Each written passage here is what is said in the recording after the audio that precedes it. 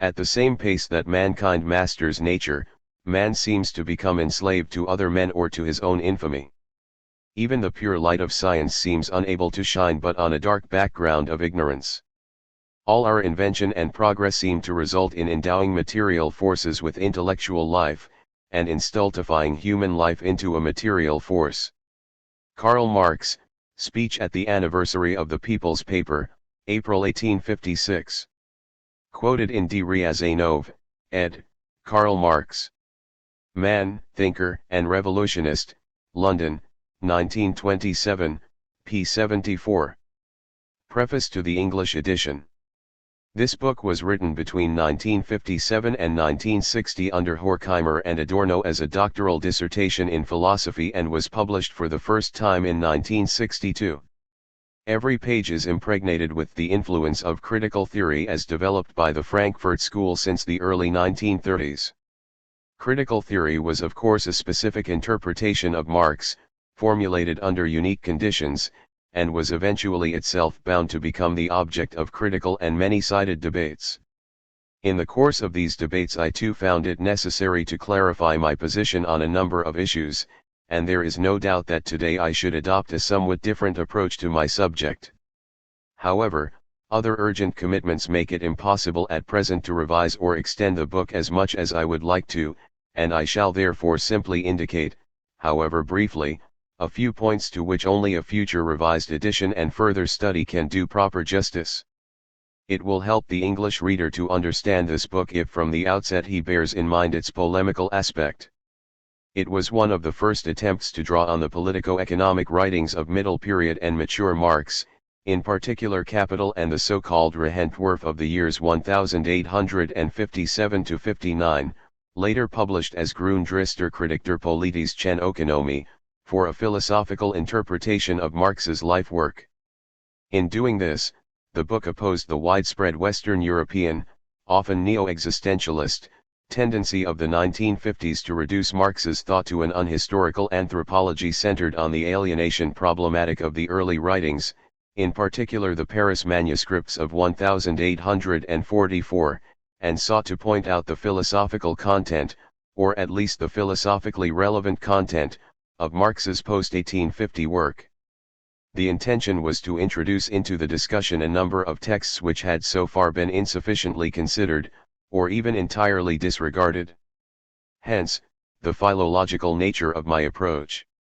Today I should take in many respects a different view of the relation between Marxism and philosophy, discussed so often since the days of Lukács and Korsch, Merleau-Ponty, and Sartre. In Chapter 1 my aim was to make a detailed analysis of the real connection between Marxist materialism and philosophical materialism in general. Now however I have definitely adopted the opinion, only implicit in the book, that Marxist materialism emerged only in a secondary sense from the inner philosophical opposition to idealism, that it represents, first and foremost, the negation of all philosophy, although this negation is itself burdened with philosophy, i.e. determined by it. Accordingly, the characterization given in Chapter 1 of Feuerbach's role in Marx's development would now be more positive.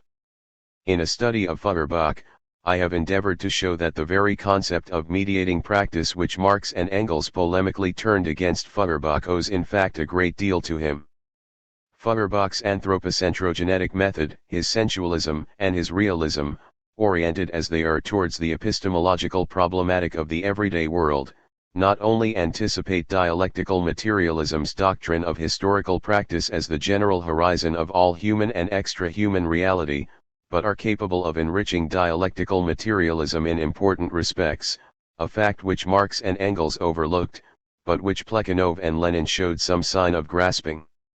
When understood critically, Marxist materialism does not attempt to assert anything of the material world in abstraction from the practico-intellectual forms of its appropriation by a given society, without however disputing the objectivity of our knowledge in the spirit of historicism, scepticism, or agnosticism. Objections from the orthodox camp have not succeeded in convincing me that my criticism of Engels's fragmentary outlines for a dialectic of nature, in section B of chapter 1, is wrong. It appears to be impossible to derive the idea of a revolutionary humanism from the self-movement of matter conceived through the eyes of particular natural sciences.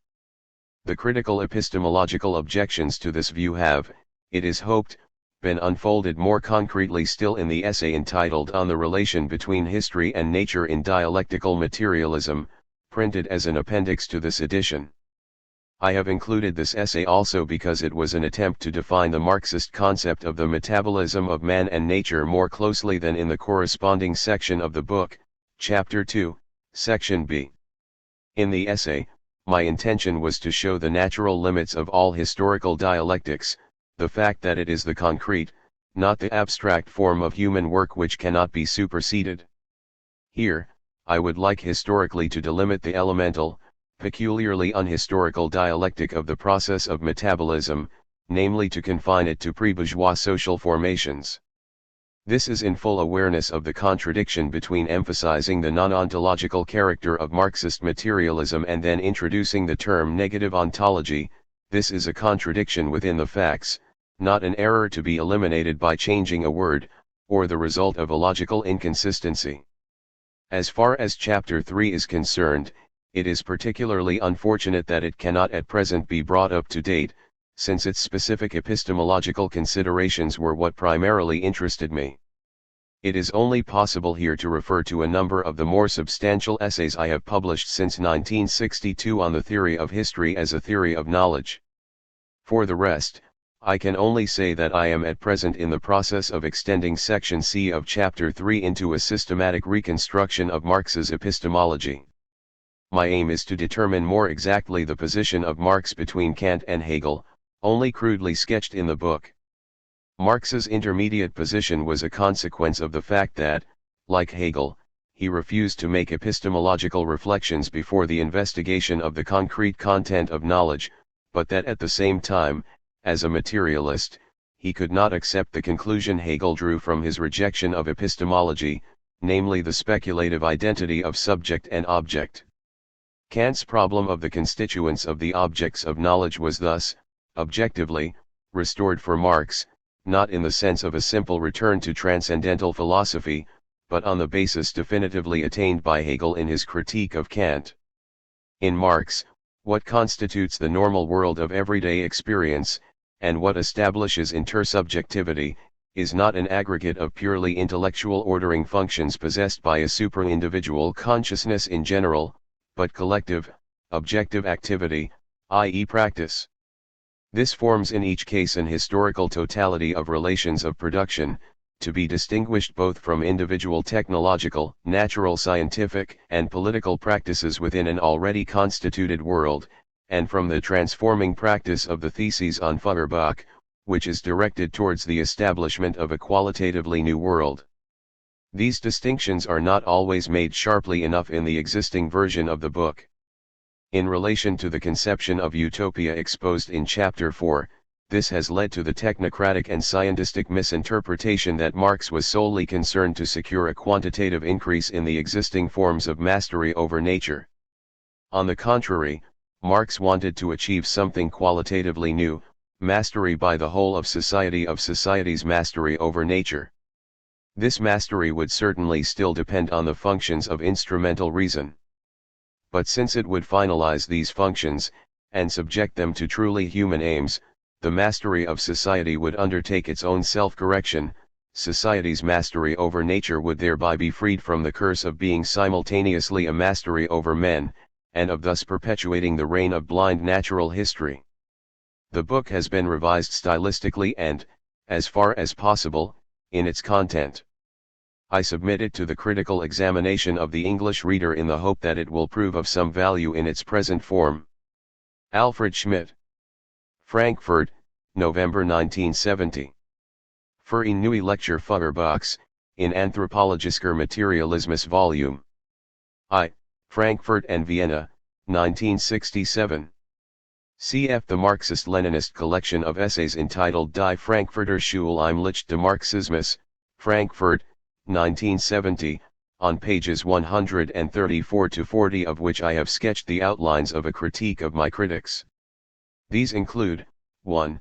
Henry Lefebvre und die Gegenwärtige Marx Interpretation, appendix to a translation of Henry Lefebvre's Le Materialisme Dialectique, Der Dialektische Materialismus, Frankfurt, 1966, 2, Über Geschichte und die Geschichtsschreibung in der materialistischen Dialektik, infolge einer Theorie.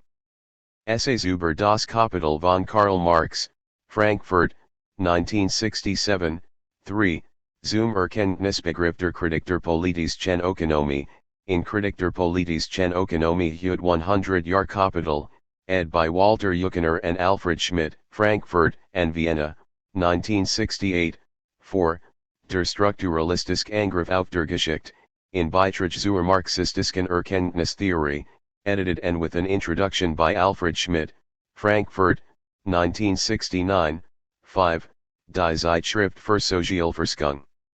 Geschichte und die Gegenwärtige Bedeutung, Munich, 1970, 6, Geschichte und die Soziologie im Denken des jungen Lenin, introductory essay to the volume edited by Alfred Schmidt, Lenin, über historischen Materialismus, Munich, 1970. Introduction. This book is a contribution to the philosophical interpretation of Marx. It concerns the concept of nature, which appears at first sight to have a purely peripheral significance in Marx's theory. The fact that Marx rarely referred in his writings to nature in itself does not mean that nature has little importance for his theory of society but is the result of his particular approach. The theory of society, as a critique of political economy, presents the process of the production of material goods as a labor process and, at the same time, a process of creating value. Point 1 In this theory, attention is mainly focused on the exchange value of the commodity. The commodity as the embodiment of abstract human labor, expressed in units of socially necessary labor time, is independent of any determination by nature. The natural form of the commodity, called by Marx its use value, only appears in the analysis of the process of creating value insofar as it is the material substratum, the depositary of exchange value. Point 2 Here, on the contrary, we are concerned primarily with the philosophical elements of Marxist theory, and the process of production will be considered above all in its historical movement, as a labor process bringing forth use values. It is the socio-historical character of Marx's concept of nature which distinguishes it from the outset.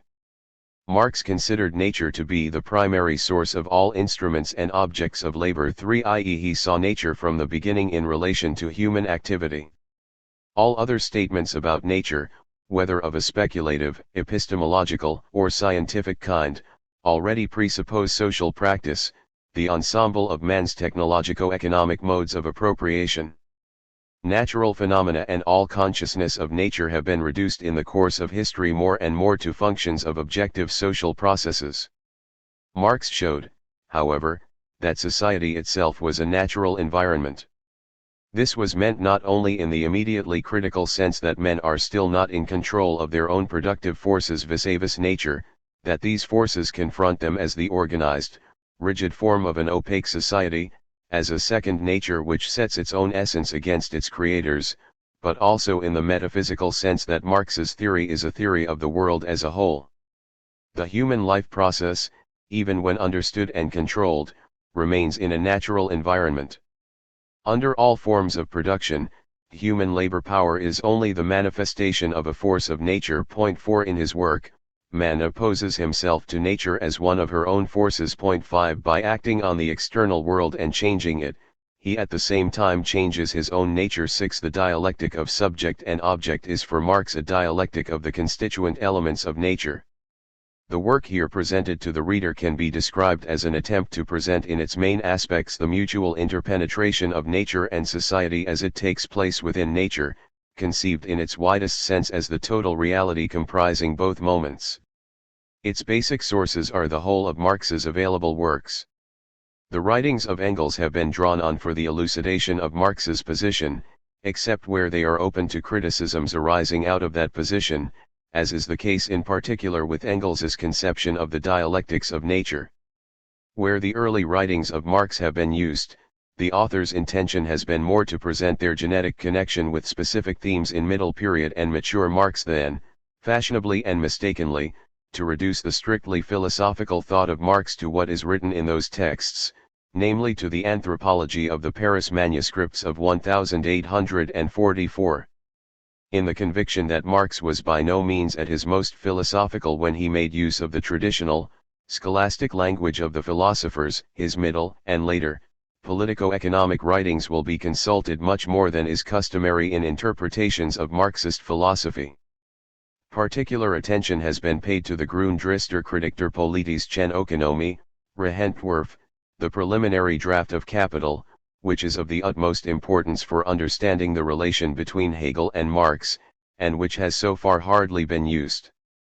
Apart from the sheer extent of the literature to be taken into account, considerable difficulties are involved in the attempt to delineate the concept of nature in dialectical materialism. There is no systematic Marxist theory of nature of such a kind as to be conscious of its own speculative implications. It was therefore necessary to develop our theme by bringing together often widely disparate motifs from the main phases of development of Marxist thought. In view of the extraordinary entanglement of these motifs, it was not possible wholly to avoid occasional repetitions, overlaps, and cross-references, so that the subjects dealt with in the individual chapters or sections do not always coincide precisely with what is announced in the headings. Chapter 1. Karl Marx and Philosophical Materialism. A. The non-ontological character of Marxist materialism. The question of Marx's concept of nature necessarily extends outwards to the question of the relationship between the materialist conception of history and philosophical materialism in general.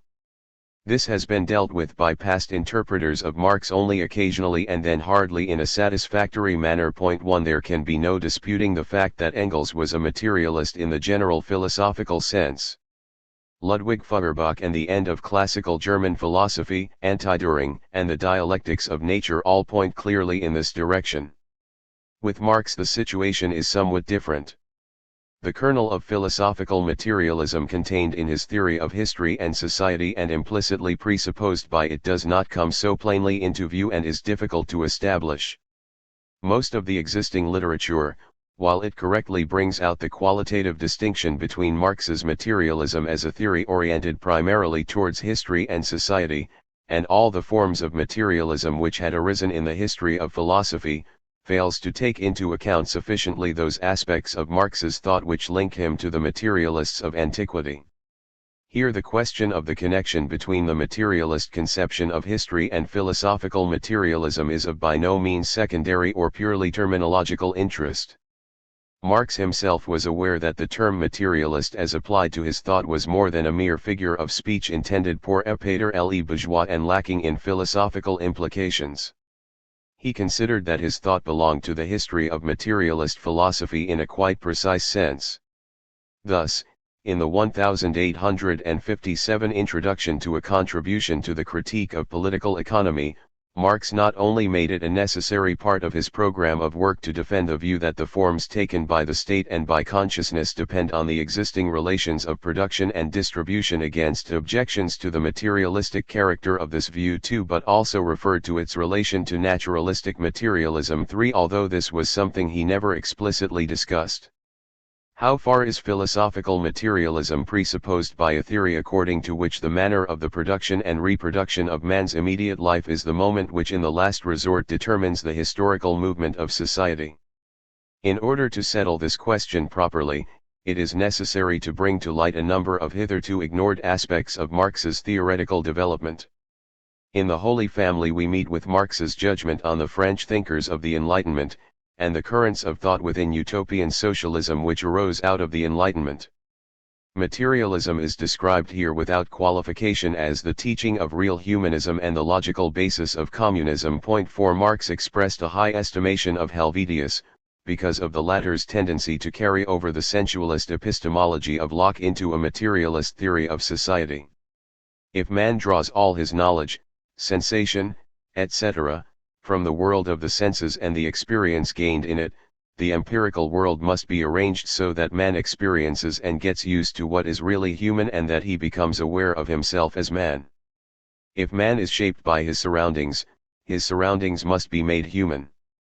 If man is social by nature, he will develop his true nature only in society, and the power of his nature must be measured not by the power of separate individuals but by the power of society. 5. Alongside such ideas of the Enlightenment, in which socialist theory is directly anticipated, an important part was played in the development of the young Marx by the contemporary criticism of Hegel's system, including that of Schelling. In the critique of Hegel's philosophy of right, Marx described the family and civil society as the dark natural background from which the light of the state blazes forth. 6. This expression is reminiscent of Schelling, when he first came under the influence of Bohm. Later on, of course, Feuerbach's terminology predominates. In the Feuerbachian and still inconsistent original formulations of historical materialism in the Holy Family, Marx sometimes referred to society in a similarly abstract and undifferentiated manner as the natural basis 7 of the state. Entities derived from society are still related to it here in the same way as spirit is to nature in Feuerbach. A passage of the Holy Family directed against the left Hegelians brings out with particular clarity the fact that for Marx a naturalistic materialism constitutes the concealed precondition for a correct theory of society. Or does critical criticism believe that it has even begun to grasp historical reality when it continues to exclude from the movement of history the theoretical and practical relations of men to nature, natural science, and industry? Or does it think it has in fact already understood any period without having understood, for example, the industry of that period, the immediate mode of production of life itself? Of course, spiritualistic, theological critical criticism knows only, at least it imagines it does, the main political, literary, and theological events of history.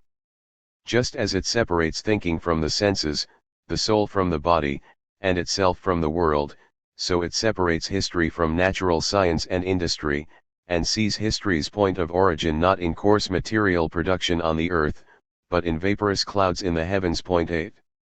What is remarkable about this passage is that Marx does not simply attack the left Hegelians for their false interpretation of history, in which material production and the impact of the natural sciences are left out of account, but tries to show that they necessarily had to arrive at this conception of history as philosophical idealists.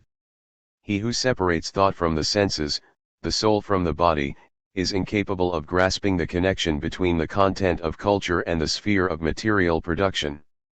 Marx was helped towards the concept of the basis in his theory of history by the anthropological materialism contributed by Feuerbach. Feuerbach was concerned not with the mechanical movement of atoms but with the qualitative multiplicity of nature and with man as a sensuous and objective being. It was Feuerbach who, through his materialist inversion of Hegelian speculation, went beyond the purely internal criticism of idealism which was characteristic of the left Hegelians. In the words of Marx, he abandoned drunken speculation and went over to sober philosophy. 9. The Paris manuscripts emphatically indicate Feuerbach's significance. Positive humanist and naturalistic criticism dates first from Feuerbach. Feuerbach's writings are the only works since Hegel's Phenomenology and Logic to contain a genuine theoretical revolution, and the quieter their impact the more certain, deep, extensive, and lasting it has been. 10.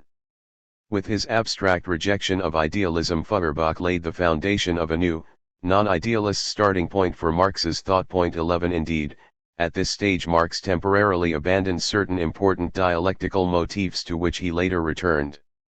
In some passages of the Holy Family it appears as if Marx agreed with Feuerbach in identifying the dialectic itself with idealism. However, in the German ideology, the theses on Feuerbach, and the whole of his later work, Marx returned to Hegelian positions, albeit mediated through Feuerbach's critique of Hegel. The traditional interpretations of the relationship between Marx and Feuerbach are mainly restricted to an investigation of how far Feuerbach's atheistic critique of religion and spiritualist metaphysics suggested Marx's critique of Hegel or first made it possible. The naturalistic and anthropological basis of Feuerbach's critical endeavors is less emphasized, even though it had a much greater significance than is commonly assumed for the origins of the materialist dialectic. Erich THIRD-12 is one of the few people to have pointed out that Feuerbach's influence on Marx did not rest so much on his atheism, which was already familiar to a man who knew both the thought of the French Enlightenment and the biblical criticism of the left Hegelians, as on his emotional feeling for nature and man. Feuerbach's works of the years 1842 and 1843, the Vorläufig Thesen zur Reform der Philosophie and the Grundsätze der Philosophie der Zukunft, are more important for the understanding of the Marxist concept of nature than the book picked out by Engels in Ludwig Feuerbach, namely The Essence of Christianity.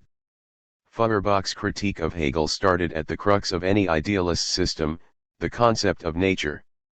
For Hegel, nature, as opposed to the idea, was something derivative. Nature comes first in time, but the absolute prius is the idea, this absolute prius is the last thing, the true beginning, the alpha is the omega. 13. Hegel's philosophy of nature is, in Hegelian terminology, the science of the idea in its other being. In nature the idea confronts us in an immediate form not yet purified to become the concept. It is the concept posited in its lack of conceptual content.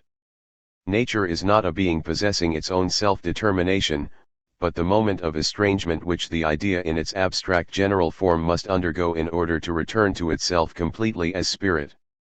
One of the strangest and most problematic transitions in the whole of Hegel's philosophy, criticized equally by Feuerbach and by Marx, is the transition from the logic whose conclusion is the pure idea, to the philosophy of nature, that is to say from thought to sensuous material being. The absolute freedom of the idea is that it decides to release freely from itself, as its own mirror image, the moment of its own specificity, and of the first determination or other being, the idea immediate, i.e. nature. 14.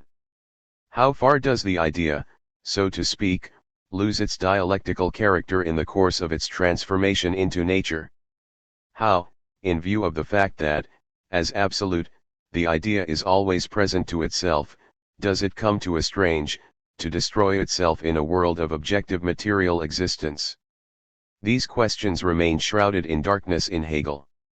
Moreover, after having been brought forth by the idea, nature gradually supersedes all natural determinations, and passes over into spirit as its higher truth. The way in which Hegel presents this transition from nature to spirit recalls the immaterial culmination of the dialectic of knowledge and the known in the phenomenology at the stage of absolute knowledge which Marx precisely criticized. This is how Hegel put it. We have shown, in the introduction to the philosophy of the spirit, how nature itself supersedes its externality and particularity, its materiality, as something untrue, something which is not in accordance with the concept internal to it, and through this attains to immateriality by going over into the spirit. 15.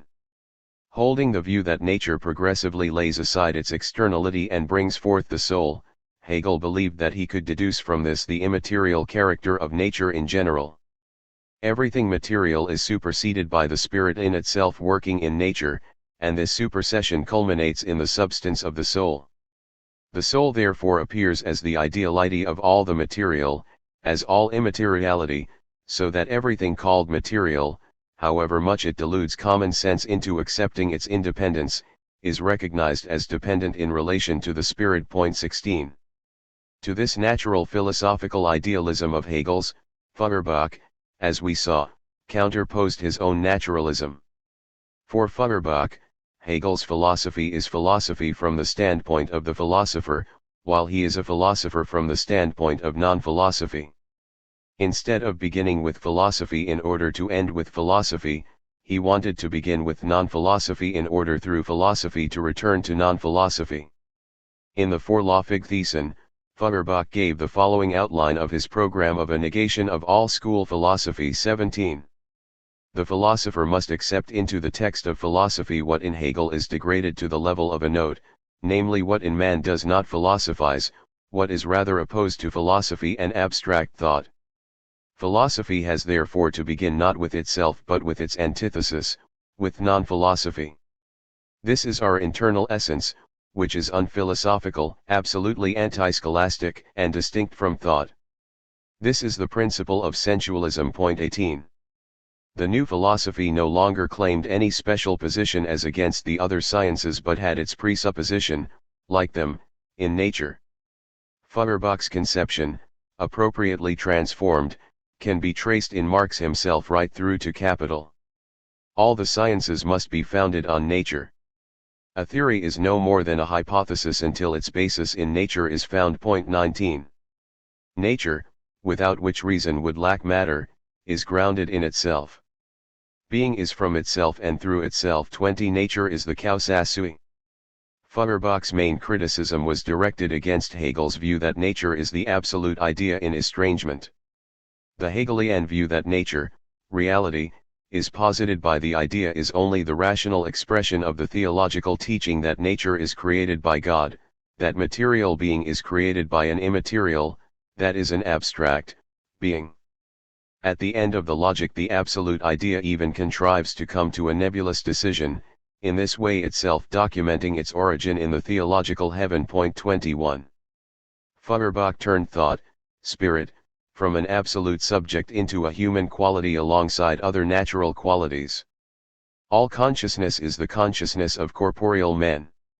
The understanding of man as a needy, sensuous physiological being is therefore the precondition of any theory of subjectivity.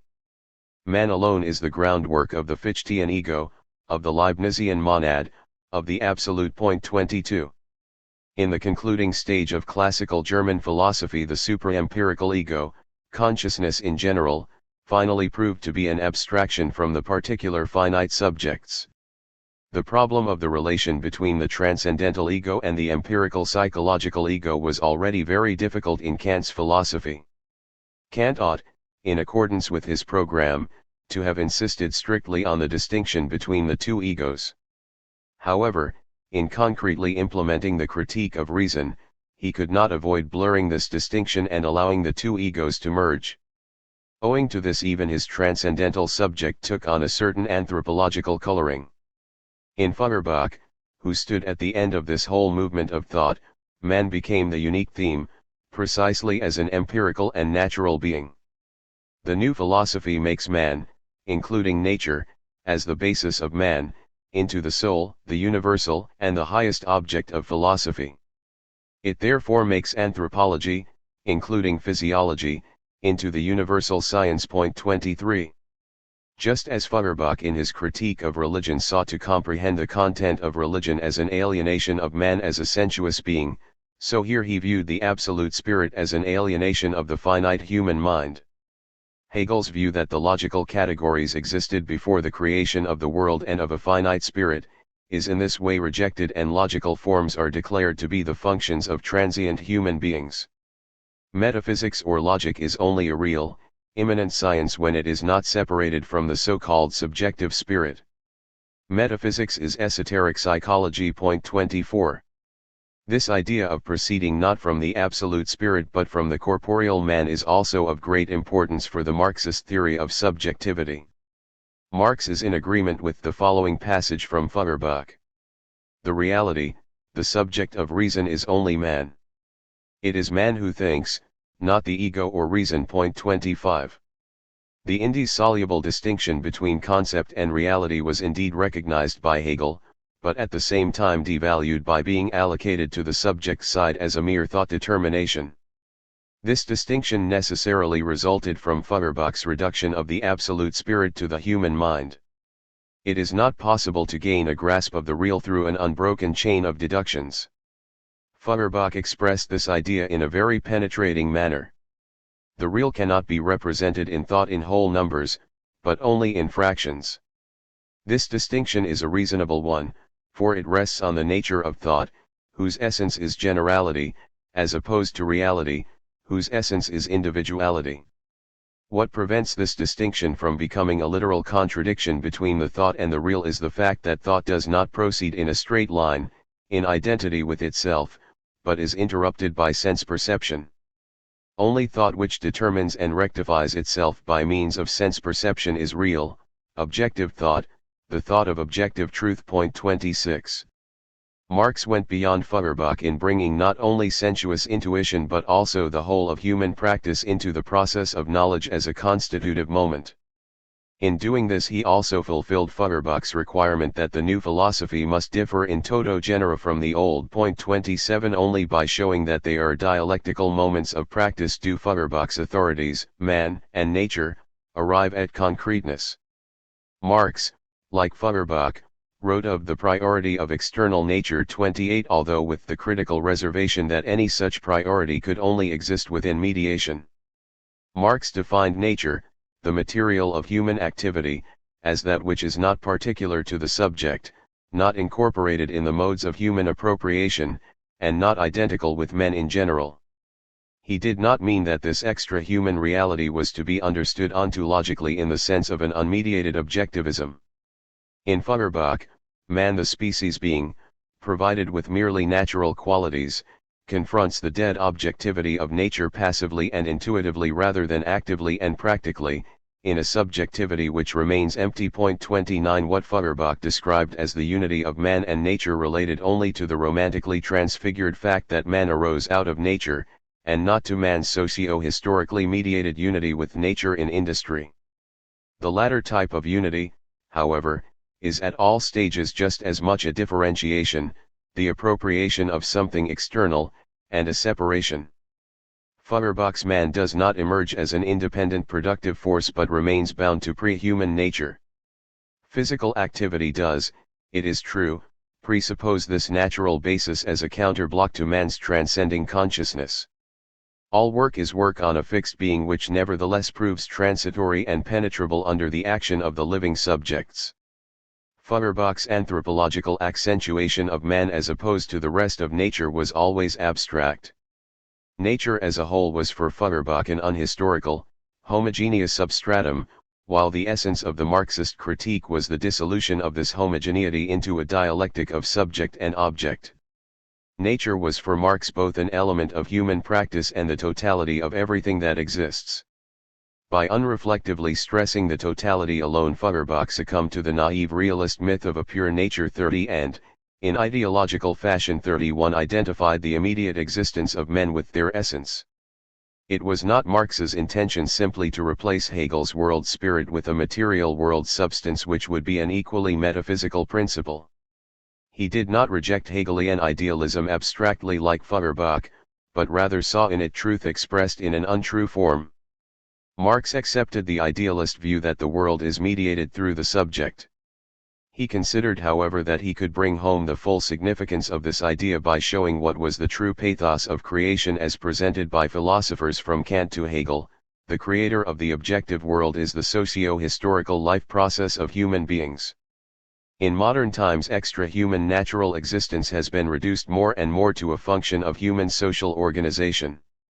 The philosophical reflection of this is that the determinations of objectivity have entered in greater and greater measure into the subject, until at the culminating point of post-Kantian speculation they become completely absorbed in it. As a result, in Hegel too, the process of production remains in general an action of the spirit, despite his magnificent empirical insights in points of detail. As Feuerbach said, in Hegel's logic thought is in uninterrupted unity with itself, the objects of thought are only its determinations. They are entirely incorporated in the idea and have nothing of their own which could remain outside thought. 32 The contradiction between the subject and the object is superseded in Hegel within the subject as the absolute. However much non-identity is the driving force of the dialectical process in its individual stages, it is idealist identity which triumphs at the end of the system. In the Marxist dialectic the reverse is the case, it is non-identity which is victorious in the last instance, precisely because Marx, unlike Feuerbach, fully recognized the significance of the Hegelian dialectic. Hegel's dialectic is the basis of any dialectic, but only after its mystical form has been cast off. 33. Marx meant by the mystical form of the Hegelian dialectic the idealist interpretation of the idea of the mediacy. 33 Of everything immediate. He retained Feuerbach's naturalistic monism to the extent that he regarded both subject and object as nature. At the same time he overcame the abstractly ontological character of this monism by relating nature and all natural consciousness to the life process of society.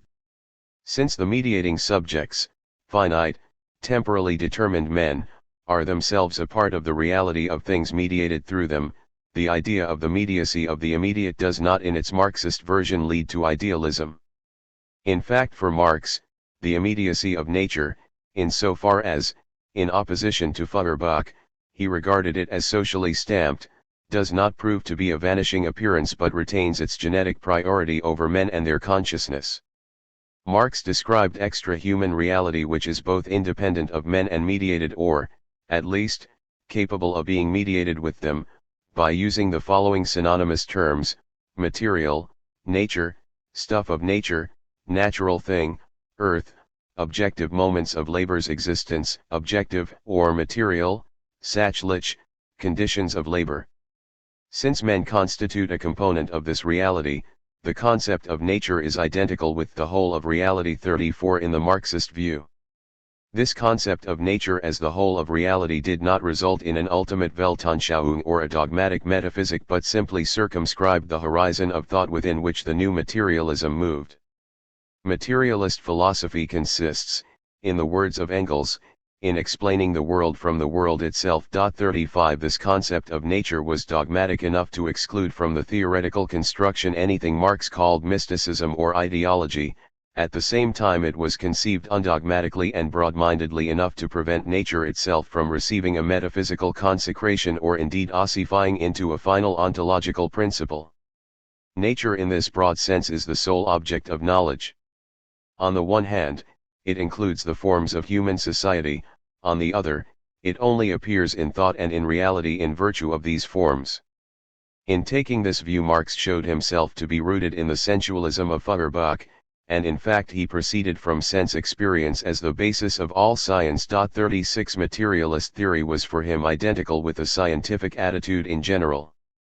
Science is only genuine science when it proceeds from sense experience, in the two forms of sense perception and sensuous need, i.e. only when it proceeds from nature. 37 The sensuous world and finite men in their existing social setting, the essence and the appearance at the same time, are the only quantities taken into account by Marxist theory.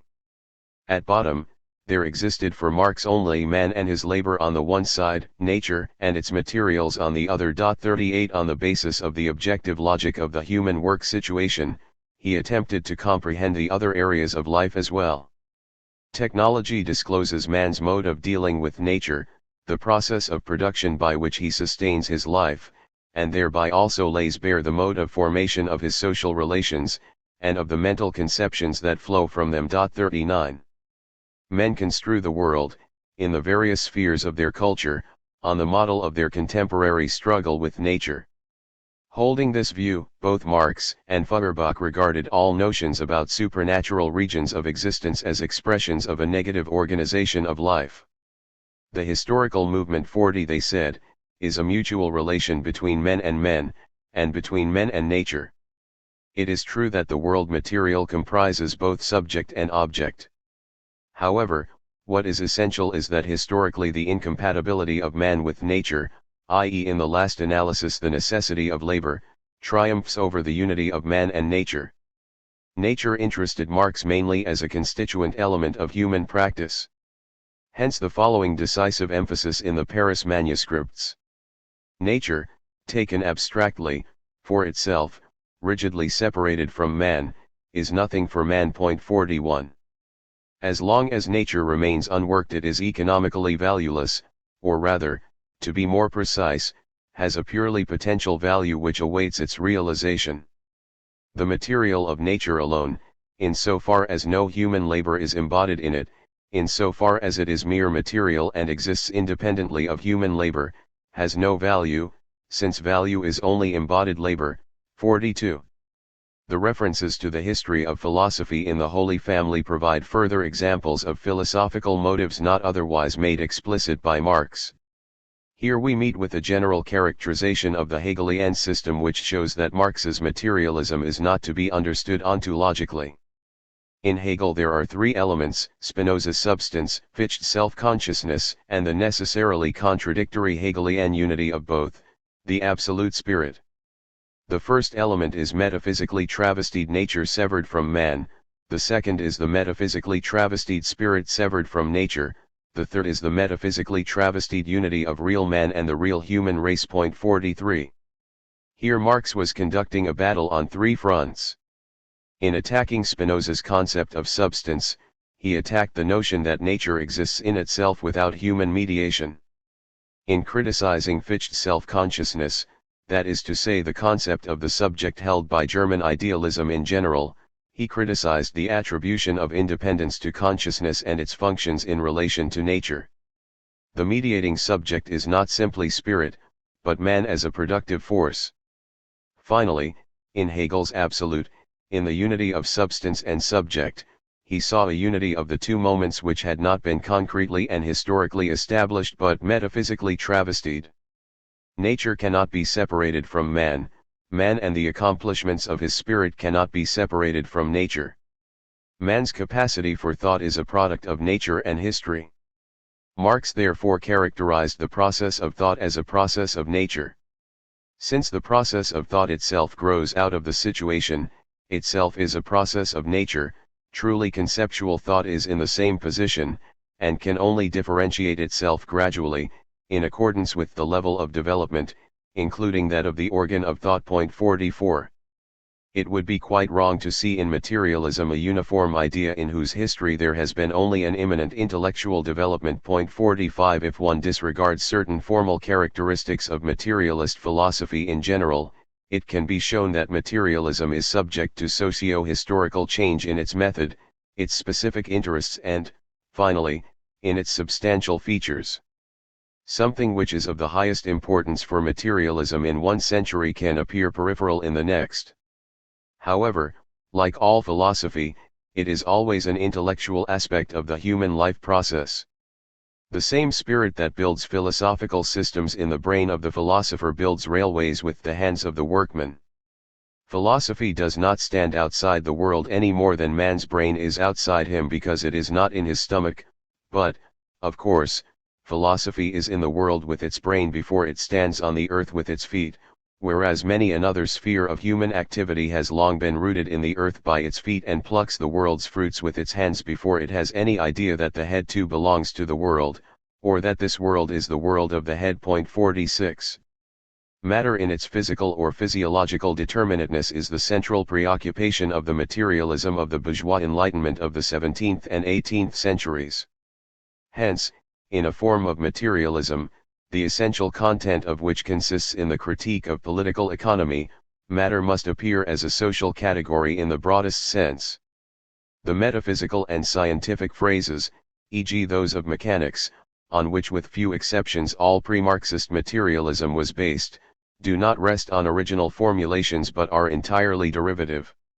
In his excursus into the history of philosophy in the Holy Family, Marx showed how much physical materialism was bound up with the historically limited problems of the social emancipation of the bourgeoisie, both in the direction of its interests and in its dogmatic utterances about reality. As a result, he placed the traditional objects of materialist thought in the background insofar as he conceived them in their social function and genesis. The obvious philosophical theses of any materialism also have their place in Marx, not of course as isolated assertions but essentially as superseded in the dialectical theory of society, through which alone they can be fully comprehended. In Capital, Marx explicitly criticized previous materialism for its failure to see the relation of its formulations to the historical process. The weak points in the abstract materialism of natural science, a materialism that excludes history and its process, are at once evident from the abstract and ideological conceptions of its spokesmen, whenever they venture beyond the bounds of their own speciality. 47. Marx's polemic against Feuerbach in the German ideology is an absolutely classic demonstration of the point that the natural sciences, a main source of materialist assertions, provide no immediate consciousness of natural reality at all, because man's relation to reality is not primarily theoretical but practical and modificatory. In their field of vision, their methodology, even in the content of what they regard as matter, the natural sciences are socially determined. The above-mentioned polemic against Feuerbach, which must be understood in the context of the theses on Feuerbach written at the same time, bears the marks of Marx's own passage from the contemplative to the new, i.e. the dialectical, materialism. Marx showed that Feuerbach's statements about nature do not constitute conclusive findings but are just as highly mediated as nature itself. Feuerbach refers particularly to the view of natural science. He mentions secrets only revealed to the eye of the physicist or chemist, but where would natural science be without industry and trade? Even the objects of the simplest sensuous certainty are only given him through social development, industry, and commercial intercourse. Even this pure natural science is provided with an aim, as with its material, only through trade and industry, through the sensuous activity of men. So much is this activity, this unceasing labor and creation, this production, the basis of the whole sensuous world as it now exists, that, were it interrupted only for a year, Feuerbach would not only find an enormous change in the natural world, but would very soon find that the whole world of men and his own perceptive faculty, nay his own existence, were missing. 48. Although for Marx the sensuous world was not a thing given direct from all eternity, remaining ever the same, but the product of industry and of the state of society. 49. This socially mediated world remained at the same time a natural world, historically anterior to all human societies. Thus, even after the importance of the social moment has been recognized, the priority of external nature remains unassailed, and all this has no application to the original men produced by spontaneous generation, but this distinction between pre-social and socially mediated nature, has meaning only in so far as man is considered to be distinct from nature. For that matter, nature, the nature that preceded human history, is not by any means the nature in which Feuerbach lives. It is nature which today no longer exists anywhere, except perhaps on a few Australian coral islands of recent origin, and which, therefore, does not exist for Feuerbach. 50. The fact that Marx here asserted the priority of external nature, and thus of its laws, over the factor of social mediation, is of great epistemological importance and will later be discussed exhaustively. It is not just because the working subjects mediate the material of nature through themselves that it is impossible to speak of matter as a supreme principle of being. Men are not concerned in their production with matter as such, but always with its concrete, quantitatively and qualitatively determined forms of existence. Its general form, i.e. its independence of consciousness, exists only in particular shapes. There is no fundamental matter, no fundamental ground of being. Material reality can no more provide an ontological principle in the being for the other it owes to its relativity to men, than it can in its being in itself. There is even less justification for describing dialectical materialism as a philosophy of origin than there is in the case of Hegel's dialectical idealism. Dialectical materialism admits no autonomous substance such as could exist independently of its concrete determinations. Engels expressed himself in the following manner on the concept of matter in his notes to Anti-Düring. N.B. Matter as such is a pure creation of thought and an abstraction. We leave out of account the qualitative distinctions between things in subsuming them as corporeally existing things under the concept matter. Matter as such, as opposed to definite, existing pieces of matter, is therefore something which has no sensuous existence. 51. He dealt again with the question of matter in the dialectics of nature.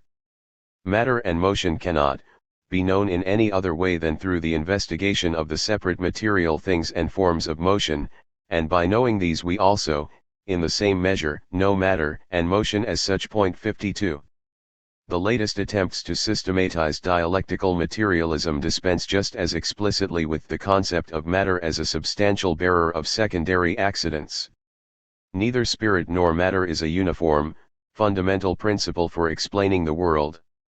In opposition to metaphysical materialism, dialectical materialism rejects the notion of a final, immutable essence of things, of an absolutely fundamental substance, from whose ultimate properties and appearances everything that exists can be derived. In nature there is nothing immutable and no absolutely fundamental substance. 53. This dialectical interpretation of the concept of matter shows that Engels, and following him, present-day Soviet philosophy, was aware of the danger of an ontology and wished to avoid it. However, one cannot succeed in this if at the same time one uses the concept of matter to make the origin of the universe comprehensible. Wherever matter is brought in to provide an all-embracing, metaphysical explanation of the world, one is compelled willy-nilly to proceed from it as a universal principle and not from one of its concrete modes of existence. Engels pointed this out himself in a fragment of the Dialectics of Nature. Final cause, matter and its inherent motion. This matter not an abstraction. Even in the sun the different substances are dissociated and without distinction in their action. But in the gaseous sphere of the nebular cloud all substances, although present separately, become merged in pure matter as such, and operate only as matter, not with their own specific properties. 54. Only by recognizing, as Marx does, that material reality is from the beginning socially mediated, is it possible to avoid ontology and to do justice to Engels's formulation that matter as such is an abstraction, that matter is really present only in definite modes of existence.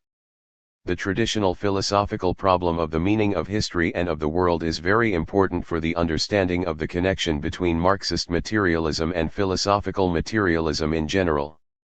The materialist dialectic is non-teleological, however peculiar that assertion may at first sound. History is here neither a chaotic collection of facts, as in Schopenhauer, nor is it connected together to form a whole with a uniform, spiritual meaning, as in Hegel. Marx did not give history a pantheistic independence. His thinking came closest to adopting an air of justificatory idealism when, like Hegel, he pointed out the unavoidable necessity of domination and terror in prehistory. It is true that the social formations which replace each other according to a law bring something like an all-embracing structure into human history. But this is not to be understood in the sense of an immanent teleology. Marx did not regard the world as a whole as subject to any uniform idea which might give it meaning. There is only present in his work what Hegel called the finite teleological standpoint. 55 The finite goals of finite, spatially and temporally limited men confronting limited areas of the natural and social world. Death as the anti-utopian fact par excellence demonstrates the powerlessness of all meaning-giving metaphysics and any theodicy. 56 All goals and purposes arising in reality can be traced to men, acting in accordance with their changing situations. There is no meaning in isolation from these situations. Only where, as in the case of the Hegelian spirit, the subject is given an infinite, universal extension, can its purposes be simultaneously those of the world itself. For Hegel the finite teleological standpoint was something restricted, to be superseded in the theory of absolute spirit. Marx, on the contrary, knew of no other purposes in the world than those determined by men. The world could therefore, he said, contain no more meaning than men themselves have succeeded in realizing by the organization of the conditions of their life. Even when a better society had been brought about, this would not justify mankind's tortured path towards it. That history has brought forth a better society out of one less good, that it can bring forth a still better one in its course, is a fact, but it is another fact that history's root lies across the sorrow and misery of individuals.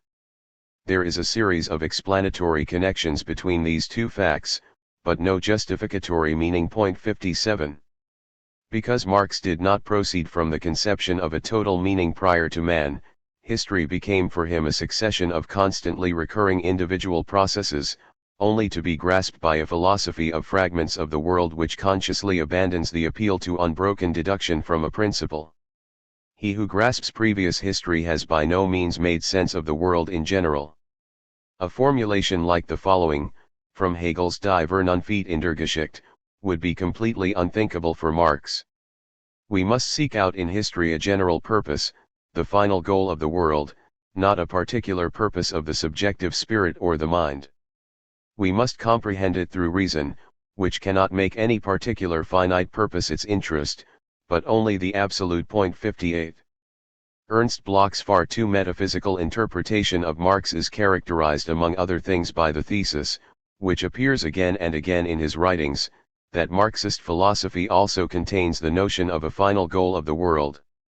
Bloch has written in an entirely Hegelian manner of the well-founded and real problem of a meaning of history, bound up with a meaning of the world. 59 which dialectical materialism has the task of solving. The consequences for his concept of utopia of Bloch's assumption that there is a meaning to the world in Marx will be discussed later in the section dealing with Marx's utopian vision of the relation between man and nature. Here, however, in connection with the problem of the meaning of the world, we must draw attention to another consideration.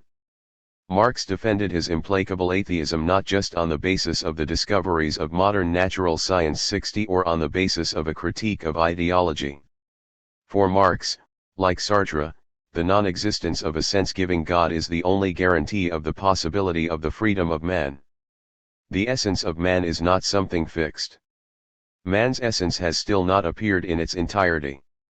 On the contrary, in history up to the present, which is designated as prehistory by the fact that men are not in control of their own powers in relation to nature, the essence of man has been brutally subsumed under the material conditions for the maintenance of his existence. The human species only attains a real reconciliation of its essence with its existence in so far as it comprehends itself at first theoretically as the cause of itself. The Paris manuscripts in particular elaborate this point. A being does not regard himself as independent unless he stands on his own feet, and he first stands on his own feet when he owes his existence to himself. A man who lives by the grace of another considers himself a dependent being.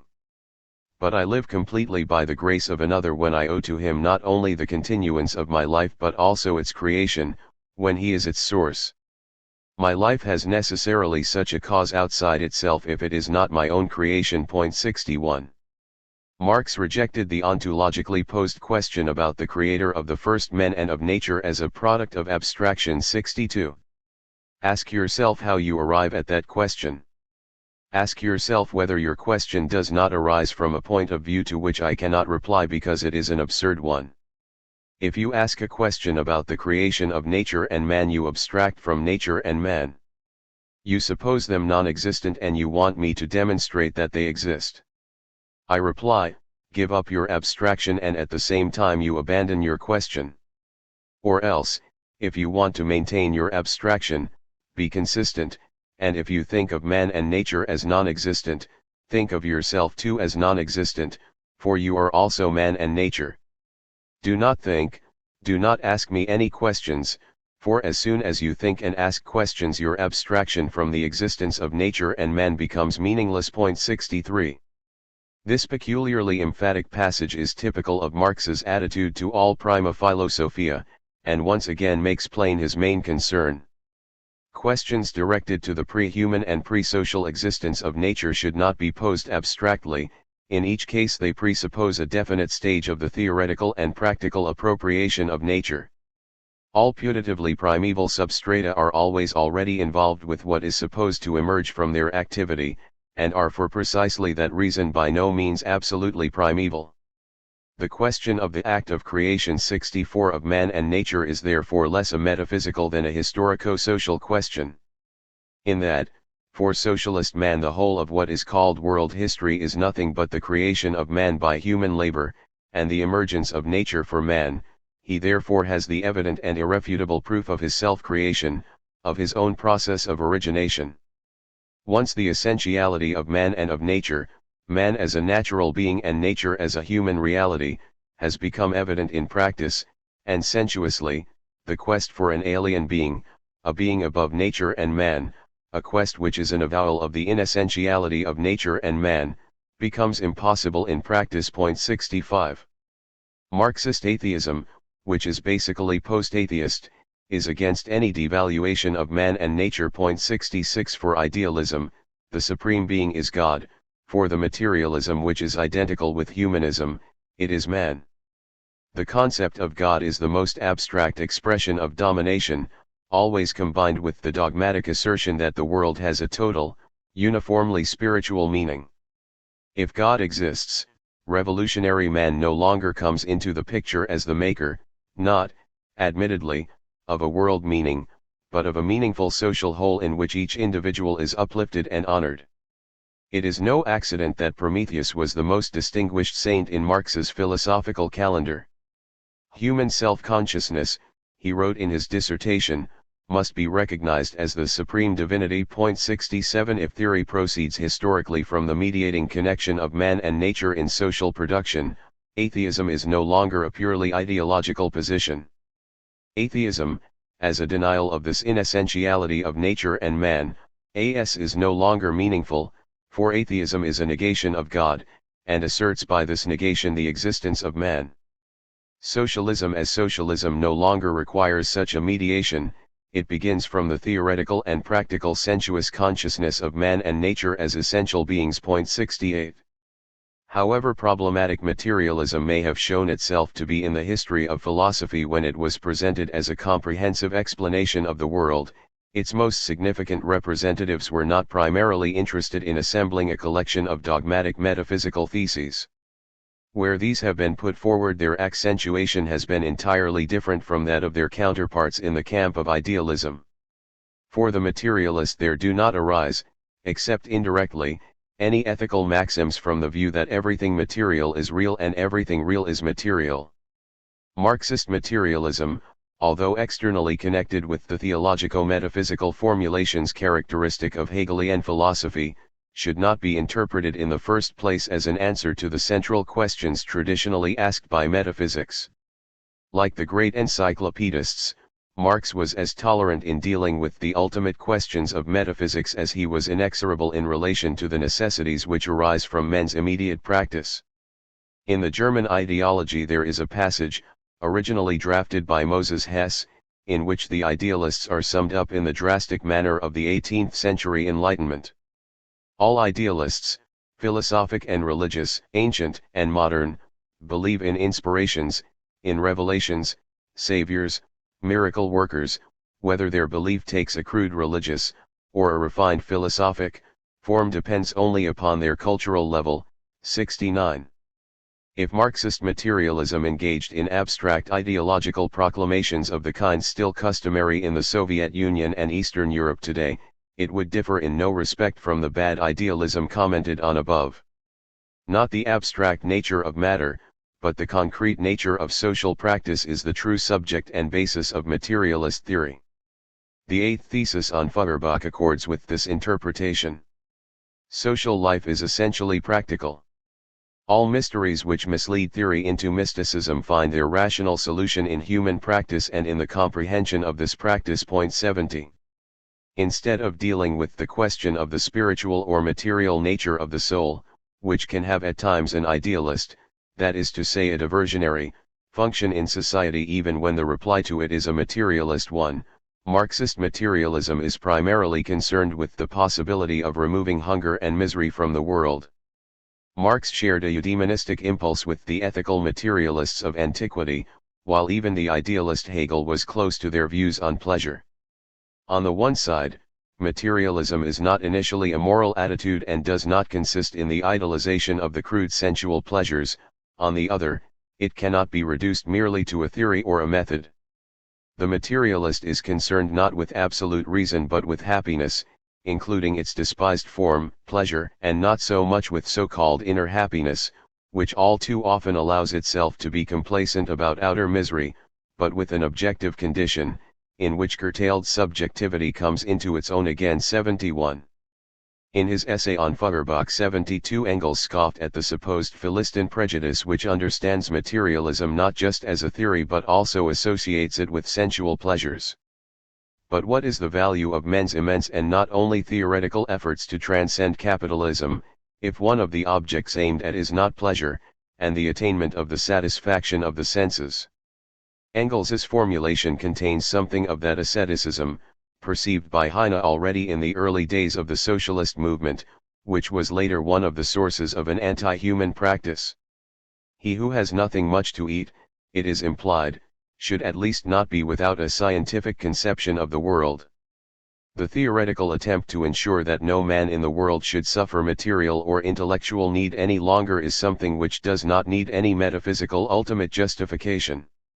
Critical materialism disdains to continue the tradition of mere philosophizing by investigating the riddles of the world or, with unflinching radicalism, putting itself continually in question in the style of modern ontology. Its intellectual construction was undertaken by finite men and grew out of the definite historical tasks of society. Its aim is to help men out of their self-made prison of uncomprehended economic determination. Although the materialist theory seeks out the social basis of even the most delicate cultural artifacts, it is still far from being the positive worldview which is made out of it today in communist countries. Basically, it is a unified critical judgment on previous history, to the effect that men have allowed themselves to be degraded into objects of the blind and mechanical process of its economic dynamic.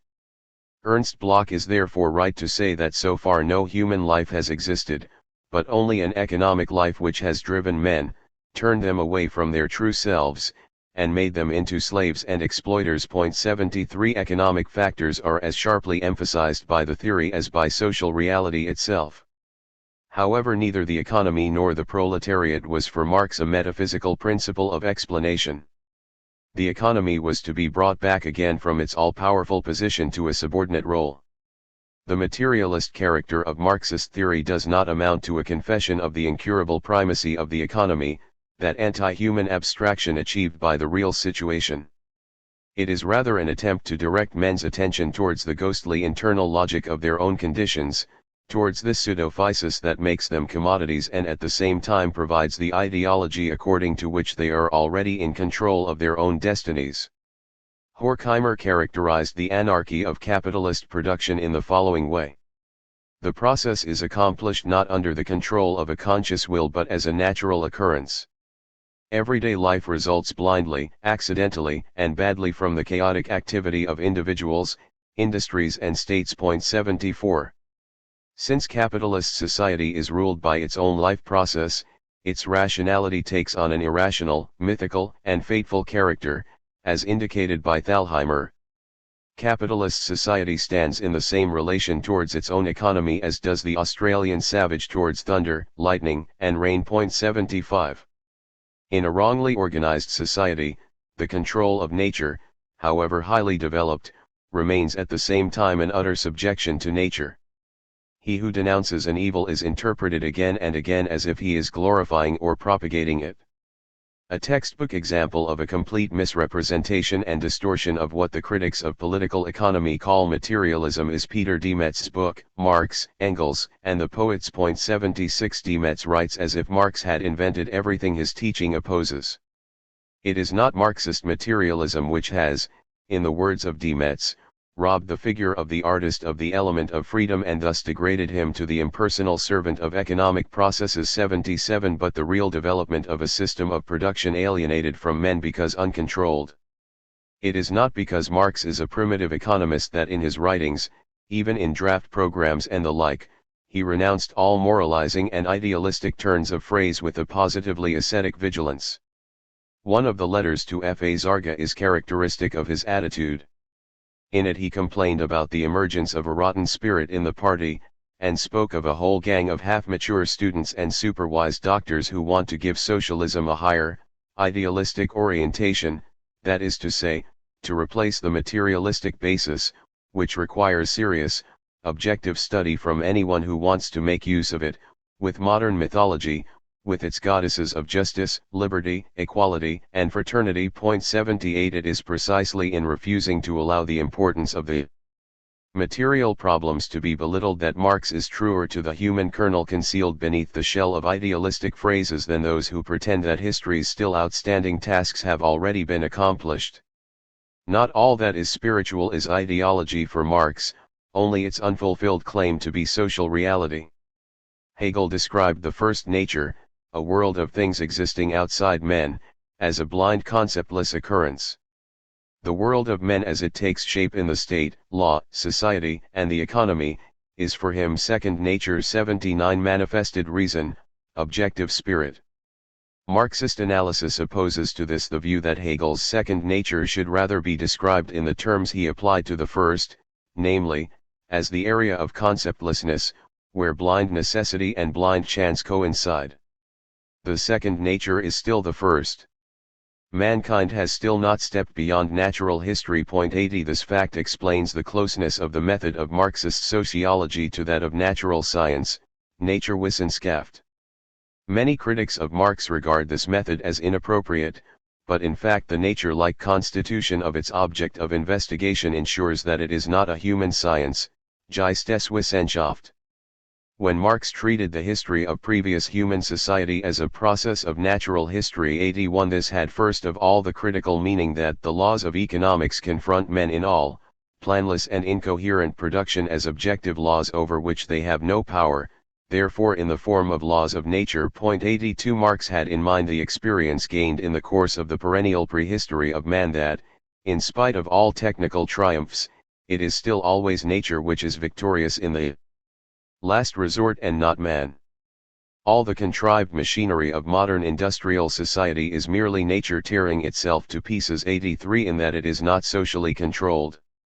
However, in addition to this accentuation of its critical aspects, Marx used the concept of natural history in the broader sense given to it by the evolutionist theories of the 19th century, i.e. as the history of the whole of reality. When he reproached the abstract materialism of natural science for excluding the historical process 84, he had in mind nature just as much as society. 85. As in most of the mechanical materialists of the 18th century, so also in Hegel, who saw in nature the material separation of mutually indifferent existences, there exists in the strict sense no natural history. Thinking reflection must rid itself of such nebulous, and basically sensuous, notions as in particular the so-called emergence e.g. of plants and animals out of water and then the emergence of the more developed out of the lower kinds of animal. 86. For Marx, on the other hand, the regular emergence and separation of natural forms was so obvious as not to need discussing. His conception of development owes as much to Darwin as to Hegel.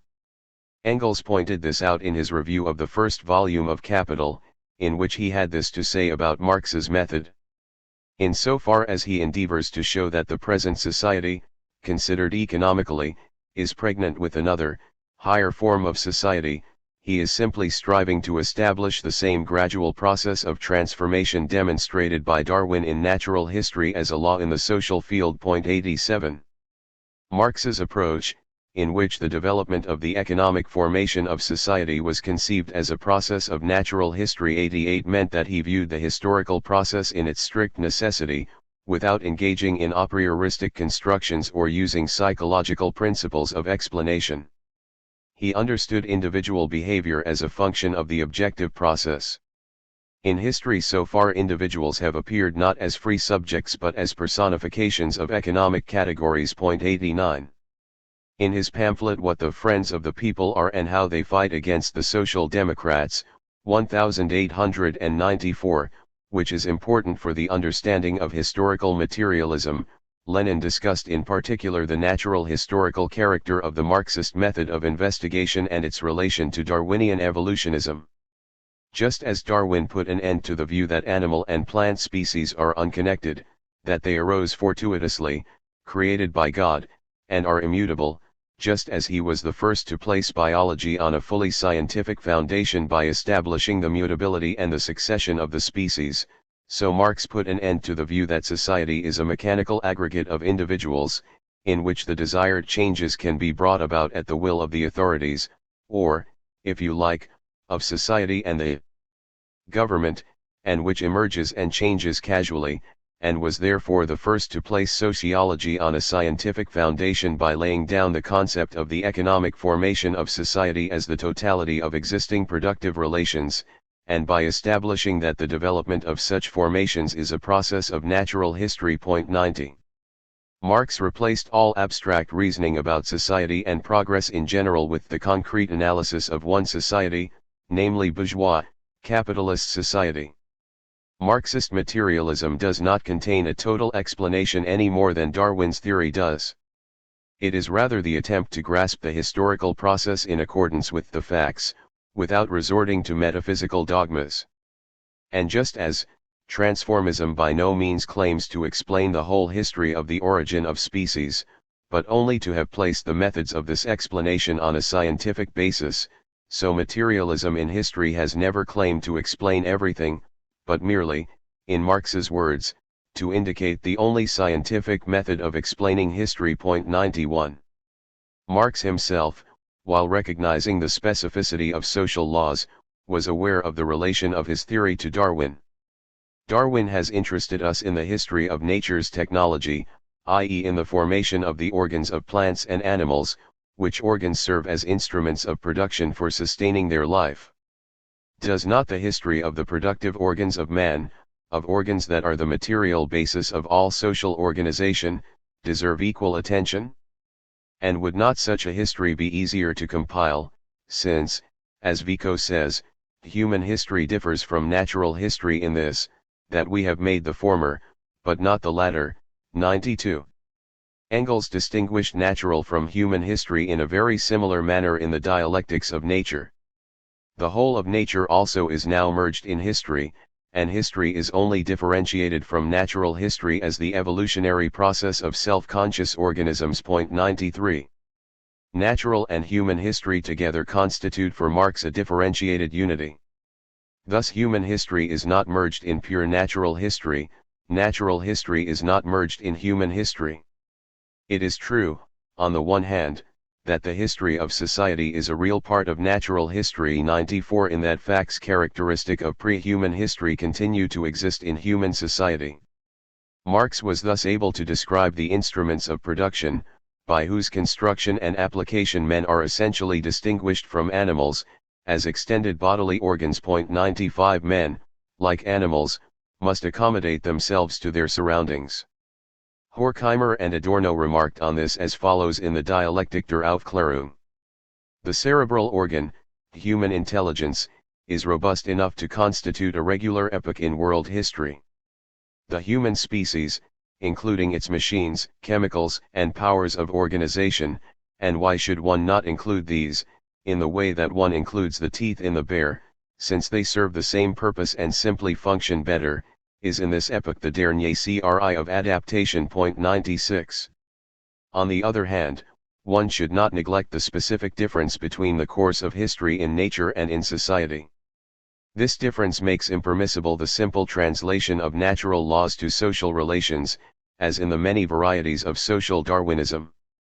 In a letter to Kugelmann, Marx sharply criticized the attempt by F. A. Lang to ride roughshod over the richness of human history in the abstract manner of natural science. Herr Lang has made a great discovery. The whole of history can be brought under a single great natural law. This natural law is the phrase. In this application Darwin's expression becomes nothing but a phrase, struggle for life, and the content of this phrase is the Malthusian law of population, or rather overpopulation. So, instead of analyzing the struggle for life as represented historically in various definite forms of society, all that has to be done is to translate every concrete struggle into the phrase struggle for life, and this phrase itself into the Malthusian population fantasy. 97. It is only possible to speak of natural history when one presupposes human history made by conscious subjects. Natural history is human history's extension backwards and is comprehended by men, as no longer accessible nature, with the same socially imprinted categories as they are compelled to apply to as yet unappropriated areas of nature. It was Darwin's work which made plain what an extraordinary mass of presuppositions underlie all statements about nature and its history. Marx was well aware of this, although his mode of reflection on society was natural historical. This emerges clearly from a letter to Engels in which he wrote, "It is remarkable how Darwin recognizes among beasts and plants his English society with its division of labor, competition, opening up of new markets, inventions, and the Malthusian struggle for existence. It is Hobbes's bellum omnium contra omnes, and one is reminded of Hegel's phenomenology, where civil society is described as a spiritual animal kingdom, while in Darwin the animal kingdom figures as civil society." 98. In accord with this, Engels showed in a letter to P. L. Lavrov that certain theories, borrowed from bourgeois relations and their reflection in the realm of ideas, were applied to the development of organic nature, and then put forward by the social Darwinists as supposedly pure natural laws of society. The whole Darwinist teaching of the struggle for existence is simply a transference from society to living nature of Hobbes's doctrine of bellum omnium contra omnes and of the bourgeois economic doctrine of competition together with Malthus's theory of population. When this conjurer's trick has been performed, the same theories are transferred back again from organic nature into history, and it is now claimed that their validity as eternal laws of human society has been proved. 99. Within the Marxist school of thought, the social Darwinist method of approaching history played a great part in Karl Koschei's work Die materialistische Geschichtsauffassung. By making the unity of human with pre-human history into an absolute fact about reality, Koschei reached the conclusion that the history of humanity merely constitutes a special case of the history of living beings, with peculiar laws, which are however related to the general laws of living nature. 100 These peculiar laws of society themselves are forgotten in Koschei's subsequent discussion. Whereas the history of cosmic and biological development forms only the natural scientific basis 101 of Marx's conception of history, and its main area of application is the history of society, Koschei turned this relationship upside down. Human history according to Koschei is an appendage of natural history, its laws of motion merely forms of appearance of biological laws. Karl Korsch, one of the few authors in the extensive literature on Marx who understood the complex dialectic of nature and history, emphatically criticized Koschei's distortion of the Marxist theory of history. It is not nature, or organic nature and the history of its development in general, nor is it the historical development even of human society in general, but rather modern bourgeois society which forms for Marx and Engels the real point of departure, from which all earlier historical forms of society are to be grasped materialistically. 102. The question of the relation between natural and human history also has its relevance for Marx's critique of ideology. The falsification of socio-historically conditioned events like wars, pogroms, and crises so that they appear as unavoidable natural facts, has up to the present been a solid component of the defense of authority. Marx was thinking primarily of class relations when he wrote, "Nature does not produce on the one side owners of money or commodities, and on the other men possessing nothing but their own labor power. This relation is not one of natural history, neither is it a social relation common to all historical periods. It is clearly the result of a past historical development, the product of many economic upheavals, of the extinction of a whole series of older forms of social production. 103. Marx accepted no rigid facts about man, either of a spiritual or a biologico-material nature. His critique of Max Stirner in the German ideology shows this. Just as, previously, Sancho explained all crippling of individuals, and so of their conditions, by means of the fixed ideas of schoolmasters, without worrying about the origin of these ideas, so now, he explains this crippling by the merely natural process of generation. He has not the slightest idea that the ability of children to develop depends on the development of their parents, and that all this crippling under existing social conditions has arisen historically, and in the same way can be abolished again in the course of historical development. Even differences that have arisen naturally within the species, such as racial differences, etc., about which Sancho has nothing to say, can and must be abolished in the course of historical development. 104. Finally, this question of the relation between nature and history has yet another aspect, its relevance for the method and theory of science. It has become customary, since the work of Dilthey and the Neo-Kantians of southwest Germany, to assign to the historical and the natural sciences modes of investigation which are different in principle. While Dilthey distinguished between the method of causal explanation peculiar to the natural sciences, and the method of intuitive understanding peculiar to the historical, human sciences, Windelband and Rickert cut reality still more radically into two entirely distinct parts. Nature was conceived in Kantian fashion as the existence of things subject to laws. The nomothetic character of the natural sciences corresponded to this conception. History was said to consist of a profusion of value-oriented, basically unconnected individual data, only accessible to a descriptive ideographic method. It thus became something beyond all rational analysis. 105. Marx admitted no absolute division between nature and society, and hence no fundamental methodological distinction between the natural sciences and historical science. As he wrote in the German ideology, "We know only a single science, the science of history. History can be contemplated from two sides. It can be divided into the history of nature and the history of mankind. However, the two sides are not to be divided off. As long as men exist, the history of nature and the history of men are mutually conditioned. 106.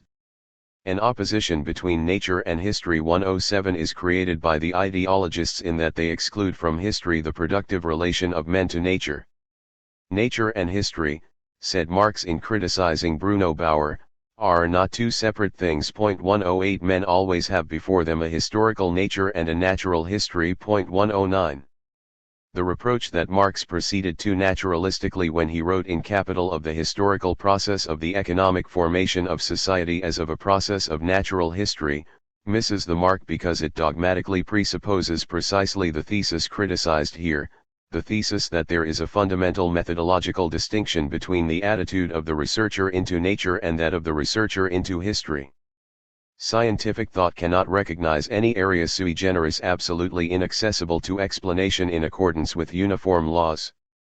The methodological dualism of Dilthey, Windelband, and Rickert, despite all the efforts of these authors to deal with history, rests on abstractions foreign to history. This attitude itself had at the outset the critical meaning that the door was not to be opened wide to interpretations of history, that arbitrary schemes of meaning were not to be imposed on data themselves indifferent to meaning.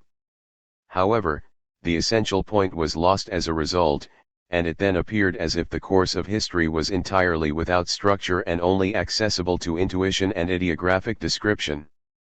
In the review entitled Die Moralisierend Kritik und die Kritisk Moral, Marx mounted an attack upon the undialectical alternatives we have already discussed, in a manner highly instructive for the understanding of his method. He denied that it was necessary to choose between allowing history and nature to merge into each other, and making the distinction between them absolute.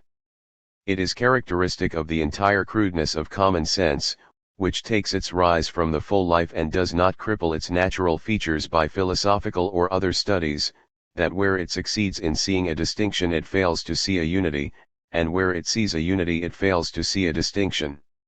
If common sense establishes distinct determinations, they immediately petrify surreptitiously, and it is considered the most reprehensible sophistry to rub together these conceptual blocks in such a way that they catch fire. 110. Just as in Marx's view there is no purely immanent succession of ideas such as intellectual history might investigate, so also pure historically unmodified nature does not exist as an object of natural scientific knowledge. Nature, the sphere of the regular and the general, is in each case related both in extent and composition to the aims of men organized in society, aims which arise from a definite historical structure. The historical practice of men, their bodily activity, is the progressively more effective connecting link between the two apparently separate areas of reality. Indeed, the Marx of the Paris manuscripts looked forward to an amalgamation of natural science and historical science, described here as the science of men, as a result of the reconciliation of nature and history through practice under communism. Natural science will one day incorporate the science of man, just as the science of man will incorporate natural science. There will be a single science. 111.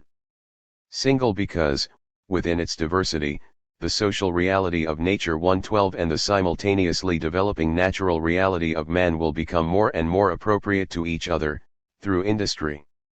The natural science of man will be identical with human natural science. 113. b. Towards a critique of Engels's dialectics of nature. In making the attempt to present Marx's concept of nature, one cannot avoid discussing Engels's formulations of a dialectical materialist theory of nature. As a strict historical materialist, Engels took the view that phenomenal nature, as also all scientific and philosophical knowledge of nature, was always related to the changing forms of social practice. Like Marx, he repeatedly tried to show that natural science, in the materials it works on, the method it uses, and the way it poses questions, is at once the expression and the instrument of the progress of the forces of production. 114. In what follows, we shall show that where Engels passed beyond Marx's conception of the relation between nature and social history, he relapsed into a dogmatic metaphysic. This occurred despite his refusal to admit that by introducing dialectics into the natural sciences he was inventing a philosophy of nature. Instead of immediately dismissing Engels's opinion eliminate as sheer nonsense, like some of his critics, we must first situate the whole problem in the history of ideas, since this will allow us to see how Engels arrived at his solution.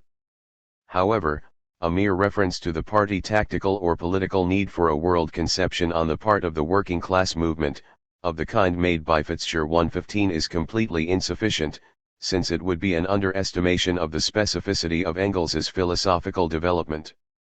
The collapse of classical philosophy had two consequences. On the one hand, all understanding of the problematic of idealism, and hence of the dialectic, was lost. On the other, the flatly mechanical tub-thumping materialism, which expressed the final separation of natural science from philosophy, became more and more influential in the 1850s. Engels was concerned to uphold a conception of nature which is certainly materialist, but which does not simply relinquish the achievement of the dialectic. As he wrote in Anti-Düring, Marx and I were just about the only people who salvaged the conscious dialectic from German idealist philosophy, and we transferred it into the materialist conception of nature and history. 116. This salvaging refers not only to the first confrontation with Hegel, brought to a close by the German ideology and the theses on Feuerbach, which document the actual birth of dialectical materialism, but also to the very important second appropriation of Hegel 117 which began, for Engels as for Marx, in the year 1858.118. It is hardly possible to speak of a difference between the theoretical views of Marx and Engels up to the theses on Feuerbach. The routes taken by the two authors did however diverge partially towards the end of the 1850s. They both turned to positive science, but in very different ways. In the great historical and economic analysis of Capital, Marx put in concrete form the jointly compiled program of the theses on Feuerbach. In doing this he also came to grips with the question, essential for the German ideology, of the relation between nature and social practice, by trying through the critique of a science namely political economy to bring that science to the point where it can be presented dialectically. 119. Engels, however, proceeded differently. He interpreted the results of modern natural science, which already lay to hand in a finished form, with the help of dialectical categories. Whereas Marx, in very Hegelian fashion, allowed the dialectically presented science to emerge first from the criticism of its present state, and therefore at no point detached the materialist dialectic from the content of political economy, Engels's dialectic of nature necessarily remained external to its subject matter.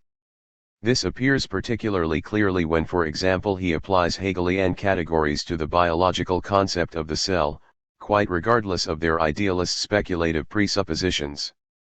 The cell is the Hegelian being in itself and in its development undergoes precisely the Hegelian process, until finally there develops out of it the idea, in each case the completed organism. 120. As we are here essentially concerned to establish the distinction between the Marxist concept of nature and that of Engels 121, we shall confine ourselves to stating the basic metaphysical theses of the late Engels 122 in order to extract from them the outlines of a critique. It should first be stated that Engels's view of nature is not, as Fitzgerald claims, a more subtle version of the vulgar materialist and monist conceptions than generally current. 123 but is rather an attempt to extend the materialism of the French Enlightenment in its systematic form with the help of dialectics. In the essay Ludwig Feuerbach and the End of Classical German Philosophy, Engels wrote of his undertaking, clearly alluding to Holbach, as a system of natures sufficient for our time. 124 Alongside this, the romantic philosophy of nature, with its qualitative dynamic character, also played a not unimportant part. 125. The metaphysical view of nature, compulsory in Soviet materialism almost to the present day, consists of the following theses, developed in Anti-Düring. 1. The unity of the world consists in its materiality. 126. 2. The basic forms of all being are space and time, and a being outside time is just as nonsensical as a being outside space. 127. 3. Motion is the mode of existence of matter. Never and nowhere has there existed, or can there exist, matter without motion. The statement that all rest, all equilibrium is only relative, only has meaning in relation to this or that definite form of motion. 128. What distinguishes this materialism from all the mechanical materialisms, from Democritus to Holbach, is its non-reductive character. Engels recognized differences of form within the material unity of the world. Matter's higher forms of existence and motion emerge admittedly from its lower forms, but they cannot be reduced completely to the latter. There is no final and fundamental form of material motion.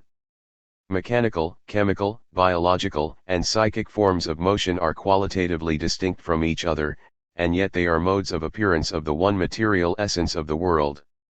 Engels endeavored to make sense of the progress from the lower to the higher with the aid of the dialectic, which he defined in the following way. The dialectic is the science of the general laws of motion and development of nature, human society, and thought. 129. As appears from the Dialectics of Nature, the most mature philosophical work of his late period, Engels believed that he could abstract three fundamental dialectical laws from the three above-mentioned areas. These laws have entered into Soviet Marxist theory. 1. The law of the transformation of quantity into quality and vice versa. 2. The law of the interpenetration of opposites. 3. The law of the negation of the negation. 130. To do him justice, it should be remarked that Engels, unlike his present-day followers in the East, was by no means intent on recommending the dialectic to natural scientists as a direct method of research. What he basically had in mind was an encyclopedic reworking of the material of modern natural science. Empirical research into nature has heaped up such an immense mass of positive knowledge that the necessity of ordering it systematically and according to its internal logic in each individual area of investigation has become absolutely imperative. 131. Engels returned to reflections of his early period with the intention of unifying the history, and the system, of nature and natural science. He saw the first model of such a unity in the work of the French encyclopedists. This appears from a passage in an article he wrote in 1844 on the 18th century. The idea of the encyclopedia was characteristic of the 18th century.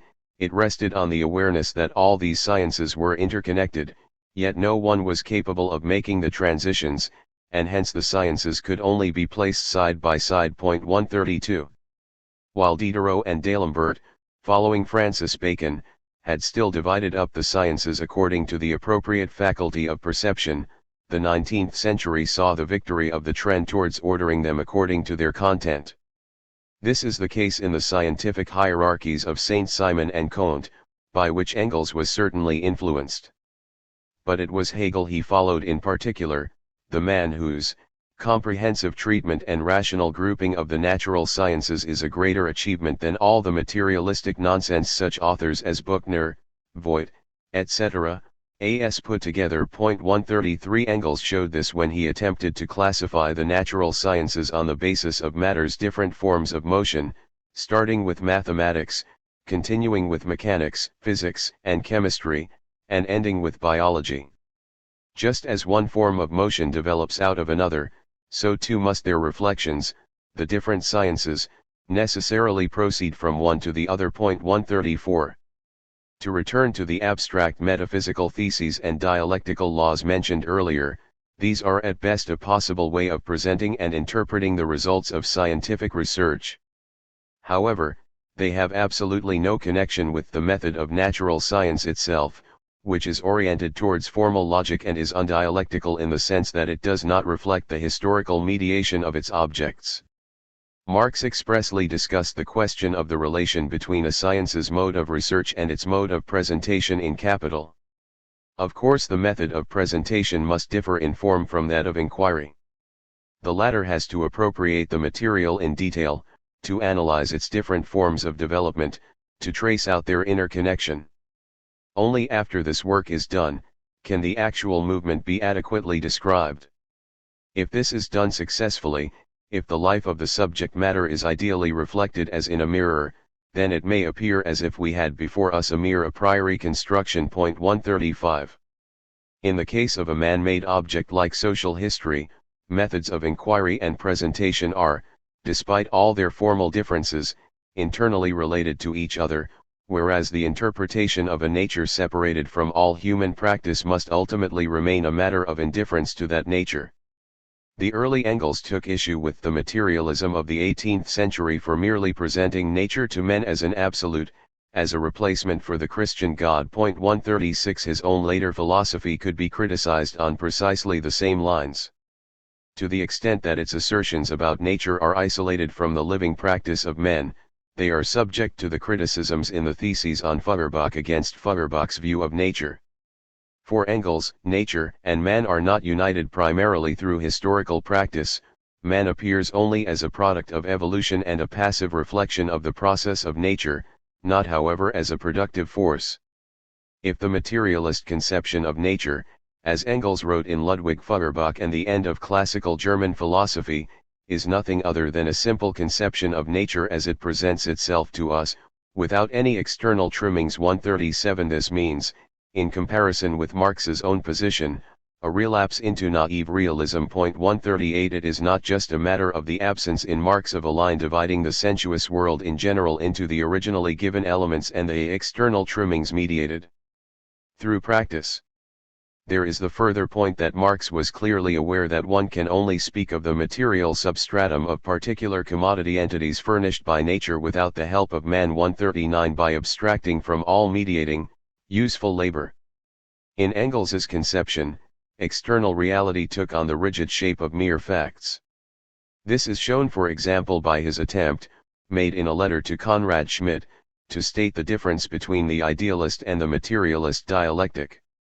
The inversion of the dialectic in Hegel rests on this, that it is supposed to be the self-development of thought, of which the dialectic of facts is therefore only a reflection, whereas the dialectic in our heads is in reality the reflection of the actual development going on in the world of nature and of human history in obedience to dialectical forms. 140.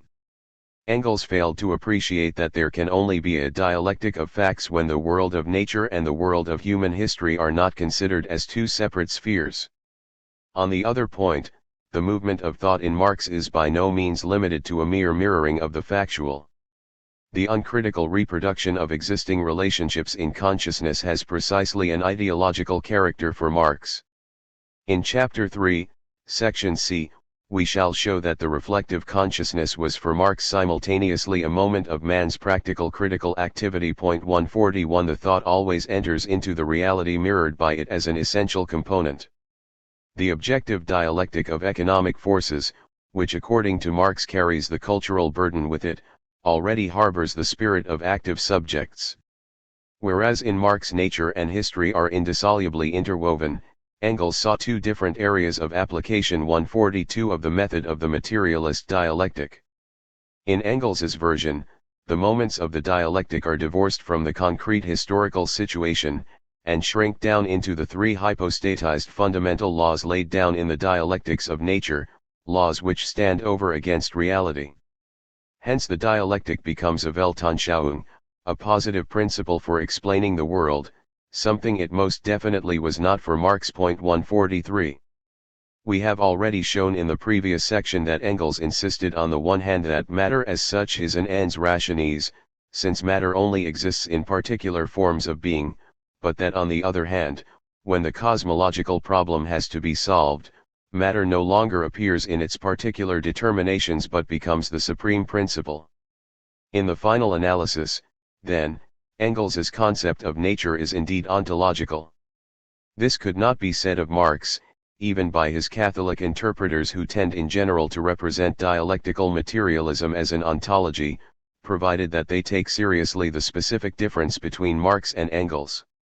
In his book Der Technische Eros, Jacob Homs criticized Marxist materialism for destroying its own realistic epistemological position by using the dialectical method. This is an objection directed basically against the subjective moment, against transforming practice, which Marx carried over from German idealism into his theory.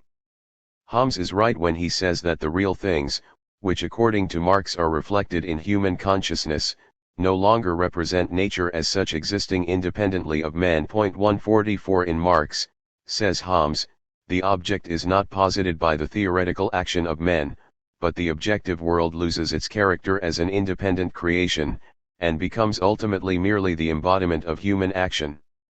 The ontological trait in Engels's understanding of nature emerges readily from the basic metaphysical theses cited above. As we attempted to show in the previous section in connection with the natural sciences, these theses do not result from any original problematic but are all socio-historically mediated. Thus the first comment on Engels's thesis that the unity of the world consists in its materiality must be that the very problem of the unity of the world belongs to idealist philosophy. In Kant, the formal unity of self-consciousness produced the consciousness of the unity of the phenomenal world. The Hegelian dialectic overcame the rigid opposition between the form and the material of knowledge characteristic of Kant's philosophy and thus came a step nearer to what even Kant essentially presupposed, namely the organizing role of social labor.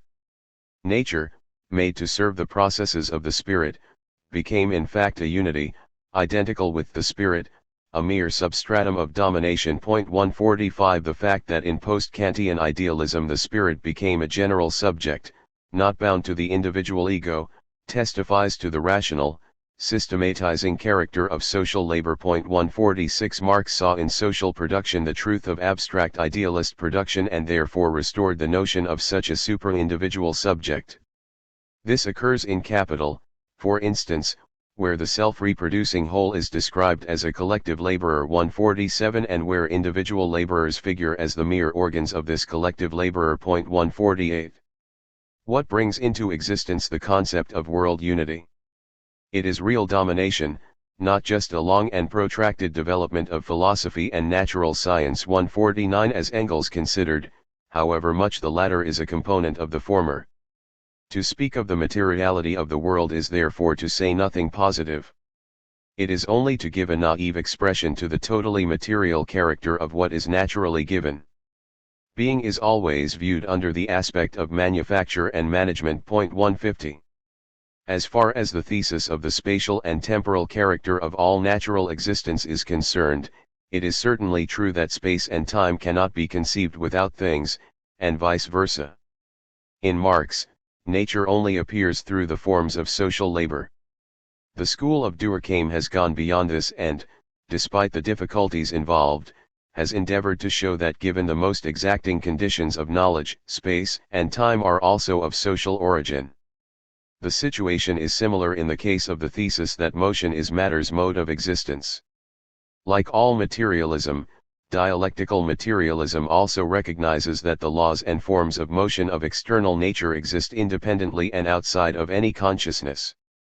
This in itself is however only relevant insofar as it becomes a for us, i.e. insofar as nature is drawn into the web of human and social purposes. 151 Engels's attempt to interpret the area of pre- and extra-human nature in the sense of a purely objective dialectic must in fact lead to that incompatibility between the dialectic and materialism which has been repeatedly emphasized by a number of critics. 152 If matter is presented as being, within itself, dialectically structured, it ceases to be matter in the sense required by the exact natural sciences.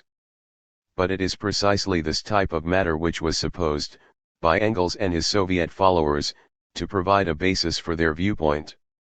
Discussions on the philosophy of Bloch have shown that the idea of a dialectic of nature working itself out independently of human mental activity and production must necessarily lead to the pantheistic hylozoic conception of a nature subject, and hence of course to the abandonment of the materialist position. 153 The essential categories of Engels's dialectics of nature, such as quality, quantity, measure, continuity, discreteness, etc., are all taken from the first part of Hegel's logic, the logic of being, which Hegel significantly described as the ontological logic in the Propaedeutic. A kind of presubjective dialectic is possible there because in the course of its development the logic of being shows itself to be mediated through the logic of essence and finally through the logic of the concept. Nature passes over into spirit, objectivity passes over entirely into subjectivity, transitions which are naturally denied to the materialism of Engels. 154 If the absolute self-realizing concept ceases to be the motive force of the contradictions, as in Marx, it leaves behind only historically limited men to be the bearers of the spirit.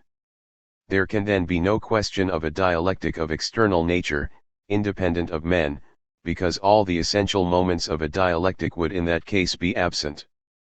Lukács was the first interpreter of Marx to make this criticism in History and Class Consciousness.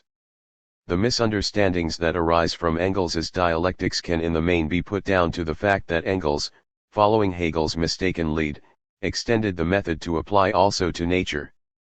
However, the crucial determinants of dialectics, the interaction of subject and object, the unity of theory and practice, the historical changes in the reality underlying the categories as the root cause of changes in thought, etc., are absent from our knowledge of nature. 155. Before the existence of human societies, nature could only achieve polarities and oppositions of moments external to each other, at best interactions, but not dialectical contradictions. Engels's system of nature, like Holbach's, was a system of mere interactions. Reciprocal action is the first thing that we encounter when we consider matter in motion as a whole from the standpoint of modern natural science. 156. But the category of reciprocal action, or interaction, stands, as Hegel said, on the threshold of the concept, so to speak. 157, i.e. above causal mechanical and below dialectically conceptual thought. In its strange alternation between the old mechanics and the strict dialectics of Hegel and Marx, Engels's concept of dialectics corresponded to the pre-dialectical character of nature itself. As only the first intimations of the dialectic are present in nature, those elements in Engels which point beyond the old mechanical materialism do not entirely come into their own. In relation to the naked and in itself undialectical objectivism upheld by Engels in the theory of knowledge, the question as to whether nature's laws of motion are of a mechanical or a dialectical kind pales into insignificance. These critical remarks on Engels's concept of nature do not imply the view that the concept of a dialectic of nature has entirely to be rejected. We shall rather attempt to show that the Marxist theory itself already contains the dialectic of nature with which Engels believed it had to be supplemented. In the Marxist view, all natural being has already been worked on economically, and hence conceived.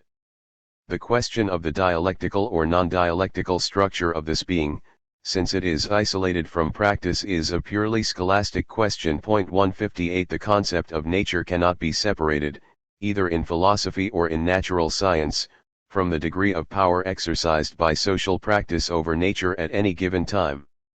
Although even Marx occasionally used the concept of matter alongside that of nature, the practical character of his theory ensured from the outset that materialist economics, not physical factors or speculative notions, determined the reality which these concepts covered. In the critique of the Gotha program, nature is described as the primary source of all the instruments and objects of labor. 159 In Capital, Marx referred to nature as the basis of the material forms of existence of constant capital. 160 The provider of the means of production, and this includes also living labor, i.e. man himself. Nature becomes dialectical by producing men as transforming, consciously acting subjects confronting nature itself as forces of nature. 161 Man forms the connecting link between the instrument of labor and the object of labor. Nature is the subject-object of labor. Its dialectic consists in this, that men change their own nature as they progressively deprive external nature of its strangeness and externality, as they mediate nature through themselves, and as they make nature itself work for their own purposes. 162 Since this relationship between man and nature is the precondition for the relationship between man and man, the dialectic of the labor process as a natural process broadens out to become the dialectic of human history in general. Chapter 2. The mediation of nature through society and society through nature. A. Nature and the analysis of commodities. Nature, as the material with which men are faced, can only be regarded as unformed material from the point of view of the purposes of human activity.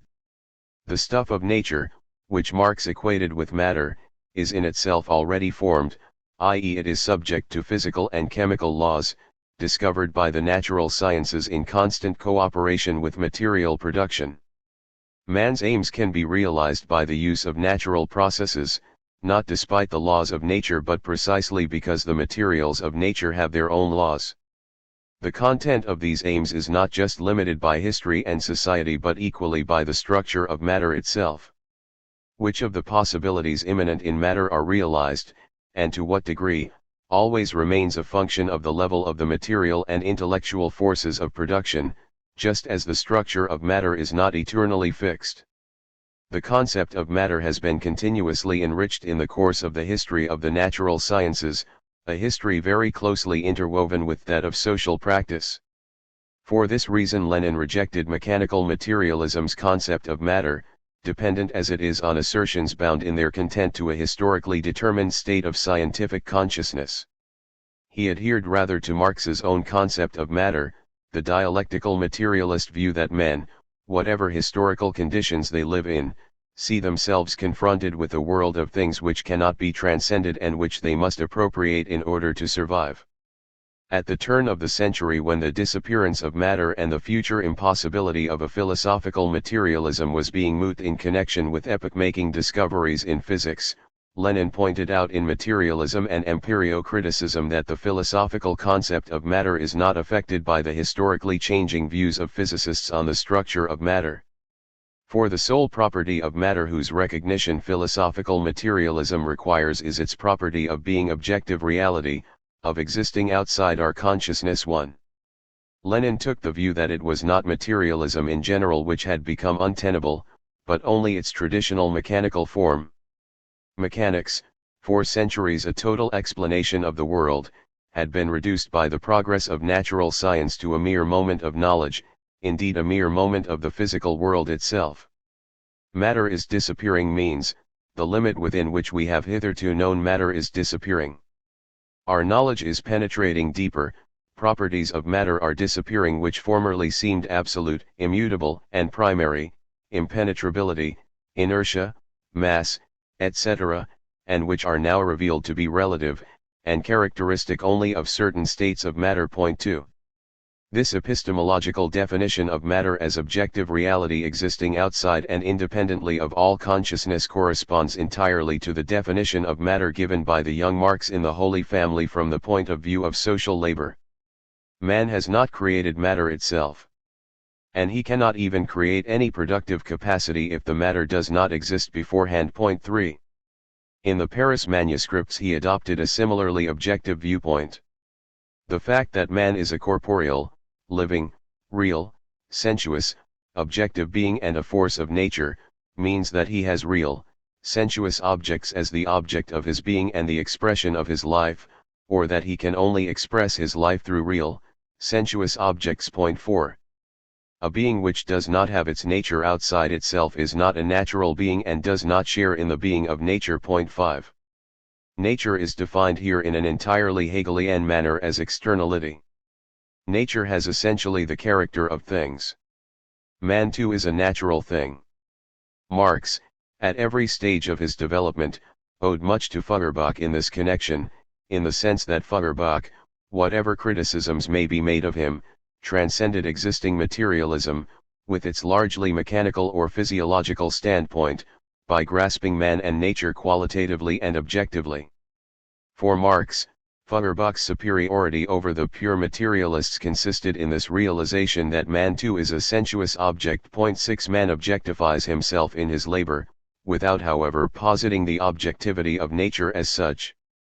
For Marx, to mediate is not the same as to posit. 7. The human essence, he wrote, only creates, posits objects, because it is posited through objects, because it is fundamentally nature. In the act of positing, it does not therefore descend from its pure activity into the creation of objects, its objective activity, its activity as an objective, natural essence. 8. Themes of this kind are again taken up in Capital. Here the economic analysis presupposes the philosophical materialist view that labor is a process between things. Man himself, viewed as a mere item of labor power, is a natural object, a thing, although a living conscious thing, and labor itself is the material manifestation of this power residing in him. 9.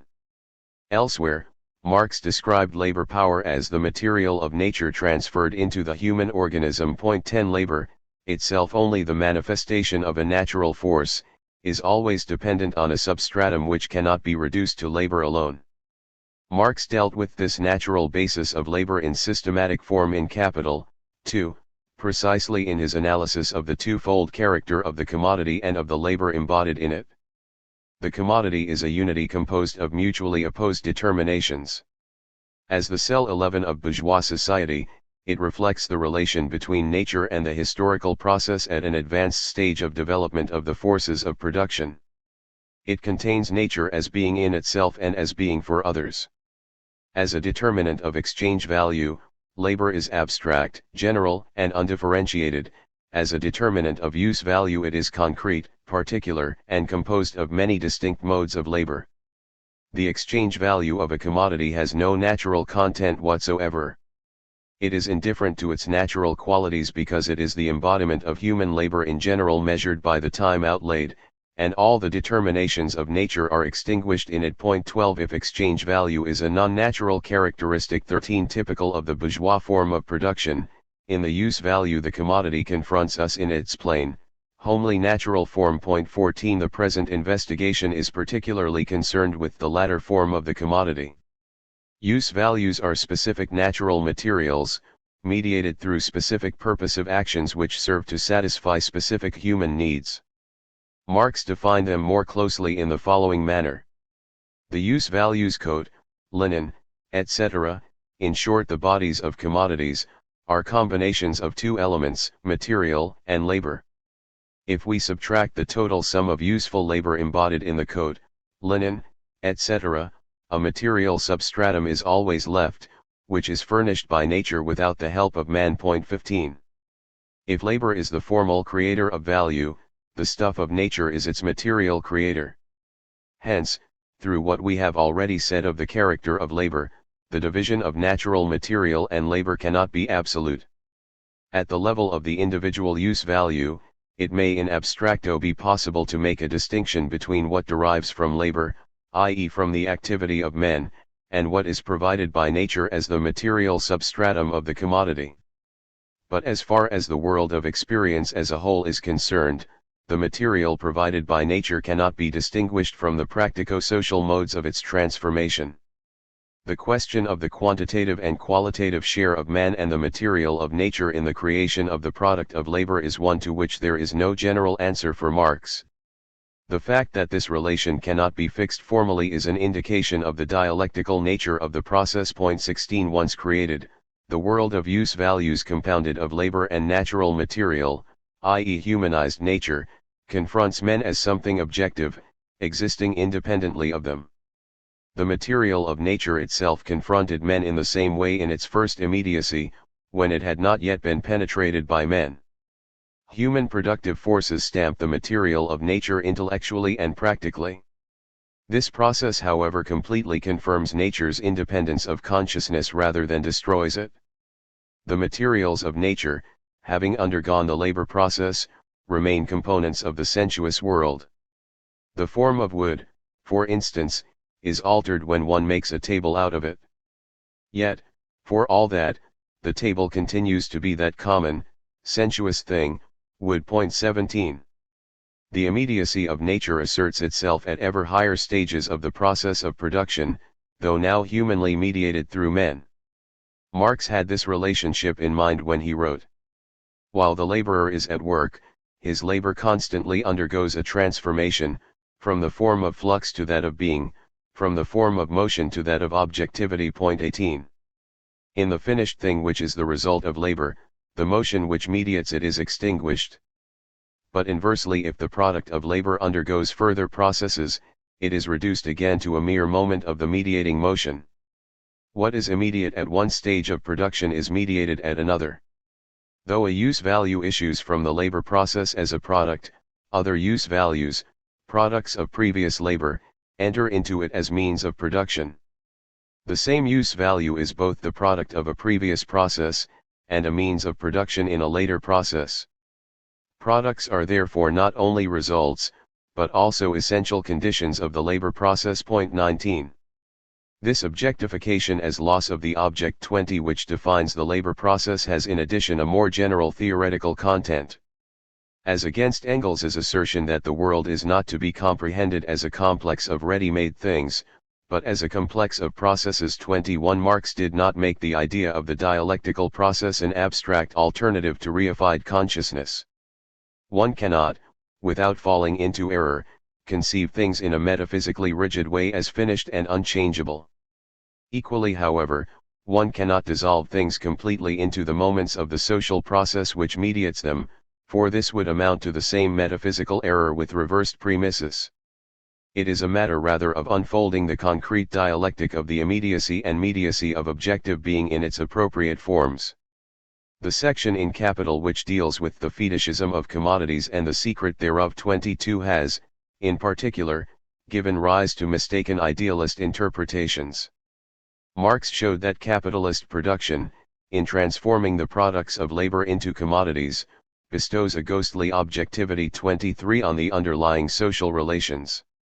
The commodity form of the products of labor has absolutely no connection with their physical properties and with the material relations arising therefrom.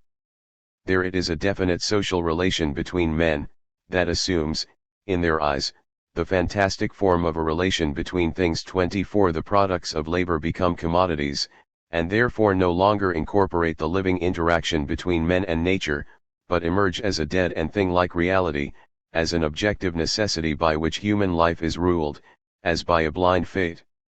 Deceived by the objective appearance 25 which results from the social transformation of the products of labor into commodities, the economists have engaged in long-winded and inevitably fruitless discussions about the role played by nature in the creation of exchange value. In doing this they inverted the real relationship between use value and exchange value. It appears to false consciousness that the use value of objects belongs to them independently of their material properties, while their value, on the other hand, forms a part of them as objects. Point 26. The natural determination of the commodity appears as social, its social determination appears as an inherent natural determination. The economists are disconcerted. When what they thought they had just crudely defined as a thing suddenly appears as a social relation, and then reappears to tease them again as a thing, when they have just defined it as a social relation. Point 27. Production is always social. It is always the appropriation of nature by the individual within and through the mediation of a definite form of society. 28. Even if the individuals at first pursue their private labors independently of each other, the use value of the things produced by them is realized without exchange by means of a direct relation between the objects and man. Point 29. The social character of the private labors which have taken place independently of each other is first revealed in the exchange of the products of labor, i.e. in the total social process. The pre-bourgeois forms of production, whose essence consists in personal relations of dependence between men, are transparent enough to prevent labor and the products of labor from taking on a fantastic form different from their reality. Point 30. The products of labor do not become commodities. The fundamental form of social labor is here the concrete, particular, natural form of labor. 31. And not abstract, general, and equal labor. The specifically Marxist discovery that historical relations are objectified in the form of the commodity can be misinterpreted so as to produce the idealist conclusion that, since Marx reduces all economic categories to relationships between human beings, the world is composed of relations and processes and not of bodily material things. 32. One of the main endeavors of Marxist analysis is no doubt to penetrate the surface of economic reality which has hardened into things in order to get at the essence behind it, the social relations of men. But as we have already revealed, for Marx these relations are not something final and absolute. It emerges from the analysis of the process of production, on which rests the sphere of circulation, that human labor does not constitute the sole creator of material wealth. The mode of existence of abstract general labor, its form of appearance 33 is always the concrete particular, and presupposes a natural substratum irreducible to human social determinations. All social relations are mediated through natural things, and vice versa. They are always relations of man to each other and to nature. 34. Nature can neither be dissolved into the moments of a metaphysically conceived spirit nor can it be reduced to the historical modes of its appropriation in practice. Lukács succumbed to this neo-Hegelian actualist view in history and class consciousness, in other respects important for the history of the interpretation of Marx. In the course of his comprehensive discussion of the philosophical aspects of the fetishism of commodities, he remarks about Marx's concept of nature. Nature is a societal category.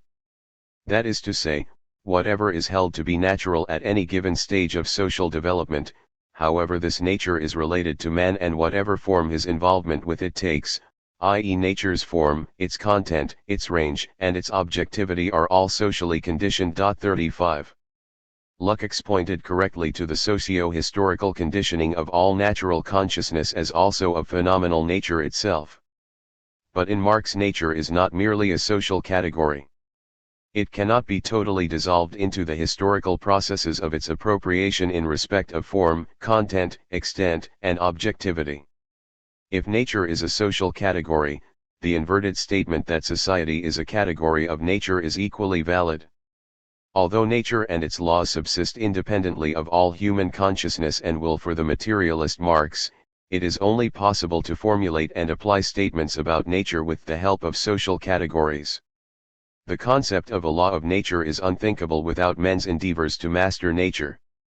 The socially imprinted character of nature and nature's autonomous role constitute a unity within which the subject by no means plays the part of creator assigned to it by Lukács. 36 The material world, filtered 37 through human labor and not actually created by it, remains that repeatedly mentioned substratum, which is furnished without the help of man. 38 The theoretical and practical supersession of alienation, in Fremdung, aimed at by Marx did not signify, as with Hegel, the supersession of objectivity as such, but rather of its alienated character. 39 In the phenomenology, the Hegelian spirit, in the course of its advance to ever higher stages of development, grasps the external world of object forms as mere appearance, grasps the world as something posited by itself, until finally, at the stage of absolute knowledge, reflecting on the totality of the moments it has traversed, it returns completely from its alienation, Entäußerung, into itself. Marx, viewing the spirit solely in its relation to finite and transient human beings, a view held also by Feuerbach, criticized Hegel's philosophy as a colossal subjectivism, according to which absolute self-consciousness lies at the basis of all objectivity. 40 Hegelian speculation, Marx thought, was concerned less with the fact that the human essence objectifies itself in a manner opposed to itself. Marx was thinking here of the real division between the products of labor and their producers, than with the fact that it objectifies itself by distinction from and in opposition to abstract thought, constitutes the essence of alienation as it is posited and as it has to be superseded. 41. As opposed to this, the Marxist view is that the supersession of alienation takes place not in philosophy but with socialism, since socialism is the highest form of real mediation between man and nature. With socialism, nature's objectivity does not simply disappear, even when it is adequate to men, but remains something external, to be appropriated. In other words, men will always have to work. So far, therefore, as labor is a creator of use values, i.e. is useful labor, it is a necessary condition, independent of all forms of society, for the existence of human beings. It is an eternal nature-imposed necessity, through which is mediated the metabolic interaction between man and nature, i.e. human life itself. 42. Marx made still more use of philosophical categories in the Grundriss 43, where he developed the theme of the indissoluble connection between nature's dependence on men, and its independence. In their formative and functional activity, men transcend the natural-born, abstract immediacy of material existence. Marx, like Hegel, regarded productive activity as consumption as well, which used up both the material worked on and the activity of work. 44 Work is not just a spiritual but also a physical negation of the immediate, a negation which is also a negation of the negation, since nature's material objectivity is restored after it has undergone men's theoretical and practical activity. The process of production has three abstract moments: raw material and the instruments of labor, which together comprise matter in this context, and form which, as labor, constitutes a material relation among moments themselves material. Not only the raw material worked, but also the instrument applied to it are translated from possibility to actuality through labor and absorbed through labor's relation to the material. The three moments of the process are as much annihilated as reproduced in the neutral product 45 of labor. The whole process appears therefore as productive consumption, i.e. as consumption which ends neither in nothing nor in the mere subjectification of the objective, but is itself again posited as an object. The consumption is not a simple consumption of the material, but a consumption of consumption itself. In the supersession of the material it is the supersession of the supersession and hence the positing of the same. The formative this word is written in capitals in Marx's text. As activity consumes the object and consumes itself, but it only consumes the given form of the object, in order to give it a new objective form, and it consumes itself only in its subjective form as activity. It consumes the objective character of the object, its indifference towards the form, and the subjective character of the activity. It forms the one, while materializing the other. However, as a product the result of the process of production is a use value. 46. All materials of nature appropriated through labor are use values. But not all use values are appropriated, i.e. humanly mediated, materials of nature. Air, water, and so on, are furnished without human intervention, just like the rest of nature. Their useful character for men does not depend on labor. The means of labor, the instrument of production, is in general a thing or a complex of things which the laborer interposes between himself and the object of his labor, and which serves to conduct his activity to that object. 47 The instrument of production is itself already a use value, a combination of natural substances with human labor. 48 As, however, the labor process originally only takes place between man and the earth, the universal object 49 of labor, there always enter into it means of production which are not themselves products, and therefore do not present any combination of natural substances and human action, although the whole of nature only takes on significance in the particular historical framework of social processes. These means of production bring forth use values without at the same time bringing forth exchange values. All labor begins by separating things from their immediate connection with the environment. 50 By felling timber or by extracting ores from their veins. Most of the objects of labor men deal with are however already filtered. 51 Through previous labor.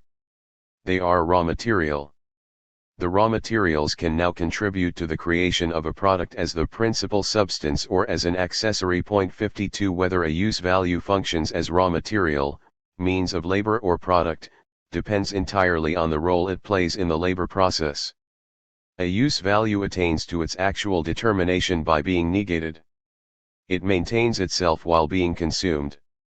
If it enters into further processes of production as already modified material, it shows itself to be still as it were an untrue existence of nature for man, to be still insufficiently mediated, still inadequately adapted to his needs. The labor which is here already objectified, rigidified into a thing, is revivified when the material in which it was incorporated is subjected to further treatment. The previous mediated immediacy is dissolved, submerged, in the new, richer use values. 53 The more mediated immediacies. Living labor must seize upon these things, awaken them from the dead, and transform them from merely possible to real and effective use values. Bathed in the fire of labor, appropriated as its organic parts, and made alive for the performance of their conceptual and utilitarian functions in the process, they are in truth consumed, but consumed with a purpose. Their purpose is to act as the constituent elements of new use values, of new products, which are capable of entering, as means of subsistence, into individual consumption, or, as means of production, into some new labor process. 54. While individual consumption consumes use values as the means of subsistence of the living individual, Productive consumption consumes them as the means whereby labor, the labor power of the living individual, is enabled to act. 55 In order to maintain the products of past labor in their objective existence as use values, it is necessary for them to remain in contact with living labor, to be thrown 56, as Marx put it, into the labor process as the results and the conditions of existence of that process. If the possibilities inherent in a use value are realized neither in the sense of individual nor in that of productive consumption, if it is not put to the service of human purposes, it reverts to the sphere of the metabolism of nature. 57 The artificial, humanized, second nature which was erected on the basis of the first nature is transformed back into the latter. The transformation of the materials of nature by men is undone by the destructive force of the extra-human influences exerted by nature. Every breaker's yard confirms the Marxist notion that the continuous absorption of the individualized, i.e. what has been appropriated by man, as into the elemental, is just as much a moment of the natural process as is the continuous individualization of the elemental. 58.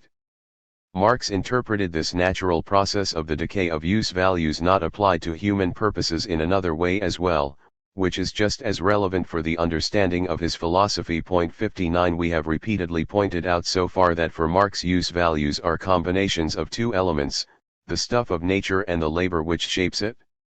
It is true that nature has slumbering powers, and that its own forms can be reshaped by man. However, this does not mean that the combined concept of matter and nature, both of which are included in pre-human nature, becomes a semi-mythical nature. Subject 60 and thus restores the Hegelian identity of subject and object, which Marx criticized, indeed, from a materialist point of view. Nature, the material of the world, which comprises both the subject and the object of labor, is not a homogeneous substratum. The moment of non-identity is retained under all social conditions, precisely on the basis of labor, which nevertheless, on the other hand, unites the subject and the object. The view that physical nature's meaning, has at the present not yet appeared, and that this meaning, like that of men, is still in a position of utopian latency. 61 Only has a place in an eschatologically oriented metaphysics such as that of Bloch. In relation to the problem we are discussing here, the non-identity of subject and object has the consequence that the human form is indifferent towards the stuff of nature, that it remains external to it. This is particularly noticeable when a use value is subjected to the process of natural decay. Marx strongly emphasized this mutual indifference of form and material. He wrote in the Grundriss of the distinction between the natural form of the material, which all labor must take as its starting point, and its determinate form, as mediated through men. The indifference of material towards form develops from mere objectified labor time, in whose objective existence labor only continues to subsist as the vanished, external form of its natural substance. The form is itself external to the substance, as the form of the table is external to the wood, or the form of the roller is external to the iron. In other words, it merely exists in the external form of the material.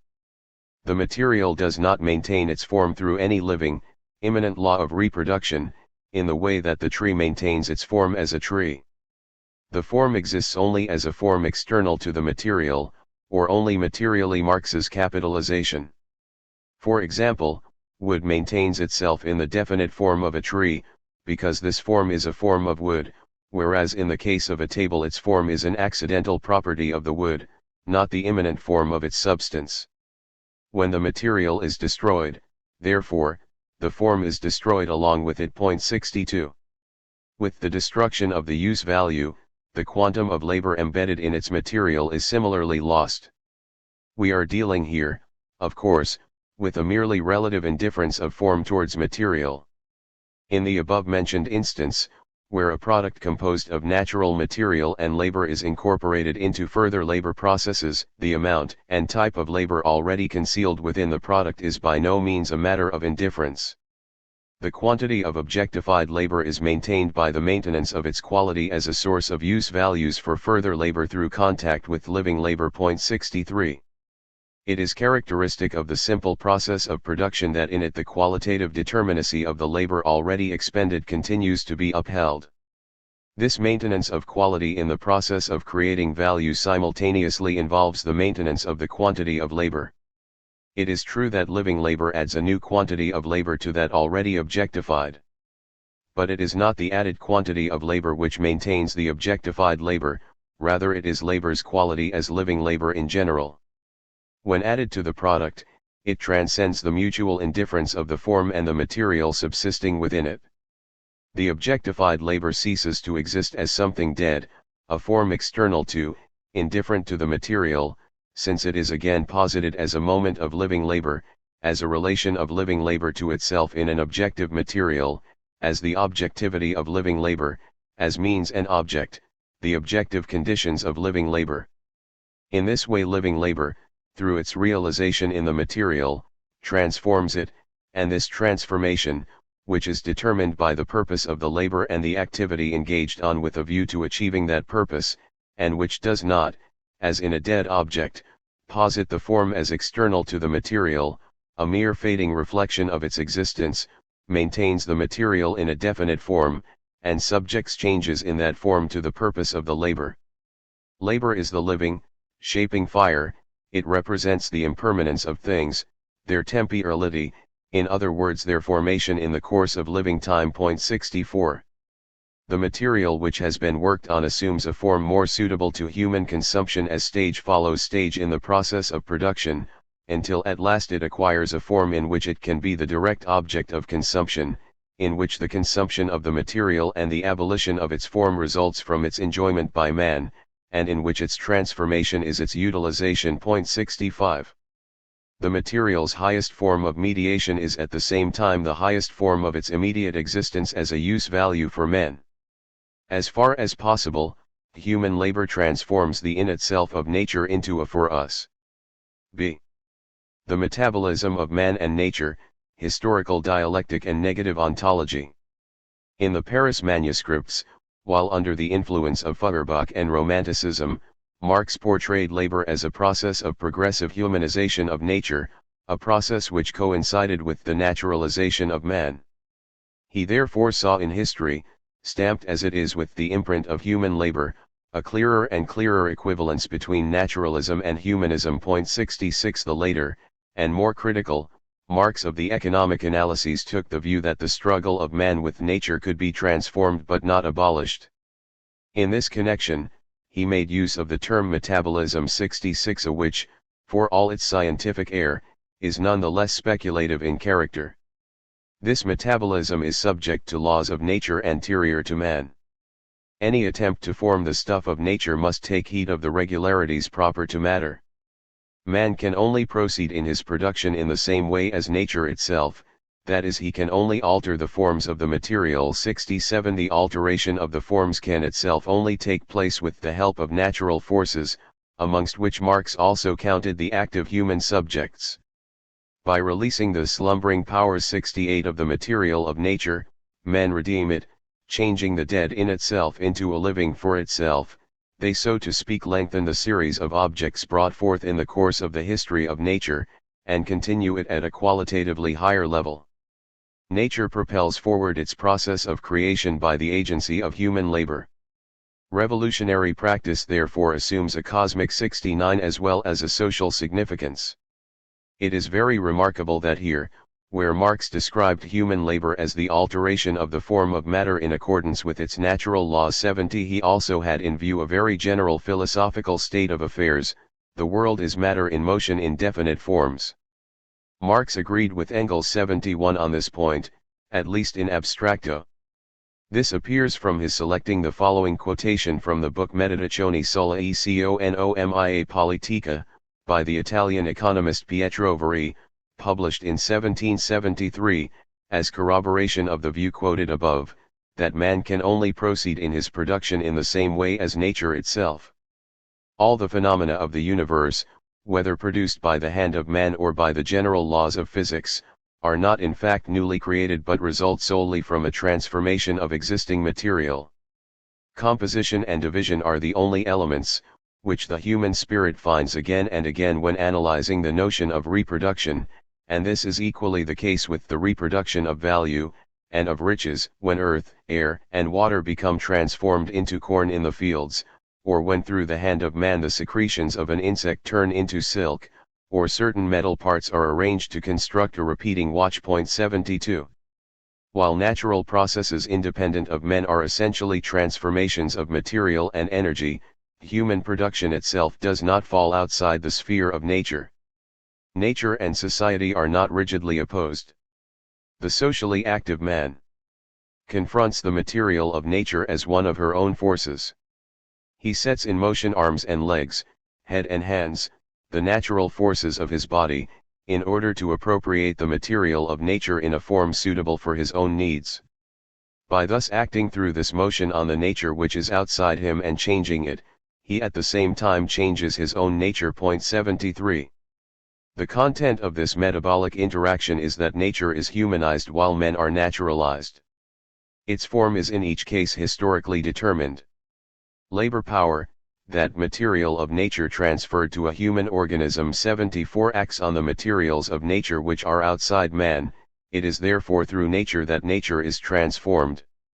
Men incorporate their own essential forces into natural objects which have undergone human labor. Through the same process, natural things gain a new social quality as use values, increasing in richness in the course of history. In referring to the motion of man on nature, Marx was seeking to express the view that the things which serve to satisfy human needs undergo a qualitative change. For dialectical as opposed to mechanical materialism, motion, that essential category of dialectical thought, is not merely a change of place, but also, in fields higher than mechanics, a change of quality. 75. There is thus a qualitative distinction between appropriated natural materials and those not yet subjected to human activity. We must remember, however, that even the most ingenious human discoveries can only unfold the possibilities latent within nature. Only on this basis can there take place the transformation, the composition and division referred to by Very. Only in this way can quantitative lead to qualitative changes. Nature is, and remains, the only substance by means of which and in which man's labor can be embodied. 76. With the concept of metabolism, Marx introduced a completely new understanding of man's relation to nature. At first he shared Bacon's view, which was inherited and developed by the Enlightenment, that nature should be seen essentially from the point of view of its usefulness to man. However, when he engaged on his analysis of the social life process, thus concretizing the concept of appropriation, Marx went far beyond all the bourgeois theories of nature presented by the Enlightenment. The epoch of the Enlightenment was incapable of analyzing labor as the means of appropriation, of moving from this to the necessity of the division of labor and the accompanying class divisions, and finally of revealing with this analysis the class character of bourgeois society, since this was an epoch when the bourgeoisie posited itself as an absolute, and viewed the concept of class, if it did so at all, purely as a moment of past history. 77 Hence the real background of the Marxist concept of metabolism did not even enter the field of vision of the Enlightenment. Nature was seen as something immediately given, instantly capable of apprehension, whereas Marx stated that the object of labor can only become raw material when it has already undergone a change mediated through labor. 78. The whole of nature is socially mediated and, inversely, society is mediated through nature as a component of total reality. The hidden nature speculation in Marx characterizes this side of the connection. The different economic formations of society which have succeeded each other historically have been so many modes of nature's self-mediation.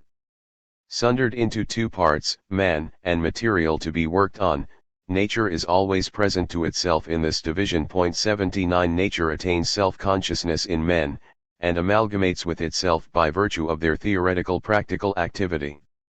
Human participation in something alien and external to them appears at first to be something equally alien and external to nature, but in fact it proves to be a natural condition of human existence, which is itself a part of nature, and it therefore constitutes nature's self-movement.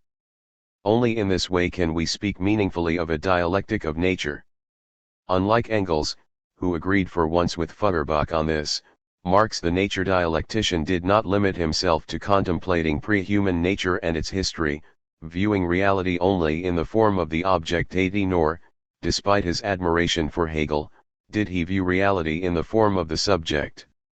He insisted instead on the indivisibility of the two moments. The awareness of this indivisibility lies at the core of Marx's materialism. 81 Marx's subject-object, in contrast to Hegel's, is never entirely incorporated into the subject.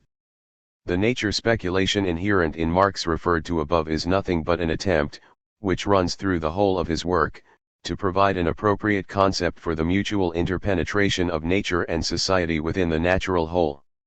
To this end Marx used new and in part peculiarly biological metaphors, of which the expression metabolism, used throughout Capital, seems finally to have been chosen as the best formulation. Nature appears in the Paris manuscripts, with reference to Hegel's phenomenology of mind, as the inorganic body of man, that is to say nature, excluding the human body itself. 82 It is his body, with which he must remain in continuous interaction in order not to die. 83 Just as in living nature assimilation changes the inorganic into the organic, so man assimilates that inorganic body in his work and converts it in an ever-increasing measure into an organic part of himself. Man can only do this, however, because he himself belongs directly to nature, which is by no means a purely external world entirely separated from his internal characteristics. The interdependence of the physical and mental life of man with nature has the meaning that nature is interdependent with itself, for man is part of nature. 84. Whereas the animal is bound, in his appropriation of the world of objects, to the biological peculiarities of his species, and hence confined to definite regions of the world, the universality of man is signified by the fact that he can appropriate, at least potentially, the whole of nature. Through labor he can make nature his inorganic body, both as a direct means of life and as the matter, the object, and the instrument of his life activity. 85 Whether as the end product or the starting point of labor, nature retains its inorganic, self-sufficient objectivity. Yet man, unlike the animal, is free in the face of his product. 86 Because his relation to nature does not consist purely in the satisfaction of immediate physical needs. Animals construct only in accordance with the standards and needs of the species to which they belong, while man knows how to produce in accordance with the standards of every species and knows how to apply the appropriate standard to the object. Thus man constructs also in accordance with the laws of beauty. 87. Man lives from nature. This point has not only a biological but also and above all a social significance.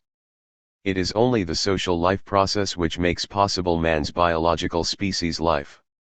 In the Grundriss, as well as in the final version of Capital, Marx used terms of a somewhat ontological flavor to describe the appropriation of the material world.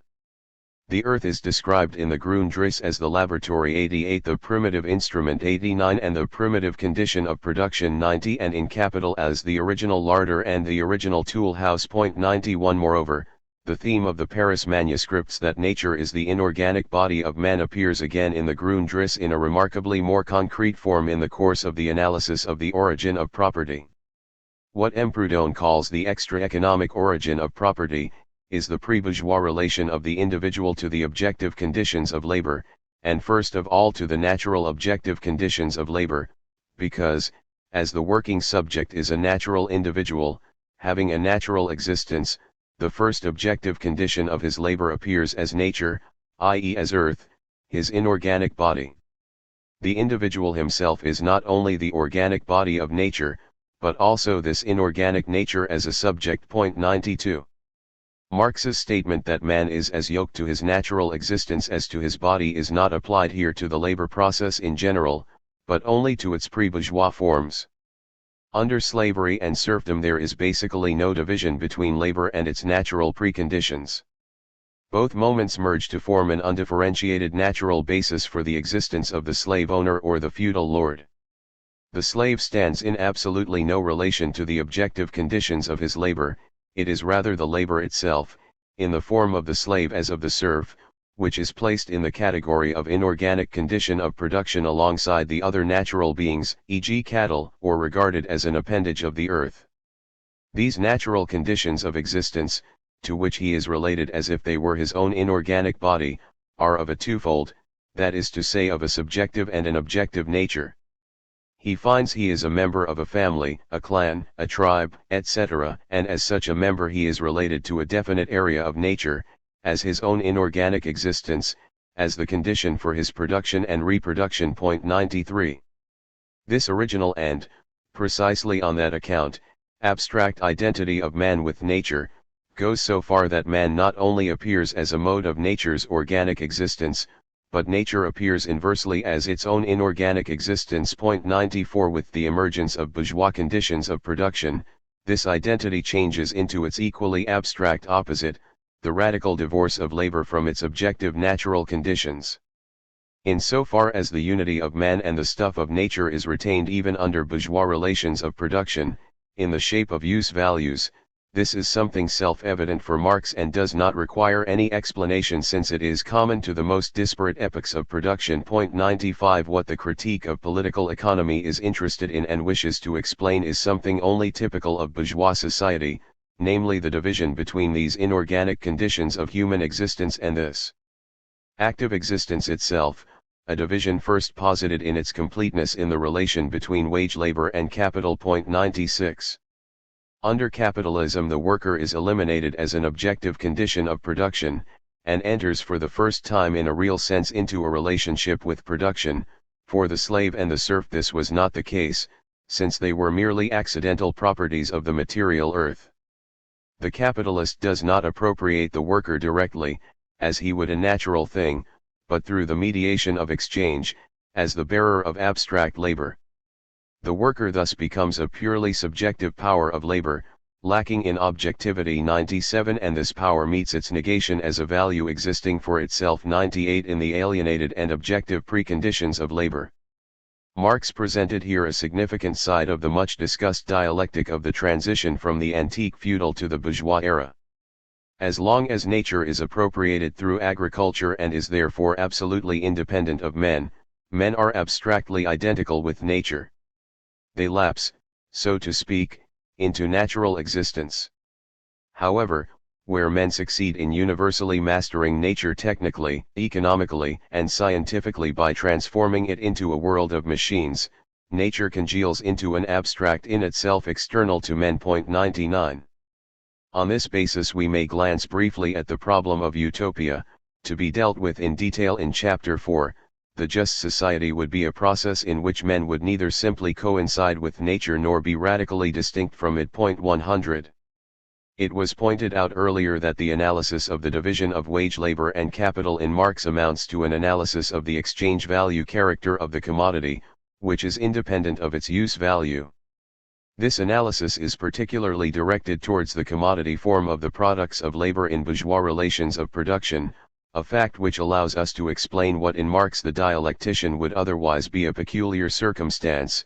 Wherever he described the labor process as a metabolic interaction between man and nature, he confined himself to an enumeration of its moments, purposive activity of labor, object, and instrument. 101 moments which are abstract because they are valid for all stages of production, and disregarded their specific historical determinations. Where labor appears as the creator of use values, it is for Marx a necessary condition, independent of forms of society, for the existence of man, an eternal natural necessity, which mediates the metabolism between man and nature, and hence makes possible human life in general. 102. In Marx's view, the general nature of the production of use values was not altered by the fact that it took place in the service of the capitalist, and he therefore considered the labor process independently of the particular form it assumes under given social conditions. 103 As a process in which man through his own acts mediates, regulates and controls the metabolism between himself and nature. 104 This does not mean, however, that the Thomist philosopher Marcel Redding, who views dialectical materialism as an ontology, is right to interpret this passage in the sense that for Marx the most general structures of man and labor are suprahistorical and timeless. 105. The change from one historical epoch to another is by no means without impact on the moments of the labor process. In a contribution to the critique of political economy, Marx insisted that all work done on nature is only done within and through the mediation of a definite form of society. 106 Thought fixes general determinations which are common to all economic formations, but the so-called general conditions of all production are nothing but these abstract moments, which do not refer to any real stage of production. 107. The general, whenever Marx uses this term as anything more than an abbreviated expression for the purposes of inquiry, is always a concrete in the Hegelian sense. It contains within itself an accumulation of particular determinations. 108 When Marcel Redding asserts that Marx describes the structure of labor and the laboring man 109 as invariant, he is losing sight of the equally important historical moment, without which what Marx says remains empty and impotent. It is possible to point to a very striking example of how seriously Marx took the historical dialectic of the identity and non-identity of man and nature. History itself projects into the physiological structure of the human being. Hunger is hunger. But the hunger which is satisfied with cooked meat eaten with knife and fork is another hunger than that which swallows raw meat with the aid of hands, nails, and teeth. The mode of production produces, both objectively and subjectively, not only the object consumed but also the manner of its consumption. 110. Human nature, this totality of needs and drives 111 is only to be conceived as a historical process, involving not the unmediated coexistence of a constant and a variable component, but rather the constitution of the life of the general through the particular. 112 The essence of man arises in each case from a definite form of society. It is not an abstraction inherent in each single individual but rather the ensemble of social relations. 113. Marx was not a positive ontologist. Yet Redding's ontological misunderstanding is no accident. It is reinforced by Marx's occasional failure to explain the relation between nominalism and conceptual realism, as it is mirrored in his way of handling the relation between the general and the particular laws of historical development. Thus Adorno, when pointing out that the dialectical theory does not in fact completely transcend Kant's dichotomy between social statics and social dynamics, had the following comment to make. Marx confronts the invariant natural laws of society with the specific laws of a definite stage of development, the higher or lower level of development of social antagonisms with the natural laws of capitalist production. 114. Marx distinguished between the laws valid in general for a social formation and their more or less developed forms of appearance. Beyond this, he emphasized, in a still more trenchant manner, the eternal nature-imposed necessity 115 of the metabolism between man and nature in its abstract moments as opposed to its concrete historical forms. We are not confronted here with a problem to be decided purely theoretically, a problem of the insufficiently determined dialectic of the particular and the general. We have rather to deal with the fact that our historical reality itself, understood at the outset as prehistory, is ruled by eternal categories which are relatively independent of all change, so that according to Marx wage labor has within it moments of slavery and serfdom, just as slavery and serfdom have within them moments of wage labor. The distinction consists in this, that in the one case labor power is reproduced directly, in the other case indirectly, through the market. There existed very well-nourished slaves in antiquity, while at present there exist in the most highly developed countries itinerant laborers below the poverty line. 116 What is decisive is that serfdom and slavery can only arise at a certain stage of productivity. If the laborer needs all his time to produce the necessary means of subsistence for himself and his dependents, he has no time left in which to work gratis for others. Without a certain degree of productiveness in his labor, he has no such superfluous time at his disposal. Without such superfluous time, no surplus labor, and therefore no capitalists, no slave owners, no feudal lords, in one word, no class of large proprietors. 117. Marx criticized the attempt to connect mystical notions 118 with this naturally conceived productivity of labor, developing instead the view that surplus value has a natural basis only in the very general sense, and that there is no natural obstacle absolutely preventing one man from disburdening himself of the labor required for his own existence and burdening another with it, any more, for instance, than unconquerable natural obstacles prevent one man from eating the flesh of another. 119. Furthermore, if the productivity of labor is considered in the context of the specific capital relation, it must be remembered that this starting point is not simply a gift of nature, but rather of a history embracing thousands of centuries. 120. However, even if the naturally determined productivity of labor ceases to form the equally naturally determined source of the domination of man over man, even if what arose historically can no longer perpetuate itself as something natural, life still remains determined by its most general necessity, the metabolism between man and nature. It is true that this necessity will then have been mastered, and that men will no longer be struggling amongst themselves, but with material nature. Nevertheless, the continuance of this struggle means that classless humanity will also be confronted with something ultimately non-identical with itself, so that, in an ironic way, Redding's thesis of the timelessness of the structure of labor is in fact correct. There is in fact in Marx something like an ontology, although this is to be conceived in a negative sense. 121. Marx liked to illustrate the necessity of social processes in a somewhat drastic manner by using the model of natural relations. The best example of this is the concept of metabolism, at present under discussion. Like Engels, Marx took a great interest in the advance of natural science in the 19th century and its philosophical implications for the further development of the theory of society. The preparatory work for Capital took place in the decade between 1850 and 1860, a period in which there flourished in Germany the natural scientific materialism associated with Buchner, Voigt, and Moleschott. Marx and Engels repeatedly and severely criticized this dogmatic and, in general, crudely mechanical form of materialism. 122. This does not however exclude the possibility that Marx owed certain insights to this materialism.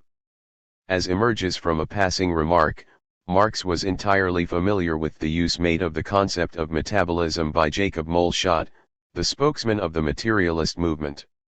Moleschott, who is today almost entirely forgotten, was first influenced by Schelling's philosophy of nature and Hegelianism, but later, partly through his acquaintanceship with Feuerbach, became an investigator into nature and a physiological materialist with social leanings. In his later years, having himself come more and more under the influence of natural scientific materialism, Feuerbach regarded Moleschott's work as the fulfillment of his own earlier program of a philosophy of the future. 123.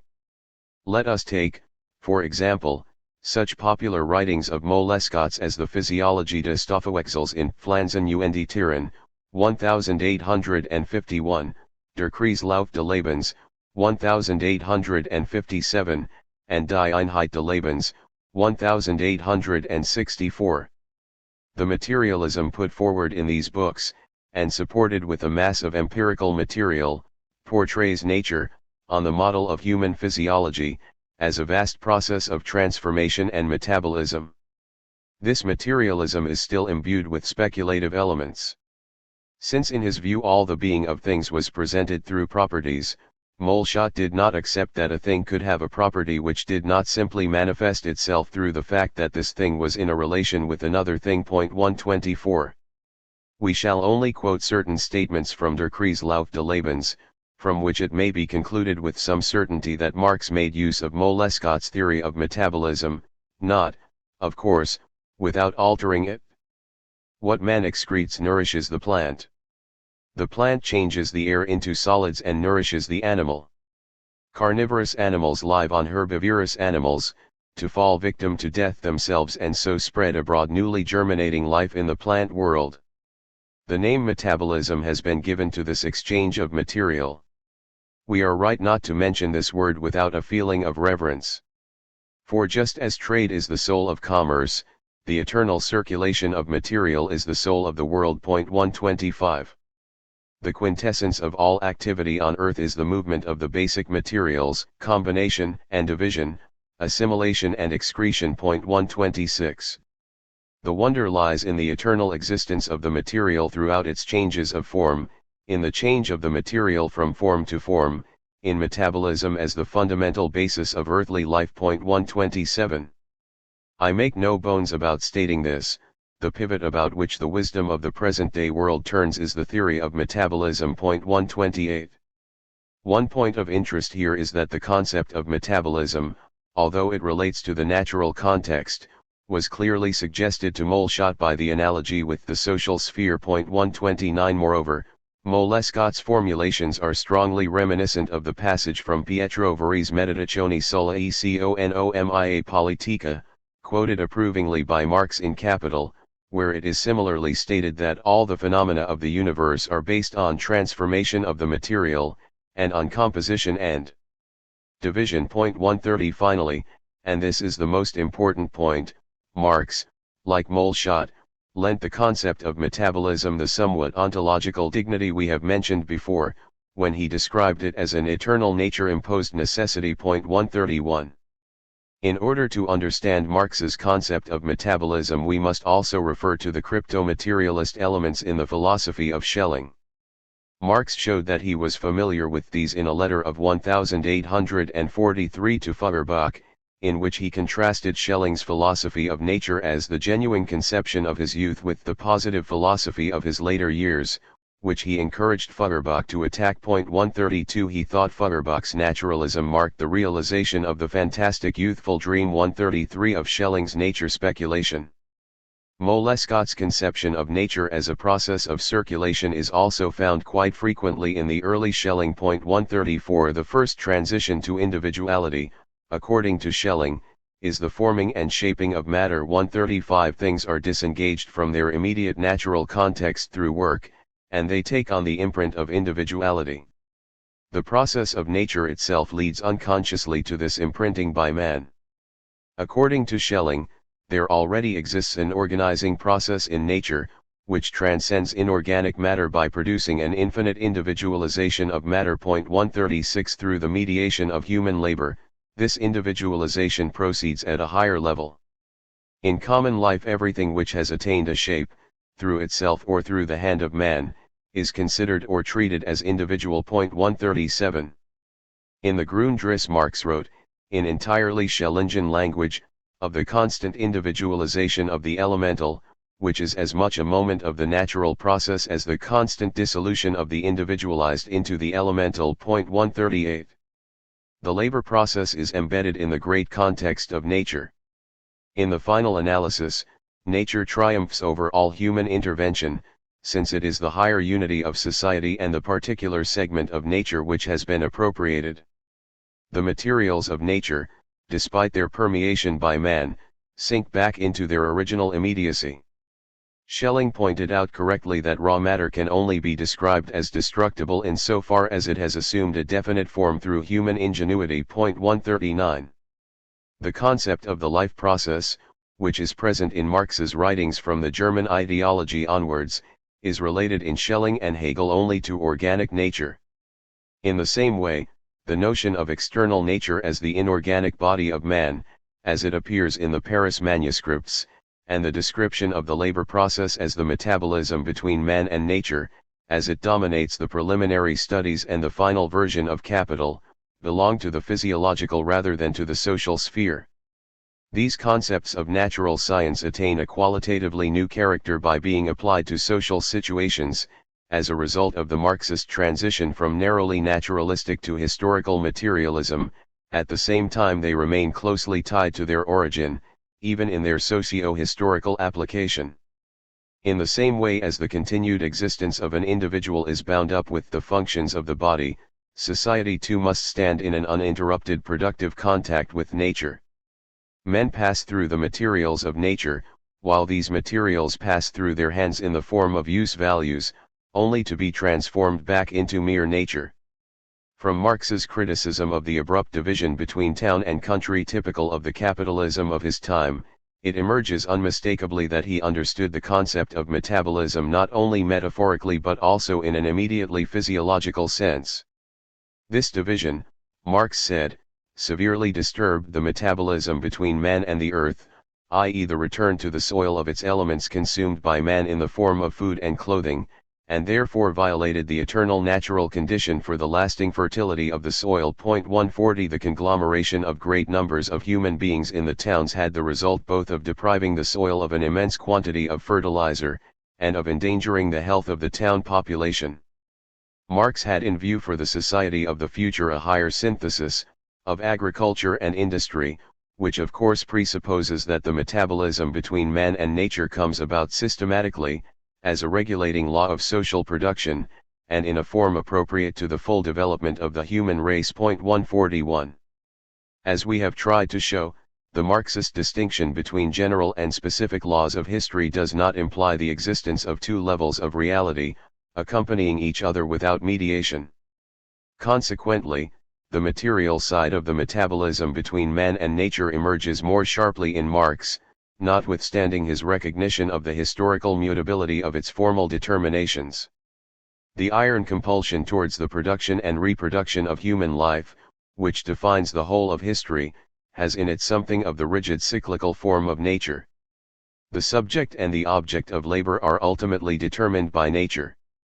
On the objective side, men remain dependent on at least such basic materials as earth, water, and air, despite the artificiality of the kinds of objects they produce. 142 Apart from this, such an important phenomenon for the understanding of social processes as the division of labor does not simply result from the imminent development of the economy. It is also a response to a situation found in nature. It is not the absolute fertility of the soil, but its differentiation, and the variety of its natural products, which form the natural foundation for the social division of labor, and which, by changes in the surroundings within which he lives, spur man on to the multiplication of his needs, his capacities, his means and modes of labor. 143. Marx particularly emphasized that regions with certain geographical and climatic disadvantages tend at first to favor the development of industry more than regions which dispose of a rich supply of the means of subsistence, provided by nature without human activity. A too prodigal nature keeps man in hand, like a child in leading strings. It fails to make man's own development a nature-imposed necessity. It is not the tropics with their luxuriant vegetation, but the temperate zone, that is the mother country of capital. 144. On the subjective side too, there are natural boundaries which limit historical change. In the German ideology, Marx had already taken as his starting point the bodily organization of individuals, and their relationship with the rest of nature, determined by this. 145 In Capital he dealt much more exhaustively with the question of how far the labor process is bound to man's physiology. However varied the useful kinds of labor, or productive activities may be, it is a physiological fact, that they are functions of the human organism, and that each such function, whatever its form or content, is essentially the expenditure of human brain, nerves, muscles, sense organs, etc. 146. A single man cannot operate upon nature without calling his own muscles into play under the control of his own brain. As in the natural body head and hand wait upon each other, so the labor process unites the labor of the hand with that of the head. 147. It is precisely modern industry which shows how much the working subjects are bound to the presuppositions of the system of nature.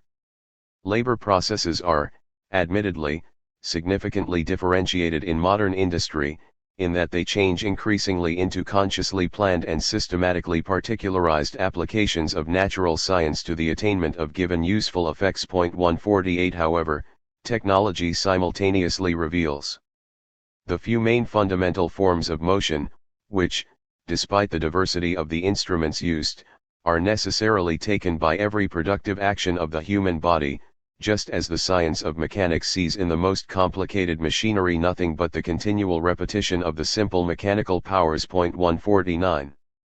It is no accident that Marx should have introduced here a comparison with mechanics, an unhistorical model. In its material aspect, the labor process does not undergo any change radically dividing the stages of production from each other. This is why Marx expressly stated that the stages of production are distinguished from each other not by what is produced but by the way in which it is produced. 150. With the concept of metabolism, Marx presented a picture of the social labor process as a process of nature.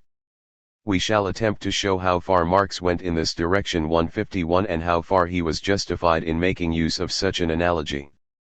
Since classical times, and right up to Machiavelli and even Pareto, alterations in the configuration of society have been understood as part of a cyclical movement proceeding according to natural laws. We find, just as early, attempts to interpret the changes and mutual interactions of natural objects by means of social categories. A model which frequently appears in this connection is that of the exchange of commodities and money, or money and commodities. Thus, in the dialectics of Heraclitus, all things can be exchanged for fire, and fire can be exchanged for all things, in the same way as commodities exchange for gold, and gold for commodities. 152.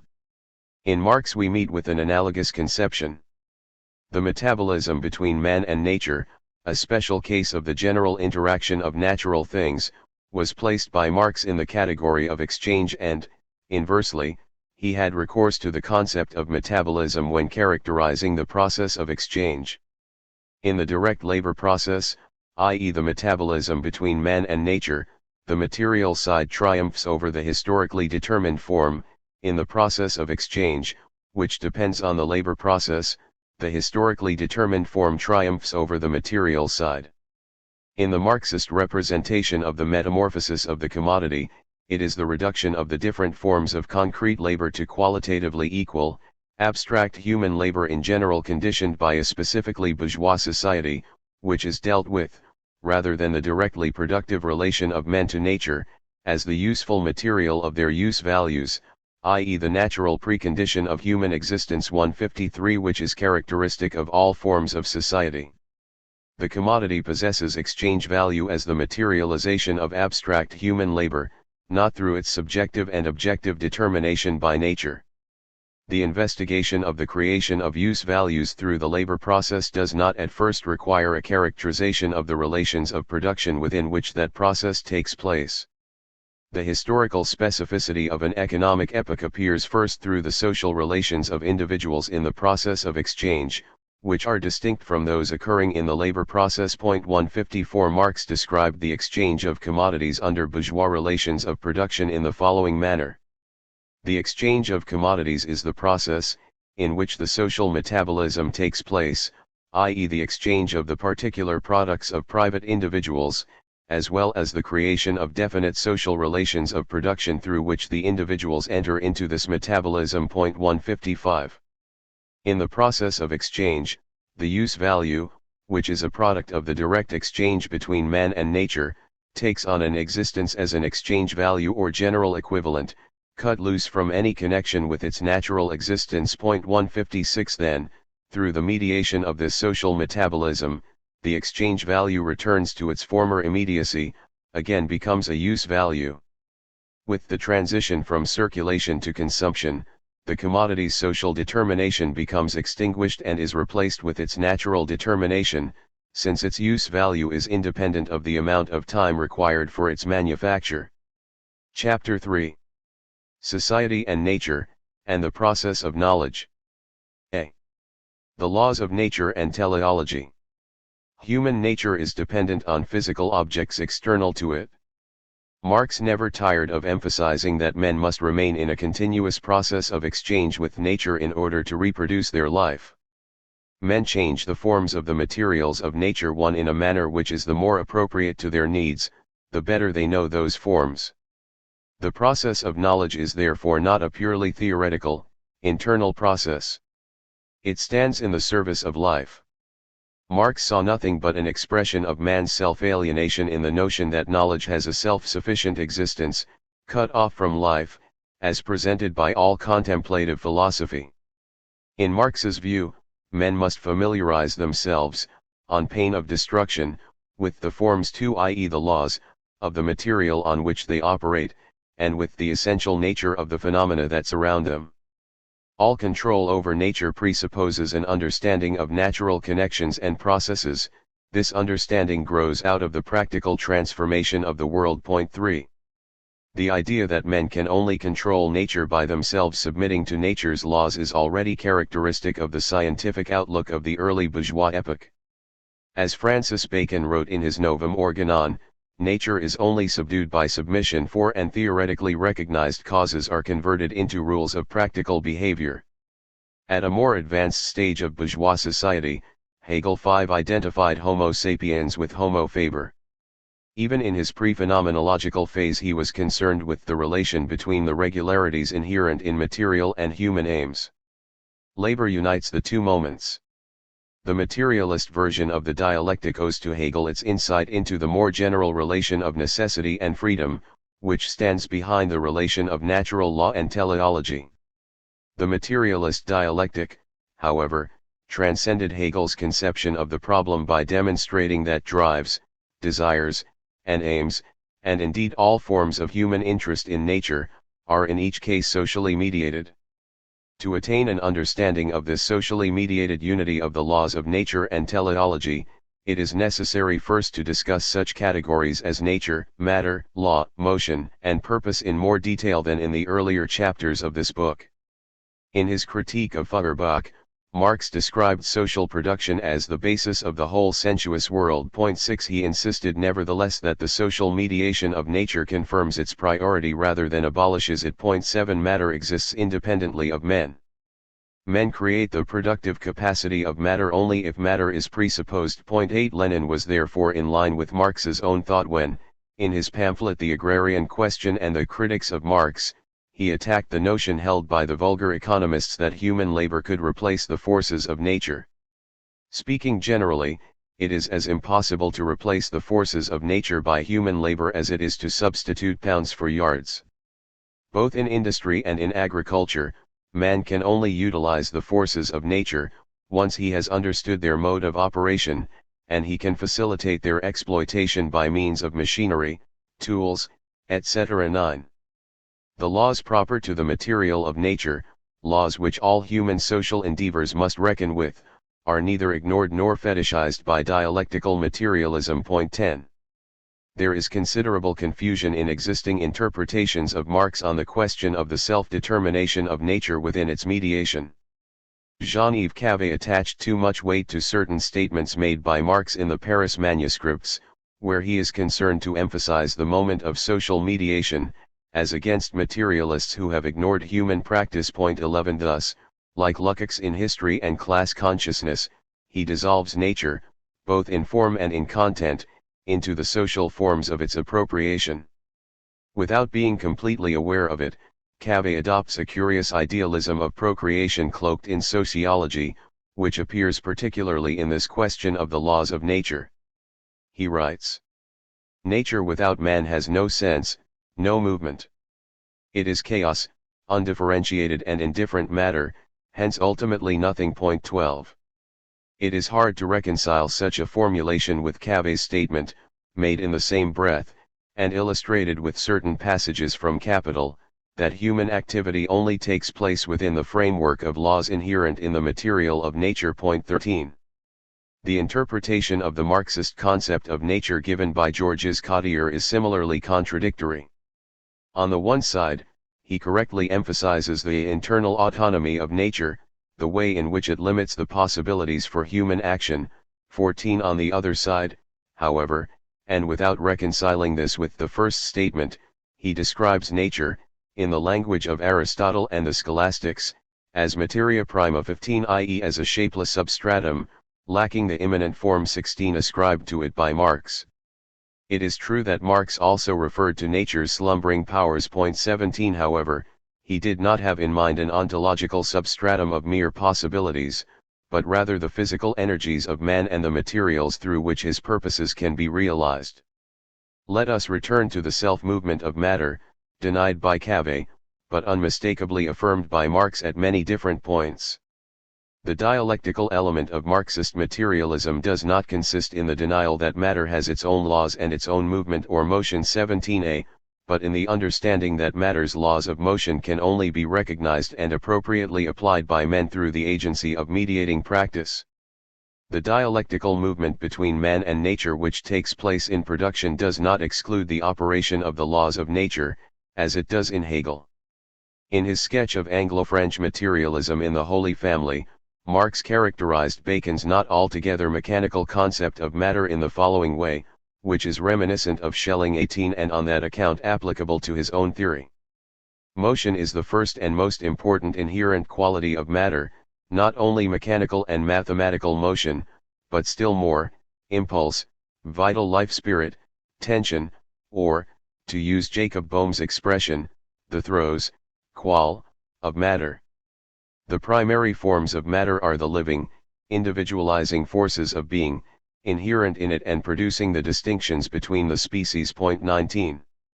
As far as the consequences of mechanical materialism in the broader sense are concerned, they were not simply rejected by Marx but reduced to a moment of a theory of nature, the theory we discussed in the context of his theory of society. 20. Marx's thought is in fact as far away from bad idealism as from mechanical materialism.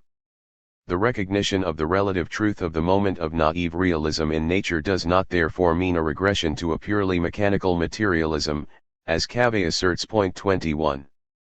The fundamental materialist tenet could be summed up as follows: the laws of nature exist independently of and outside the consciousness and will of men. Dialectical materialism also holds to this tenet, but with the following supplement: men can only become certain of the operation of the laws of nature through the forms provided by their labor processes.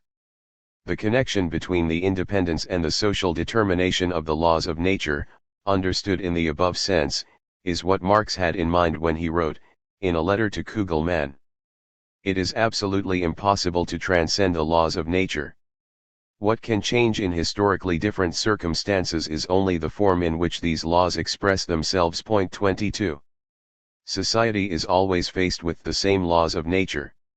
Its existing historical structure determines the form in which men are subjected to these laws, their mode of operation, their field of application, and the degree to which they can be understood and made socially useful. The power of nature cannot be broken entirely. Nature can only be ruled in accordance with its own laws. Far from assuming fatalism, determinism in fact provides a basis for rational action. 23. As was pointed out in another connection, Marx considered that man can only proceed in his production in the same way as nature itself, i.e. he can only change the forms of the material. 24. Engels, too, agreed closely with Hegel on the question of the laws of nature.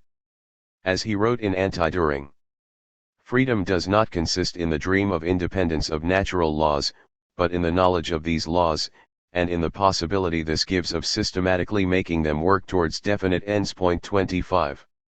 Following the whole tradition of the Enlightenment, and indeed Hegel too, Marx opposed any kind of naively teleological interpretation. 26. Of extra-human nature. He praised Darwin's Origin of Species in a letter to Lassalle, on the ground that it not only dealt the death blow for the first time to teleology in the natural sciences, but also empirically explained its rational meaning. 27. Marx understood the rational meaning of teleology to be that there exists something like a natural technology. 28. In the plant and animal kingdoms. According to Marx's interpretation of Darwin, the organs of plants and animals are developed in the process of adaptation to and exchange with external conditions, to become instruments of production. 29. Primitive man did not pass beyond the first, instinctive, animal forms. 30. Of purposive behavior towards nature. The pre-human history of nature was in Marx's view the precondition for the struggle with nature consciously waged by socially organized men. Although Hegel ridiculed the opinion which sees the hand of a purposeful creator in all possible natural phenomena as childish. 31. His own idealist philosophy did nevertheless contain the idea of a final universal goal. 32. We have already stressed in the first chapter that it is precisely the denial of such a final goal, and such a previously given meaning of the world, which unites Marxism with the tradition of philosophical materialism and scepticism since classical times, and with all anti-metaphysical, anti-rationalist philosophy in the wider sense. For Marx, the world was not a metaphysically conceived universe, but the world of man. 33. Purpose in the strict sense is therefore always a category of human practice, and here Marx limited himself, as a materialist, to what Hegel called the finite teleological standpoint. Hegel put it this way. In practice, man relates to nature as to something immediate and external. He himself is in this relation an immediately external and hence sensuous individual, who has however the right to conduct himself towards natural objects as their purpose. 34. In Capital, Marx discussed exhaustively the way in which the purposive will 35 of man triumphs over nature. We presuppose labor in a form that stamps it as exclusively human. A spider conducts operations that resemble those of a weaver, and a bee puts to shame many an architect in the construction of her cells. But what distinguishes the worst architect from the best of bees is this, that the architect raises his structure in imagination before he erects it in reality. At the end of the labor process, we get a result that already existed in the imagination of the laborer at its commencement, that was therefore already ideally present. He not only effects a change of the form of the natural basis, in it, he also realizes his purpose, which he knows, which determines the mode of his activity, and to which he must subordinate his will. 36. In a contribution to the critique of political economy, where he presented the dialectic of consumption and production, Marx dealt with the anticipatory character of human intentions in a similar manner. Consumption furnishes the impulse for production, as well as its object, which plays in production the part of its guiding aim. It is clear that while production furnishes the material object of consumption, consumption posits the object of production ideally, as its image, its impulse, and its purpose. 37. Labor's purposes are subject to limitations, according to both Hegel and Marx. In the view of both thinkers, those purposes are limited objectively by the material at men's disposal and by its laws, subjectively by the structure of men's drives and needs. In relation to the subjective aspect, Marx went beyond Hegel by working out the socio-historical roots of human purposes, thus giving a concrete shape to his conception of it. Man mentally anticipates the results of his activity. As Hegel said, this does not mean that man wanders around in empty thoughts and purposes. 38, but implies rather that he possesses a general knowledge of the structure of natural objects. 39. Anticipatory knowledge presupposes practical action which has already been completed and from which this knowledge proceeds, just as, inversely, it forms the precondition of any such activity. Human action is not absolutely dependent on the material. It is true that the will which posits the purpose can only come to realization in and through the laws proper to the material, and that it can of itself add nothing to these laws. Nevertheless, the material of nature does possess a certain plastic quality. For example, the natural material called wood can form the basis of the most various use values while remaining within the boundaries of its physical and chemical composition. In the same way, it is possible to invert this relationship to some extent and to create a use value from many different natural materials, without impairing its usefulness. A material remains independent of man's ways of shaping it, within the boundaries of its own determinate nature. This statement signifies that the purpose is subordinate to the material, but the material is also subordinate to the purpose. The remarks of Paul Valéry on the relation of the anticipatory consciousness and the given material are appropriate and have an astonishing affinity to the above-mentioned passages from Marx. Man acts, he exercises his powers on a material foreign to him, he separates his operations from their material infrastructure, and he has a clearly defined awareness of this, hence he can think out his operations and coordinate them with each other before performing them.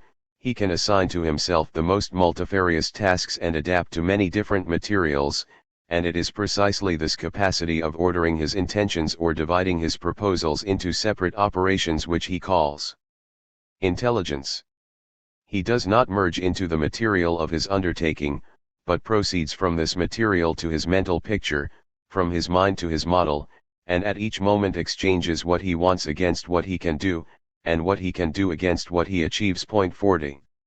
When man emerges from his mythical subjection to nature, his labor casts off its first, instinctual form. 41. In place of a naive utilization of nature, solely through the medium of the organs of the body, there emerges conscious production directed to a purpose. This higher unity of man and nature, mediated through the tool, was what Marx understood by the word industry. He agreed with Hegel and the Enlightenment in their estimation of the anthropological role of the tool.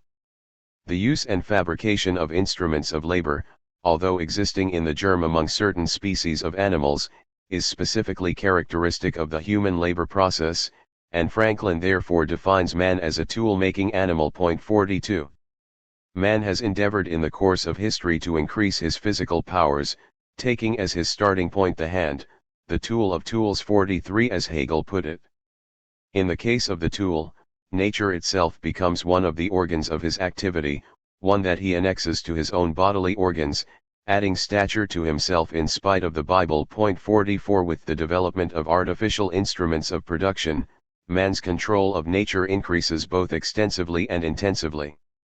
It is the work of history, said Marx, to discover the various uses of things. 45. Primitive tools and machines. 46 are copies of human bodily organs. They show the strength of man's original orientation towards the model of his bodily form. Later tools depart from this model, develop their own forms, de-organize themselves. 47, to use Bloch's fine expression, but remain bodily organs of man, even if artificial, as necessary to civilized life as hand and arm are to primitive life. But just as man requires lungs to breathe with, so he requires something that is the product of man's hand in order to consume nature's forces productively. 48. The tool is a portion of nature which has already been incorporated by man. With its help progressively more objects are transformed into results and receptacles of subjective activity. 49. More and more areas of nature are opened up. Consequently, the tool undergoes considerable changes in the course of the history of technology. From being a dwarf implement of the human organism, it expands and multiplies into the implement of a mechanism created by man. 50. There can be hardly any doubt that the most basic and abstract concepts have arisen in the context of labor processes, i.e. in the context of tool-making. 51. Hegel, as well as Marx, was aware of the historical interpenetration of intelligence, language, and the tool. The tool connects man's purposes with the object of his labor. It brings the conceptual element, logical unity, into the human mode of life. Hegel wrote in the Genenzer Real Philosophy, the tool is the existent rational mean, the existent universality of the practical process. It appears on the side of the active against the passive, is itself passive in relation to the laborer, and active in relation to the object of labor. 52. Marx followed this view in Capital, with his theory of the tool as the existing, the materialized mediator between the laborer and the subject of labor. Since man confronts the material of nature as one of nature's own forces. 53. The tool is the object through whose activity the material of nature is integrated with itself.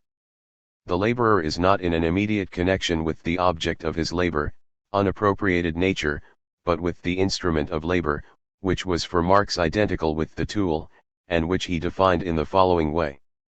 The instrument of labor is a thing, or complex of things, which the laborer interposes between himself and the object of his labor, and which serves to conduct his activity onto it. He makes use of the mechanical, physical, and chemical properties of some things in order to set them to work on other things in accordance with his purposes. 54. Here Marx directly adopted the theory of the cunning of reason developed in Hegel's logic. The passage he cited from Hegel runs as follows. Reason is as cunning as she is powerful. Her cunning consists principally in her mediating activity, which by causing objects to act and react on each other in accordance with their own nature, in this way, without any direct interference in the process, carries out reason's own intentions. 55. If we keep to the above-mentioned Marxist definition of the tool as the mediator between labor with a definite aim and its object, we can distinguish three forms of tool, according to the role played by each of them in the labor process. The tool can maintain itself in its identical form, it can enter materially into the produce of labor and, finally, it can be completely consumed, without becoming part of the product of labor. Unlike Marx, Hegel portrayed the labor process exclusively in its abstract moments, although, as Marx said of Adam Smith, wearing from the start the character masks of the period of capitalist production. 56. In the science of logic, he wrote of the tool as a thing remaining external to the object to be worked on and having nothing to do with the product of labor itself. The tool maintains itself in external alteration, and precisely through this externality, with the result that as an instrument it is something higher than the finite purposes which serve external expediency. The plough is more honorable than the consumption it makes possible, and which is its purpose. The tool lasts while the immediate satisfactions pass away and are forgotten. In his tools, man possesses power over external nature, although in respect of his purposes he is, on the contrary, subject to it. 57. Despite his awareness of the historical role of the tool, Marx had a far lower estimation of it than Hegel. He had no intention of deriving any arguments against the satisfactions of the senses from their transitory nature. He was wary of fetishizing the tool in relation to the immediate use values created with its help, as Hegel had done. The latter's formulation presupposed a situation in which men were turned more and more into appendages of their own uncontrolled productive forces. Nevertheless, it had an element of truth in it, in that most tools remain the same in use, and are foreign to their product. Marx made the following implicit reply to Hegel in Capital. The instruments of labor properly so called, the material vehicles of the fixed capital, are consumed only productively and cannot enter into individual consumption, because they do not enter into the product, or the use value, which they help to create, but retain their independent form with reference to it until they are completely worn out. 58. Since the tool is itself already a product, already in itself the unity of subjective and objective 59 which was to have been established by the product, and to which nature as a whole has not yet attained, it can also be consumed in the course of labor in such a way that it enters into the material of the product.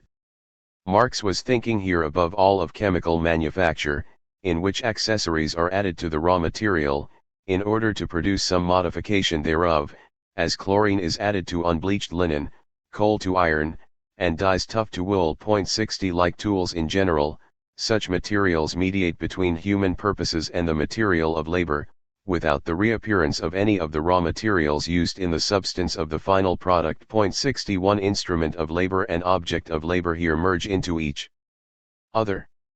Accessory materials in the narrower sense are those not directly applied to the material, which without having anything to do with the product, are consumed by the instruments of labor, as coal under a boiler, oil by a wheel, hay by draft horses. 62. Lenin 63 stated correctly that Hegel was a precursor of historical materialism because he emphasized the role played by the tool both in the labor process and in the process of cognition. Just as Hegel overcame the metaphysical rigidity which dominated all pre-dialectical conceptions of the problem of freedom and necessity, so also he dissolved the reified opposition between teleology and natural causality. Marx took the view that the cunning of man consisted in his use of the mechanical, physical, and chemical properties of some things in order to set them to work on other things in accordance with his purposes. 64 This idea is itself based on Hegel's examination, in the science of logic, of the categories mechanism, chemism, and teleology.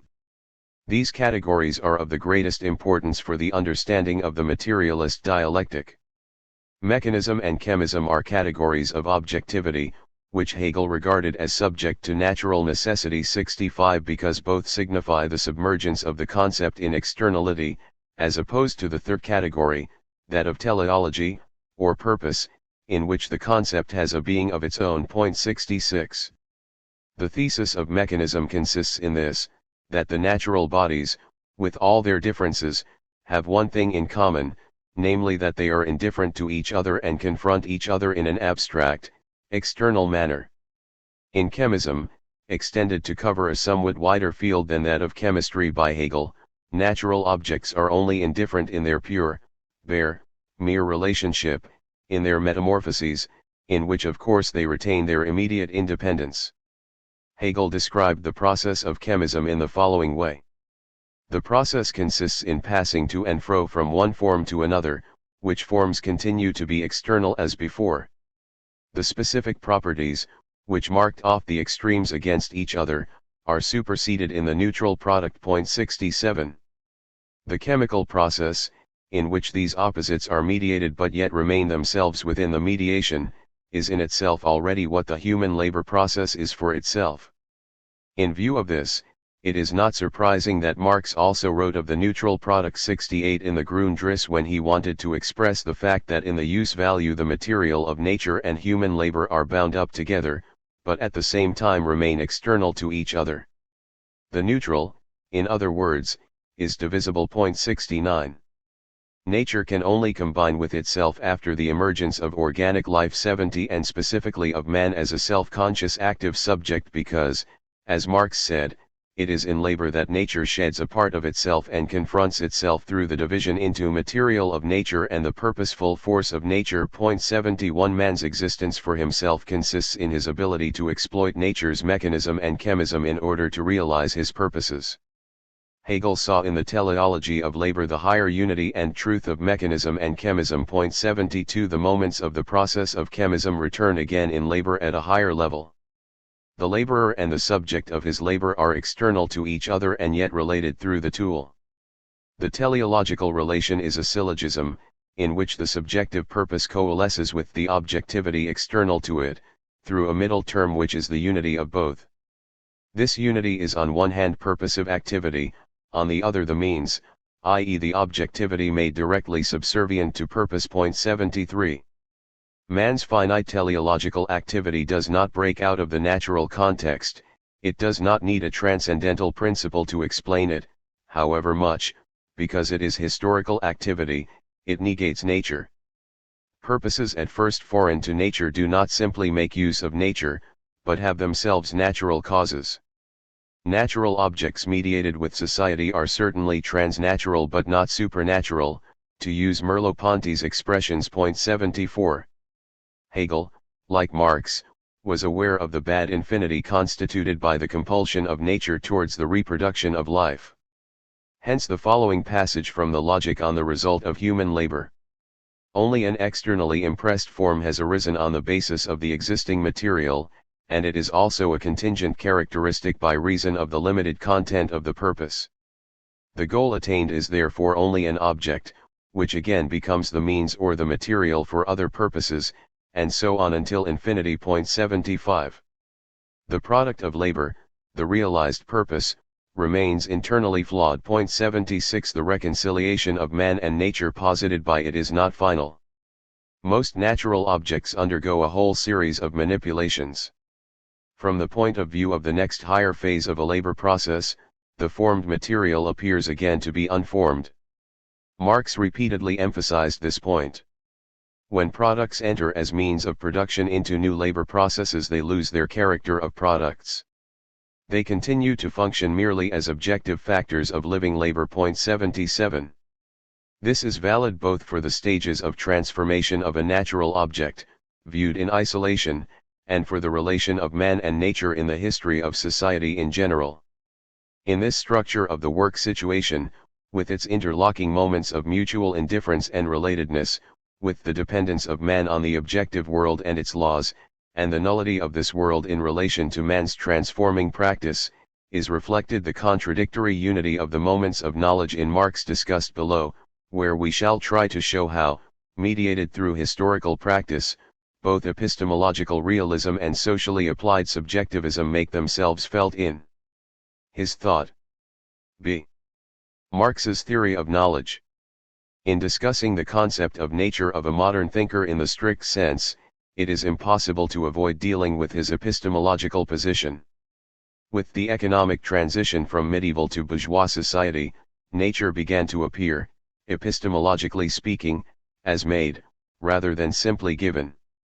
As man's organized intervention into natural processes becomes more comprehensive, that conception knowledge which consists exclusively of the passive imitation of objective structures becomes more inadequate. Kant's talk of nature as the existence of things subject to laws presupposed a transcendental philosophical reflection upon the forms innate in the subject, for only on this condition could an ordered world of experience come into existence. The idea of the conceptual mediation of the immediate through the subject became a leading theme of post-Kantian speculation, in which the transcendental philosophy passed over into the idealist dialectic. Marx himself did not ignore this problematic, but in his case it is the historical life process of finite men rather than an infinite spirit which mediates. The present work is concerned with the main moments of the historical process between nature and society. However, since the subject and the object of knowledge are not separable from each other in Marx, we have repeatedly been brought up against problems which belong to the sphere of epistemology. An attempt must now be made to go beyond what has been said as yet, and to reflect explicitly upon Marx's epistemological position. This is the more necessary, in that the literature still produces a considerable number of misinterpretations. One such misinterpretation identifies Marx with the reflection theory propagated today in popular tracts in the Soviet Union and elsewhere. Another is the view that the critique of the philosophical attitude as such, which undoubtedly accompanied Marx's critique of idealism, implies that he had no interest in or understanding of epistemological questions. Finally, there is the view that ignores Marx's philosophically essential utterances because they are not couched in the phraseology of traditional academic philosophy. In what sense can we speak of a theory of knowledge in Marx? This question must be answered because his critical theory has been ransacked again and again in search of an epistemological foundation 78 which Marx neither wished nor needed to give, in view of the advanced stage of philosophical consciousness provided already by Hegel's system.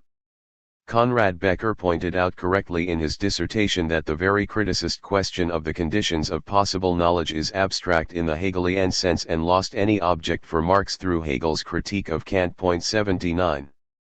The highest form of epistemology, for Marx as for Hegel, is the philosophy of world history. The process of cognition should not be described as a relation of subject and object which can be fixed for all time. The theory of the unity of theory and practice which is peculiar to classical German philosophy and, in modified form, to the materialist dialectic means that different theoretical reflections should correspond to the different historical forms of man's struggle with nature, and that the theoretical reflection of the struggle should be at once its constitutive moment and its expression. The abstract moments of any labor process, purposive activity or labor itself, its object and its means, compose a unity in diversity which is formed anew in each historical epoch. In the same way sensuousness and understanding, intuition and concept come together in changing constellations. The moments of knowledge change as men enter into new productive relationships with each other and with physical nature.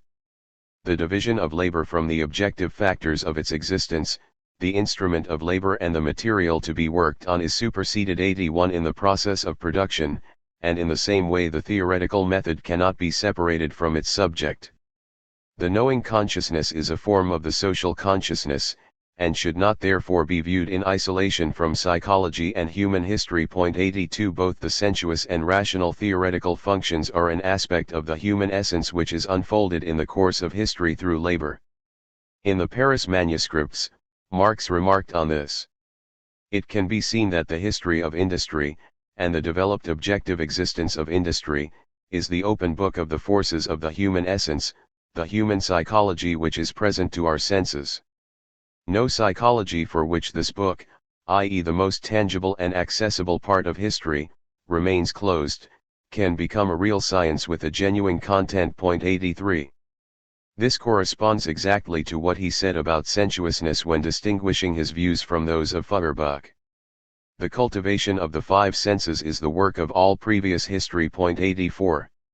In our discussion of the role of the tool in the previous section, we have already emphasized that the capacity for rational knowledge, called by Marx the transformation of perception and imagination into concepts 85 does not imply that consciousness is a fixed datum, but something springing from history subject to historical change.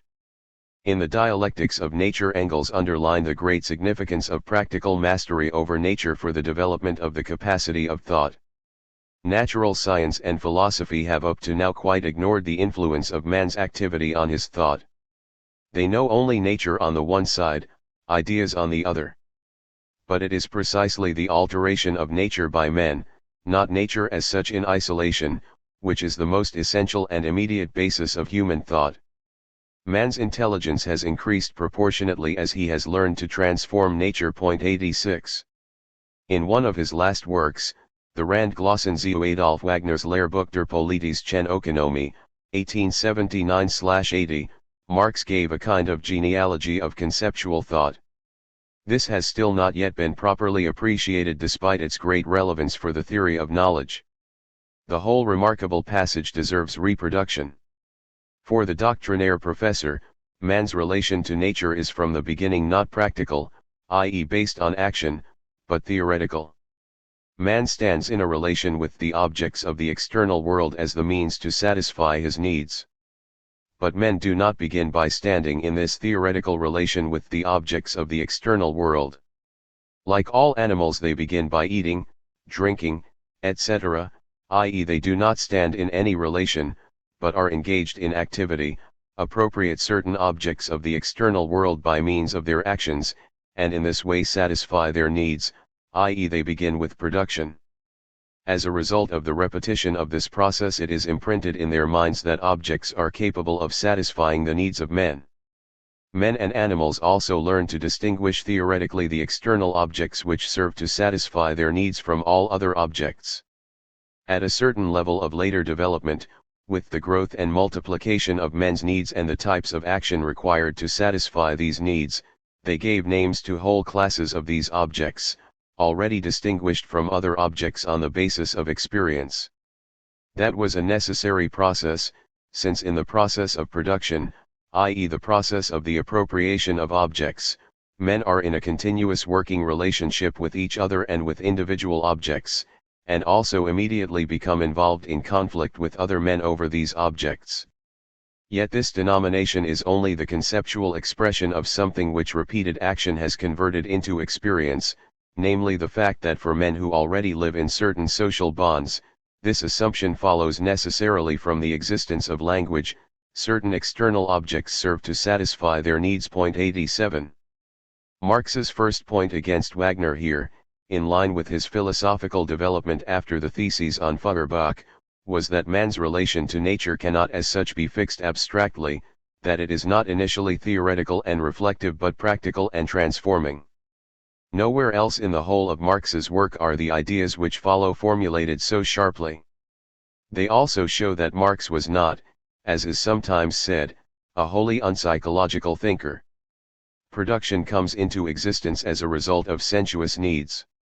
All those human functions which go beyond the immediacy of the given develop with production. Nature appears at first to be an undifferentiated, chaotic mass of external materials. From repeated intercourse with nature, which is common to men and animals alike, there emerges an initial crude classification of natural objects according to the yardstick of the pleasure or pain produced by them. The elementary theoretical achievement of this level of development is the establishing of distinctions, the isolation of the objects with pleasurable associations from the others. The nominalist classification 88 of natural objects, with the intention of exerting genuine control over them, corresponds to the economically more advanced and hence more organized human group and the contradictions emerging in it.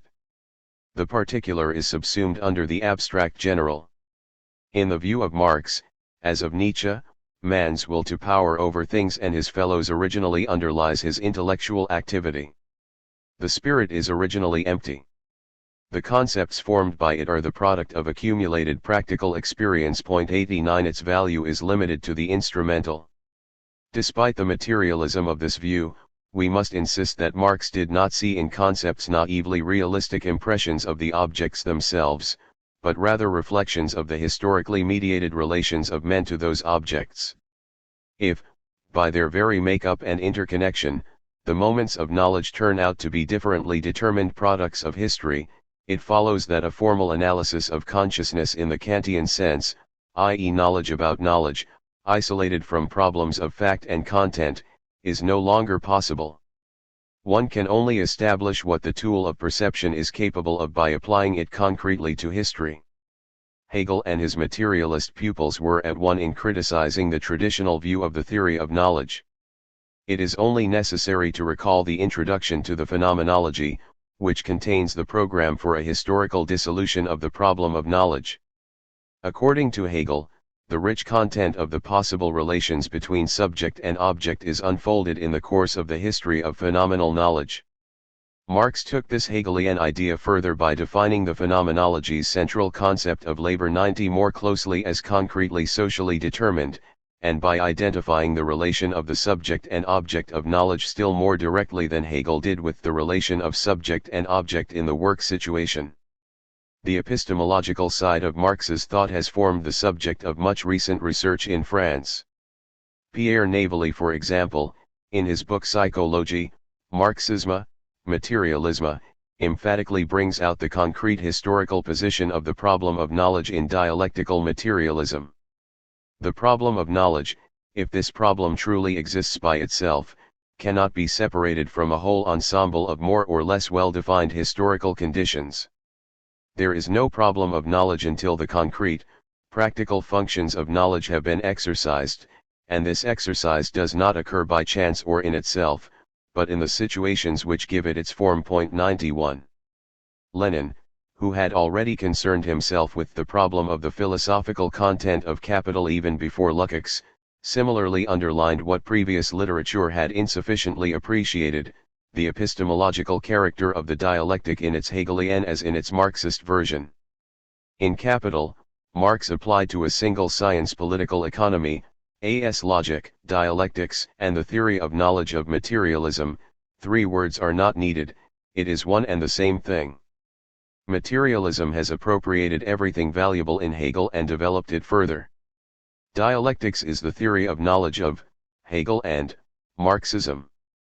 This is the aspect of the matter, it is not an aspect but the essence of the matter, to which Plekhanov, not to speak of other Marxists, paid no attention. 92. In the next section, which deals with the content of the problem of knowledge in Marx, we shall show how the historical practice of man in its totality constitutes the logical unity, not only of the subjective human faculty of knowing, but also of the world of experience which corresponds to it. See historical practice and the constitution of the world. Nothing distinguishes authentic from vulgar Marxism so much as its relation to the problems resulting from the movement of thought from Kant to Hegel. Marx was very deeply indebted to German idealism for his whole approach, despite all his critical attacks on philosophy in general. Thus, in the Theses on Feuerbach, he criticized all previous materialism for conceiving reality one-sidedly as an object given in intuition, but not as sensuous human activity, practice, not subjectively. 93 Idealist philosophy, in its Kantian form, had shown that the intuitively given world of experience was not something ultimate, but rather the result of the shaping and unifying activities of the subject. As a result, Marx was aware that a materialist critique must avoid falling back into a primitive objectivism. He therefore had to undertake a non-idealist reconstruction of the problem of the possible coexistence of an objective world of experience and a unified consciousness of it, instead of abstractly denying the idealist view as such. For materialism, the truth of the idealist concept of subjectivity is organized social labor, the real subject 94, the general intellect 95, taking shape in the life process, the effect of the laborer in general 96, who is a composite of the action of individuals. The abstract conception of the moment of subjective activity had been extended further and further in the course of the development from Kant to Hegel, until it became a speculative construction of the world. A necessary consequence of this, according to Marx, was the loss of the other moment, correctly pointed to by previous materialism, the fact that being and thing-like structure cannot be reduced to thought. The problem of the constitution of the world returned in a materialized form in Marx's theory, since Marx was attempting, by means of the concept of practice, to preserve both the idealist moment of creation and the moment of the independence of consciousness from external being. Marx argued against the old materialism in idealist fashion, and against idealism in materialist fashion. Sartre brought out in sharp relief the peculiar nature of this twofold combat in his essay Materialisme et Revolution. Idealism and materialism both lead to the disappearance of the real, the one because it suppresses the thing, the other because it suppresses subjectivity. In order to reveal reality, a man must fight against it, to put it succinctly, Revolutionary realism equally requires the existence of the world and of subjectivity. Better still, it requires a correlation between the one and the other such that one cannot conceive a subjectivity outside the world nor a world not illuminated by the effort of a subjectivity. 97. Even before his critical confrontation with Feuerbach, Marx objected to the rigid dualism of the epistemological positions which had dominated modern thought since Descartes, and which German philosophy had tried to overcome on a speculative basis. This is how he put it in the Paris manuscripts. It is only in a social context that subjectivism and objectivism, spiritualism and materialism, activity and passivity, cease to be antinomies and thus cease to exist as such antinomies. The resolution of the theoretical contradictions is possible only through practical means, only through the practical energy of man. 98. We see how consistent naturalism or humanism is distinguished from both idealism and materialism, and at the same time constitutes their unifying truth. 99. What Marx still described here as naturalism or humanism was a great advance on Feuerbach, despite the Feuerbachian terminology employed, and already contained the epistemological kernel of the materialist dialectic. This dialectic is naturalistic, even though not in the sense of Feuerbach's philosophy, because in it nature and society are mutually mediated within nature, reality as a whole. The social subject, through which all objectivity is filtered, is a temporally and spatially limited component of this objectivity. Social practice unifies the moments of knowledge and mediates the transition from one to another. Men's theoretical approach is achieved in the forms prescribed by the structure of their work situation. In their labor, men act at once as sensualist materialists and subjective idealists. They act as sensualist materialists because they have to stand the test of the material, which inflexibly preserves its autonomy, and are bound to the mechanical, physical, and chemical properties of this material. 100 Every physical action they undertake teaches them that they are dealing with real natural things and not with aggregates of sensation as the positivists or the Machists would have it. 101 They act as subjective idealists when they subject nature to their purposes, always following Marx's exhortation to go over from interpreting existing reality to changing it. Consciousness not only reflects the objective world, it also creates it. 102 By being transferred to industry, nature is annulled. As Hegel wrote in the Phenomenology, nature's being in itself descends to the level of empty appearance as a reality opposed to the active consciousness. 103 The basic positions of the modern theory of knowledge are reflected in this practical intertwining of objectivism and subjectivism, as it is seen in the dialectic of labor in Hegel and Marx. Inversely, it can be maintained that these basic positions reflect the practical stages of production and the historical transition from one to the other. This latter materialist conception is of course peculiar to Marx in this form. Since men are forced to rely on material which exists independently of them, there is in fact nothing in their minds but what was previously present to their senses, as sensualist philosophers maintain.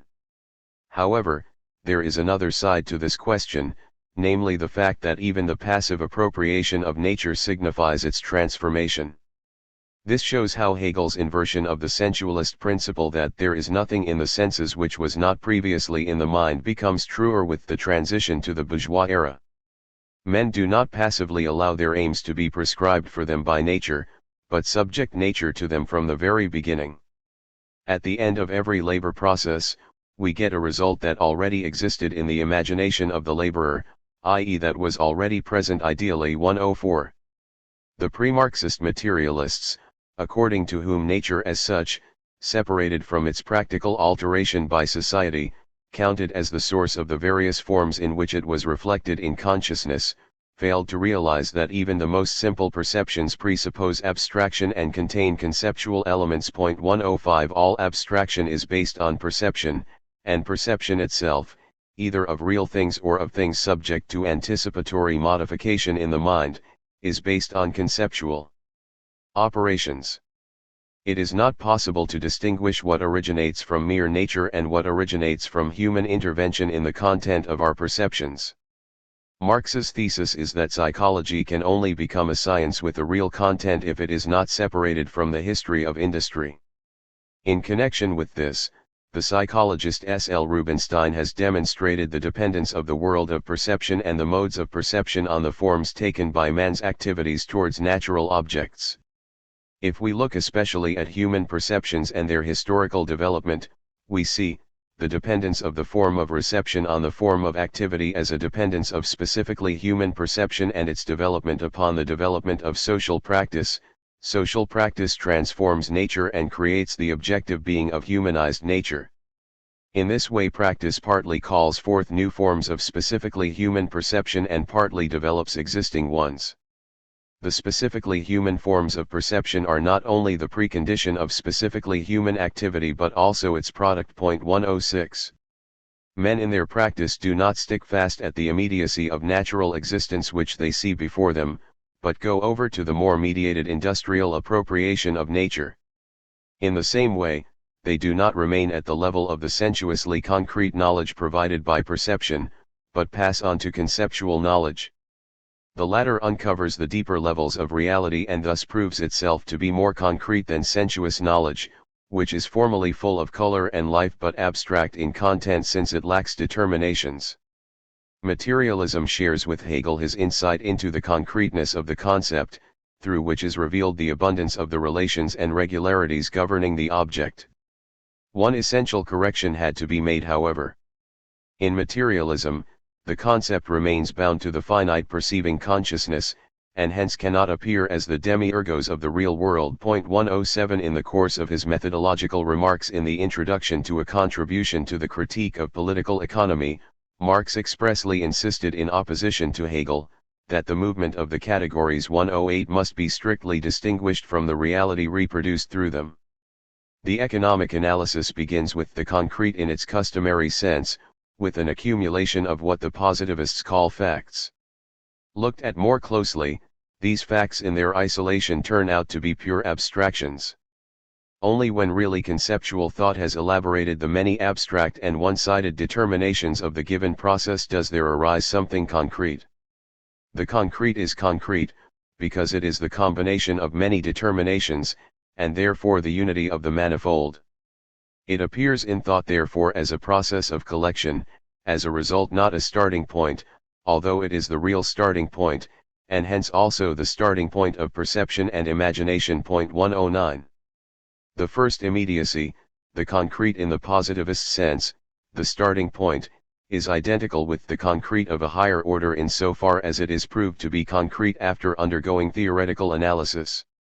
It does not follow from this that the comprehended world as such is the real. 110 The operation of the concrete concept does not create its object.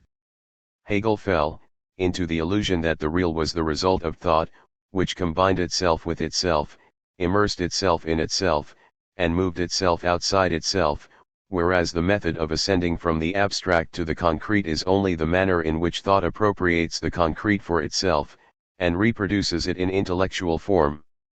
This process, however, does not lie at the origin of the concrete itself. 111.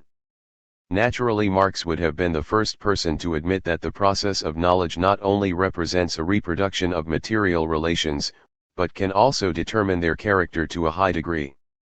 That is true not only for the theory of society, but also, in particular, for the natural sciences which develop into a direct force of production. 112. It was no accident that the beginnings of a genuine recognition of the laws of nature in the Renaissance coincided with the origins of the bourgeois world. The process of production became to an ever-increasing degree the planned application of the discoveries of natural science. Finally it was itself transformed into experimental science. 113 As Marx put it in the Grundriss. Individual achievements have less and less significance with the development of this experimental scientific character of production. The special skill of each individual insignificant factory operative vanishes as an infinitesimal quantity before the science, the gigantic physical forces, and the mass of labor that are embodied in the factory mechanism. 114. History compels the reconciliation of general social knowledge. 115 With material production. It makes it more and more unavoidable that the human life process should be brought under the effective control of the general intellect. 116. Marx agreed with the bourgeois Enlightenment that thought which was not directed towards the accomplishment of practical tasks became merely whimsical. Man must prove the truth, i.e. the reality and power, the this-sidedness of his thinking in practice. 117. Practice means not only the life process of society as a whole and the revolutionary action which is to emerge out of its antagonisms, but also industry in the narrower sense and the experiments of natural science. Industry and experiment together form an essential moment of the process of cognition, by providing the necessary checks. Hypotheses are not related to facts in the head of the academic, but in industry. 118. The truth or falsity of a particular theory is established, not within conceptual thought, but only through experiment. Hence Lenin, in accord with Marx, made the following demand. The standpoint of life, of practice, should be first and fundamental in the theory of knowledge. Of course, we must not forget that the criterion of practice can never, in the nature of things, either confirm or refute any human idea completely. This criterion too is sufficiently indefinite not to allow human knowledge to become absolute, but at the same time it is sufficiently definite to wage a ruthless fight against all varieties of idealism and agnosticism. 119.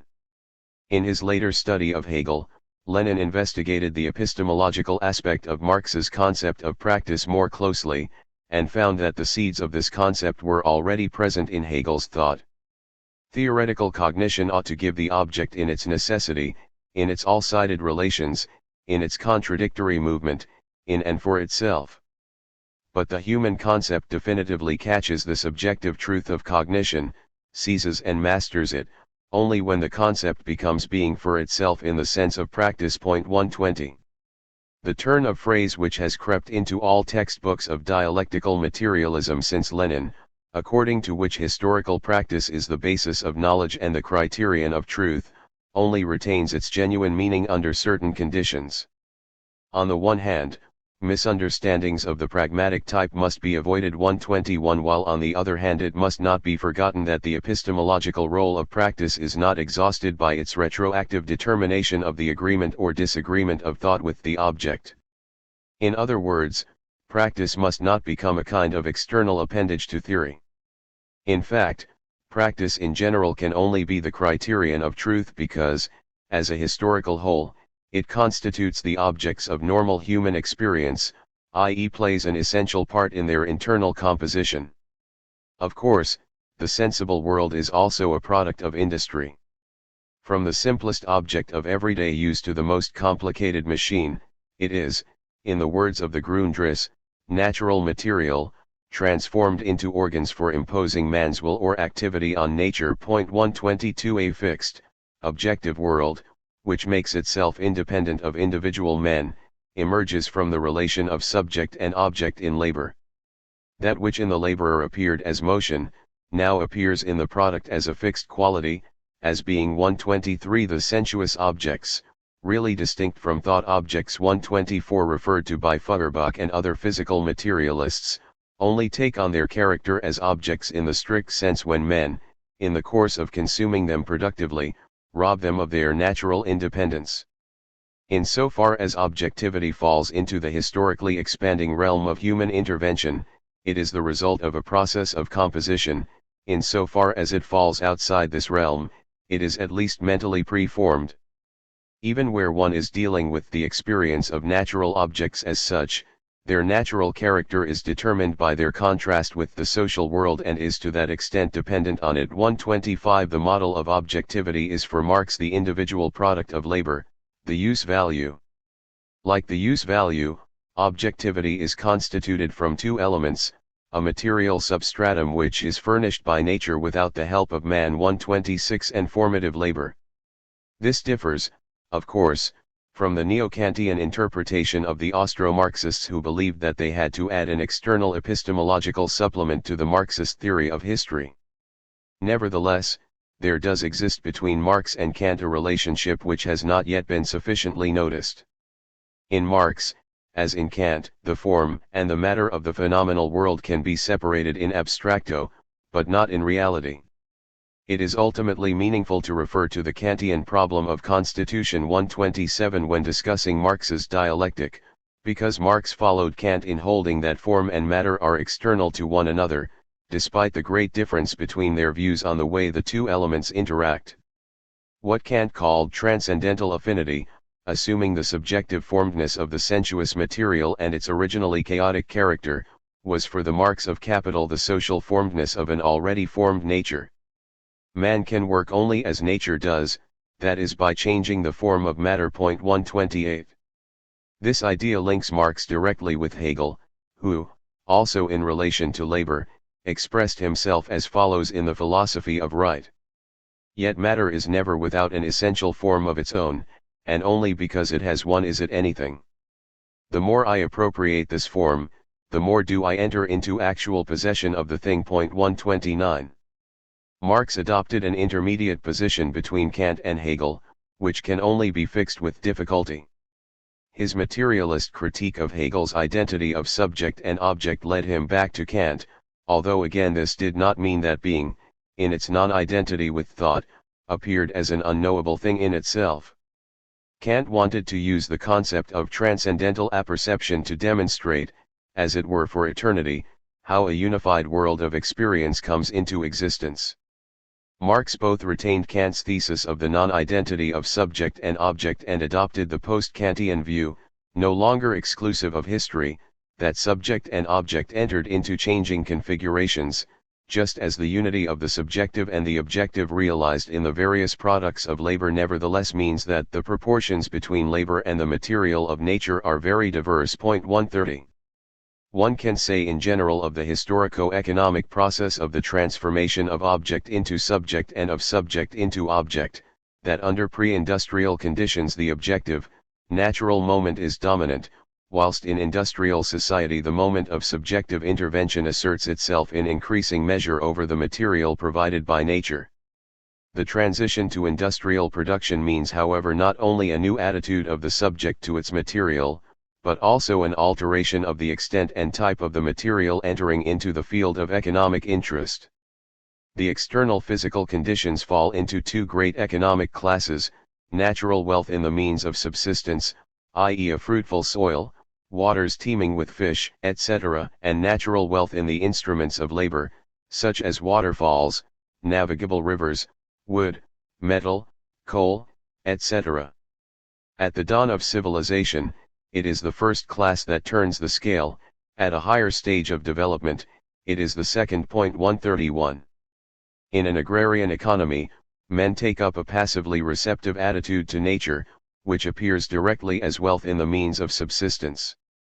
Land is still regarded here as something which exists naturally and independently of man, and not yet as capital, i.e. as a factor of labor. On the contrary, labor appears to be a factor of nature. 132. Marx also grasped the epistemological content of this economic fact, as can be seen from the first thesis on Feuerbach. Marx's objection to Feuerbach and previous materialists was that they viewed nature as a fixed datum, and knowledge as the mirror which reflected it.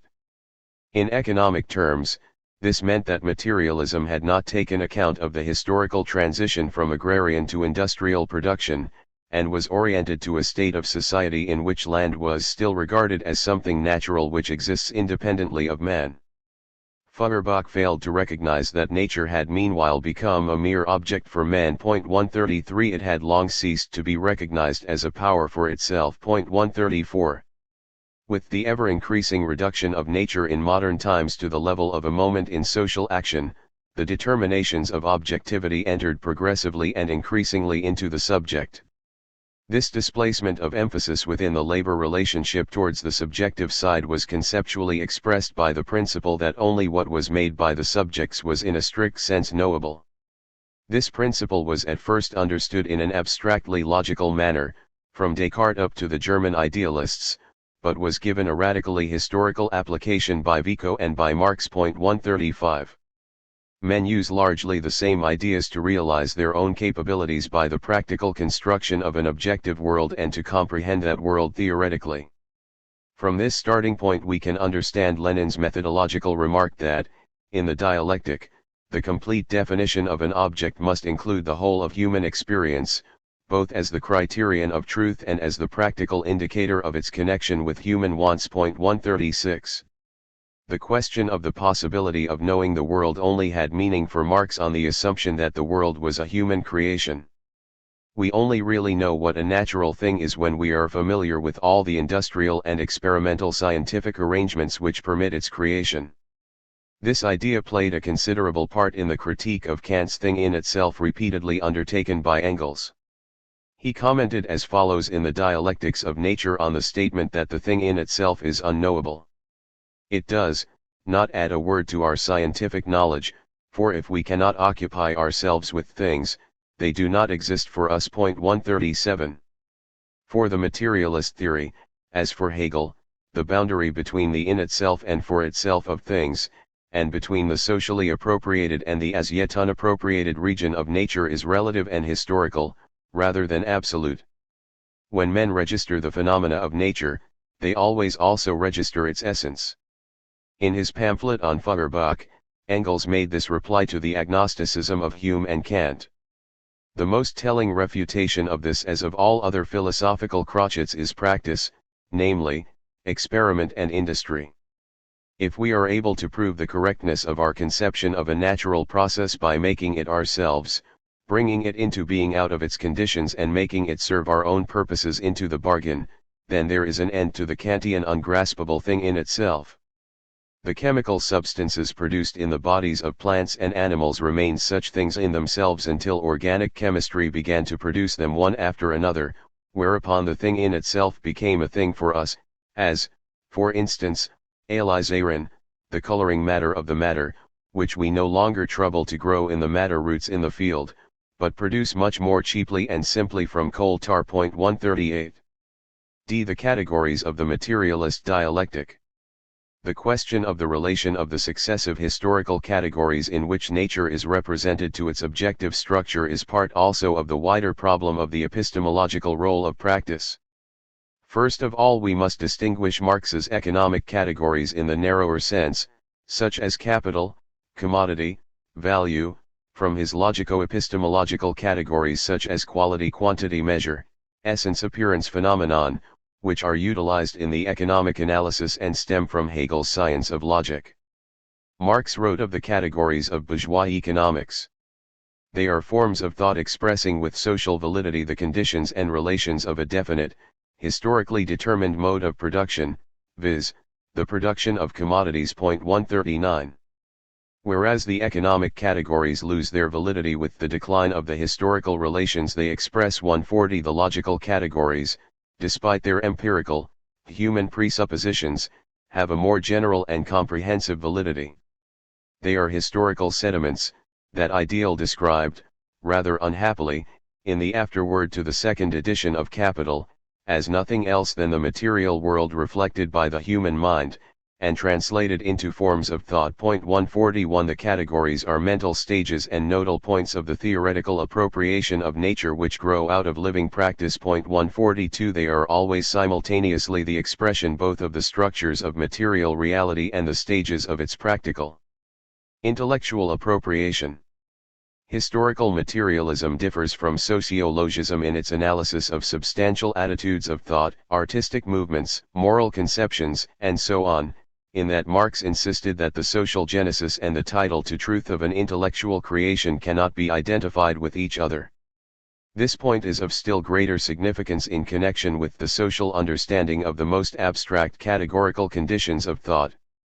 Arnold Hauser is right in saying that the essence of the materialist philosophy of history consists in the thesis that spiritual attitudes are anchored in conditions of production, and move within the range of interests, aims, and prospects characteristic of these, not that they are subsequently, externally, and deliberately adjusted to economic and social conditions. 143. This certainly does not mean, however, that for example all statements about nature only succeed in revealing something about the particular social order in which the statement was made, rather than something about the objective natural context itself.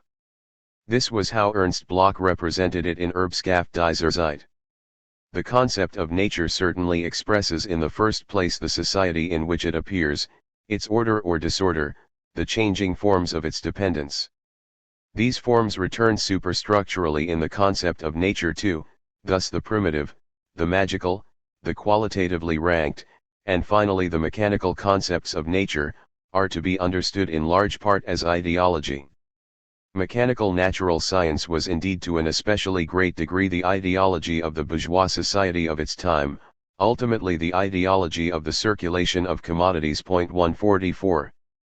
Marx and Engels themselves emphasized the element of correctness in such a view, giving the example of Darwinism. 145. However, it would hardly have occurred to them to say that the theory that nature had to undergo a definite historical development would become untenable with the disappearance of the social conditions under which it arose. There are occasional remarks in Capital about the relation between the mechanistic mode of thought and the period of manufacture. Descartes, in defining animals as mere machines, saw with eyes of the manufacturing period, while to eyes of the Middle Ages, animals were assistants to man, as they were later to von Haller in his Restauration der Staatswissenschaften. 146. It is true that in the same context Marx made the critical comment that Descartes, like Bacon, anticipated an alteration in the form of production, and the practical subjugation of nature by man, as a result of the altered methods of thought. 147. That in other words the philosophers remained unconscious of their own social basis. However, this is not to say that the modern mode of thought was purely an ideology, without being simultaneously a reflection of real nature. 148. In the Dialectics of Nature, Engels dealt with the most important category for the explanation of nature, the category of causality. The conception that two events follow each other with necessity according to a rule is not a mere projection borrowed from the human sphere. Nor is it possible simply to extract the causal law from nature in a naively realistic way. The circumstance that men are in a position in their production to establish causal connections, including those that do not otherwise exist in nature, fully confirms the objectivity of causality, according to Engels, rather than makes the category a relative one.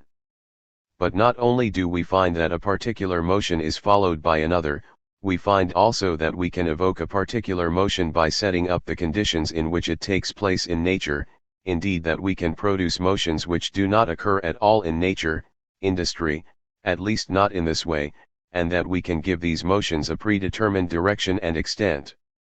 In this way, by the activity of human beings, the idea of causality becomes established, the idea that one motion is the cause of another. True, the regular sequence of certain natural phenomena can by itself give rise to the idea of causality, the heat and light that come with the sun, but this affords no proof, and to that extent Hume's scepticism was correct in saying that a regular post hoc can never establish a propter hoc. If I am able to make the post hoc, it becomes identical with the propter hoc. 149. Men grasp the objectively existing laws of nature through, and by means of, the historical forms of their practice. Chapter 4. Utopia and the relation between man and nature.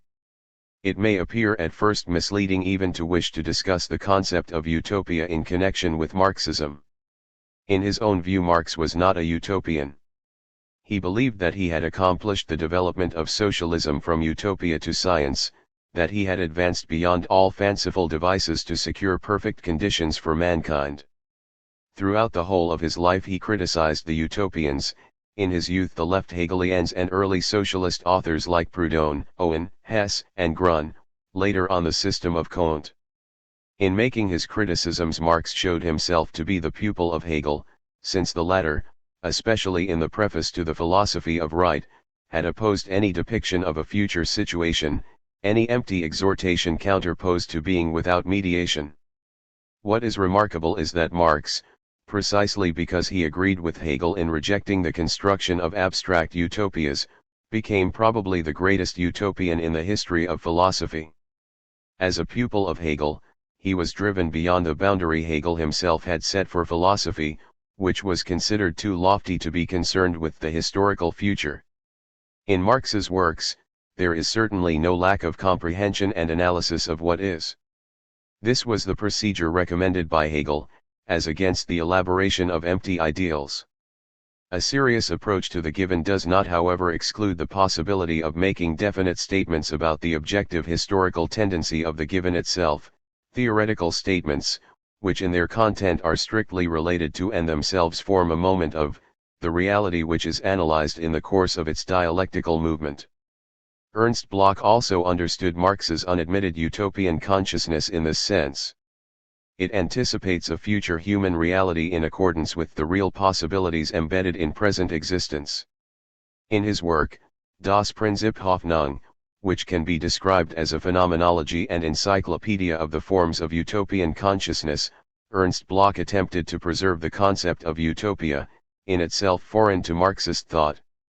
He pointed out that in Marx's strict analysis of the situation and conscious anticipation of the future together form moments of a historical process, whereas the utopians whom Marx correctly criticized remained abstract in their approach because they persisted in painting pictures of what was to come without theoretically dissecting the forces in reality which were to surmount its present form. 1. It is interesting to note that the problem of utopia arose first in the work of Engels, not of Marx. In the Outlines of a Critique of Political Economy, 1844, the book which, as its title suggests, first turned Marx's attention towards the problems of economics, Engels wrote of socialism that it was the reconciliation of mankind with nature and with itself. 2. There is no doubt that in writing the Paris manuscripts Marx was influenced not only by Feuerbach's critique of Hegel but also by the views of Engels, who was then a Feuerbachian. In that work, he made the following comment on communism. Communism is the positive abolition of private property, of human self-alienation, and thus the real appropriation of the human essence through and for man. It is, therefore, the return of man himself as a social, i.e. really human, being, a complete and conscious return which assimilates all the wealth of previous development. Communism as a fully developed naturalism is humanism, and as a fully developed humanism is naturalism. It is the definitive resolution of the antagonism between man and nature, and between man and man. It is the true solution of the conflict between existence and essence, between objectification and self-affirmation, between freedom and necessity, between individual and species. It is the solution of the riddle of history and knows itself to be the solution. 3.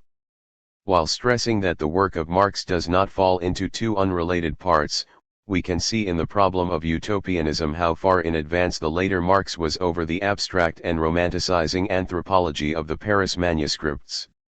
It was not by chance that they remained fragments and were therefore not published in Marx's lifetime.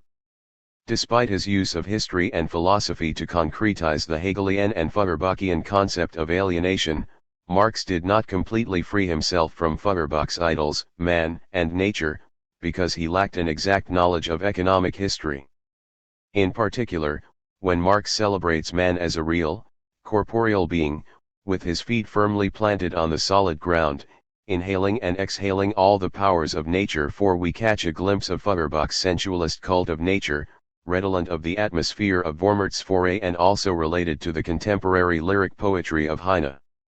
Just as the climate of such problematic joy in nature rapidly disappeared, so also did the remarks about man which present-day critics have tried to fix onto Marx for good. 5. The critical comments on the true socialists in the German ideology and the Communist Manifesto can just as well be understood as a piece of self-criticism, and when Marx poked fun in the manifesto at formulations such as alienation and realization of the human essence 6, he was also attacking his own use of them in the Paris manuscripts. Marx gave up using such terms as estrangement, alienation, return of man to himself 7 as soon as he noticed that they had turned into ideological prattle in the mouths of petty bourgeois authors, instead of a lever for the empirical study of the world and its transformation. The mordant sharpness with which Marx and Engels mount their attack in the German ideology on the strongly Feuerbachian doctrines of the true socialists, plainly shows the distance which separated them, even at this time, not only from Feuerbach's anthropologism, his concept of alienation, but also his enthusiasm for nature. In connection with the last point, let us simply refer to the critique of the article Sozialistische Bostin, in the Rheinische Jahrbucher, from which Marx and Engels gave the following insipid instance of the intimate confessions of a true socialist state. Gay flowers, tall and stately oaks, their satisfaction, their happiness lie in their life, their growth, and their blossoming, an infinite multitude of tiny creatures in the meadows, forest birds, a mettlesome troop of young horses. I see, says man, that these creatures neither know nor desire any other happiness than that which lies for them in the expression and the enjoyment of their lives. 9. As opposed to such ingenuous enthusiasm, which pretends to see in nature nothing but a unity of life, movement, and happiness. 10. Marx and Engels did not permit themselves even the slightest lapse into naivete. In the same way as Darwin, who came after them, they presented the pitiless struggles of living beings for their very existence through the medium of social categories. Their materialist understanding of social conflicts gave them a sharp eye for the interminable struggles which take place within organic nature.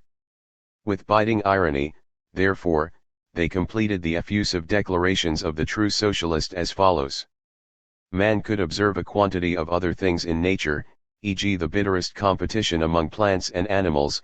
He could see, for example, in the plant world, in his forest of tall and stately oaks, how these tall and stately capitalists consume the nutriment of the tiny shrubs, which might well complain, we are banned from earth, water, air, and fire. He could observe the parasites, the ideologists of the vegetable world. He could further observe that there is open warfare between the forest birds and the infinite multitude of tiny creatures, between the grass of his meadows and the mettlesome troop of young horses. 11. Of course, Marx and Engels were not simply concerned in this passage to oppose to the true socialist's thesis of the harmonious unity of nature the empty antithesis that in reality there is much less harmony in nature than he supposed. They pointed out in addition the psychological and theoretical roots of such an illusion. His model of ingenuous philosophical mystification 12 arose because he ascribed to nature itself the mental expression of a pious wish. 13. The true socialist proceeds from the thought that the dichotomy of life and happiness must cease. To prove this thesis, he summons the aid of nature and assumes that in it this dichotomy does not exist.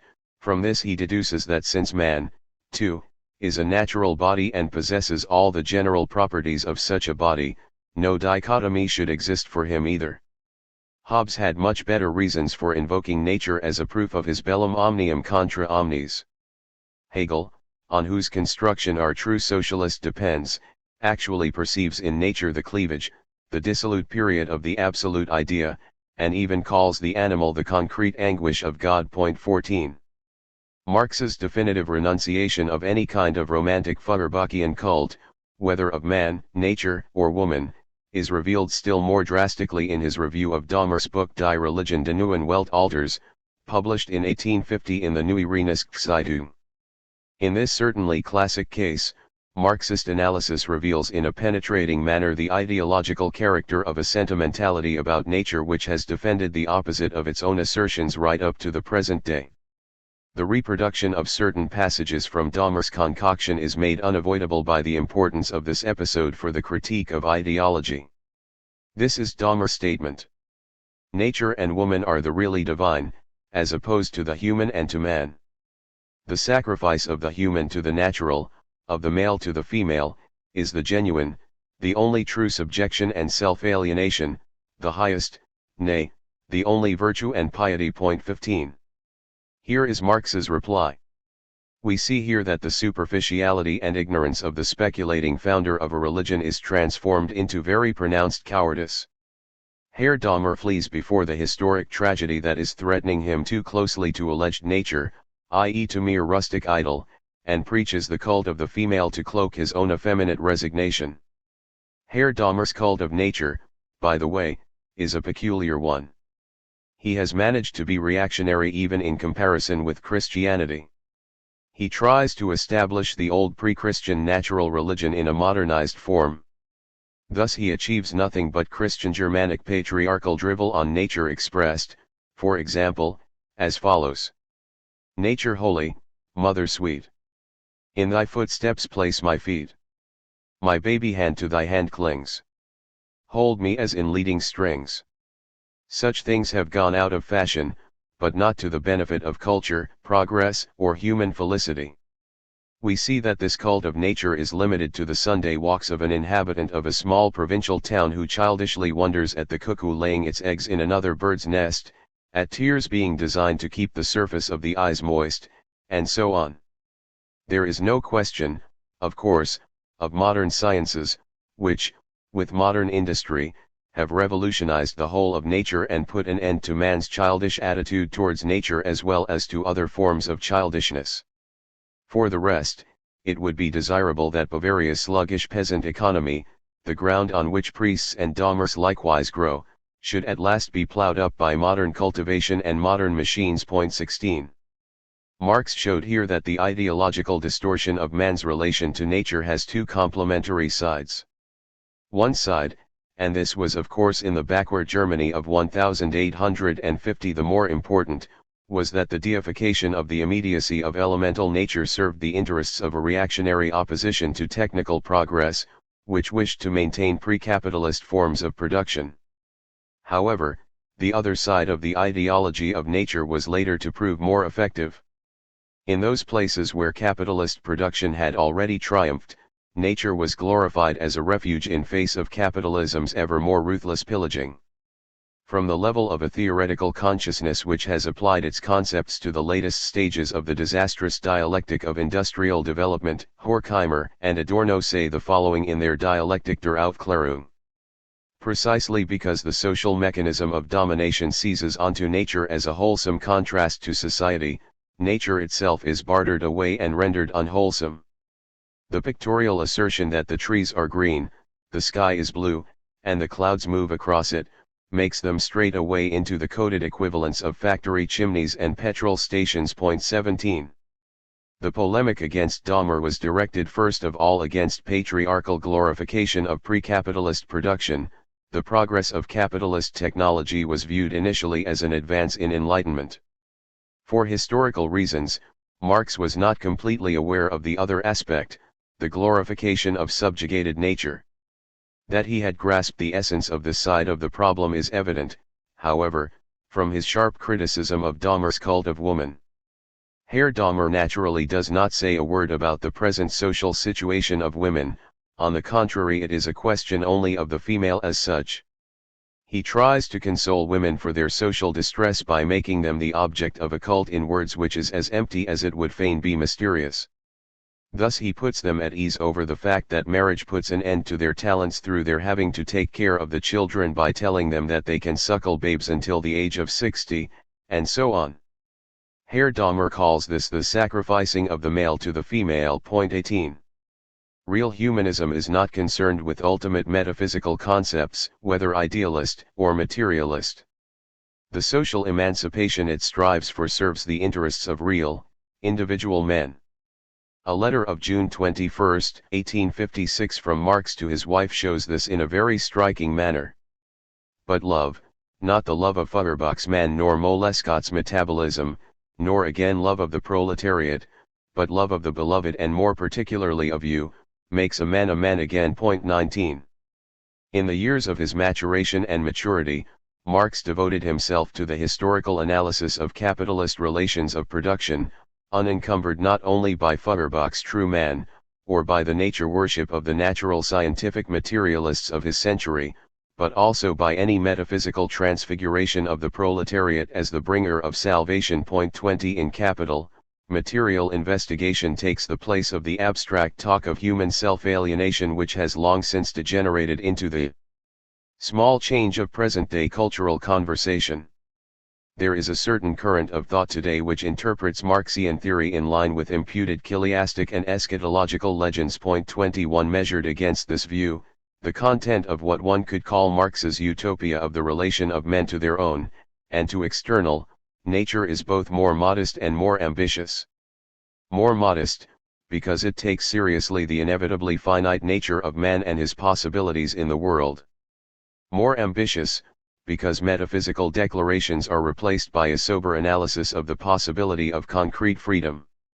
Concrete freedom, for Marx in close accord with Hegel, consisted in conceiving and mastering social necessity.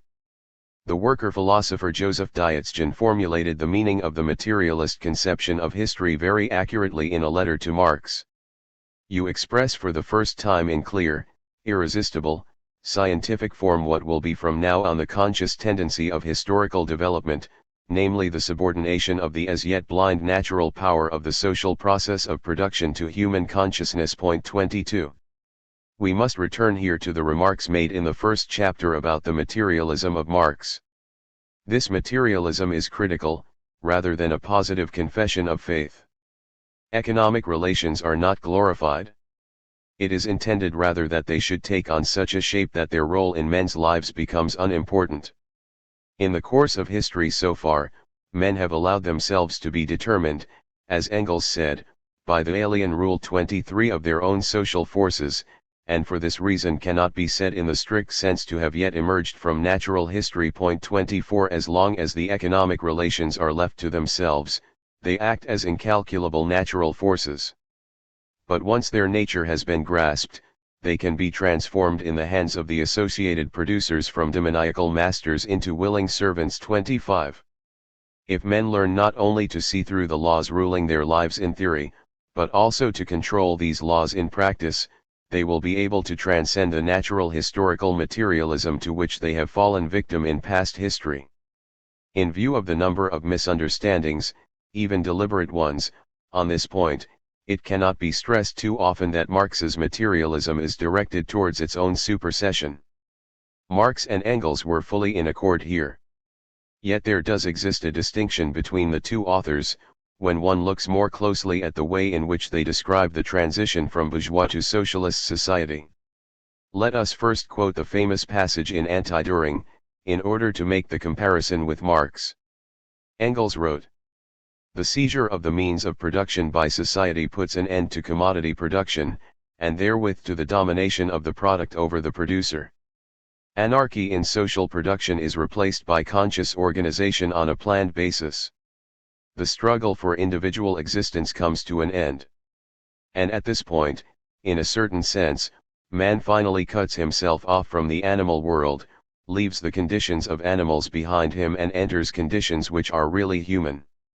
The conditions of existence forming man's environment, which up to now have dominated man, at this point pass under the dominion and control of man, who now for the first time becomes the real conscious master of nature, because and in so far as he has become master of his own social organization.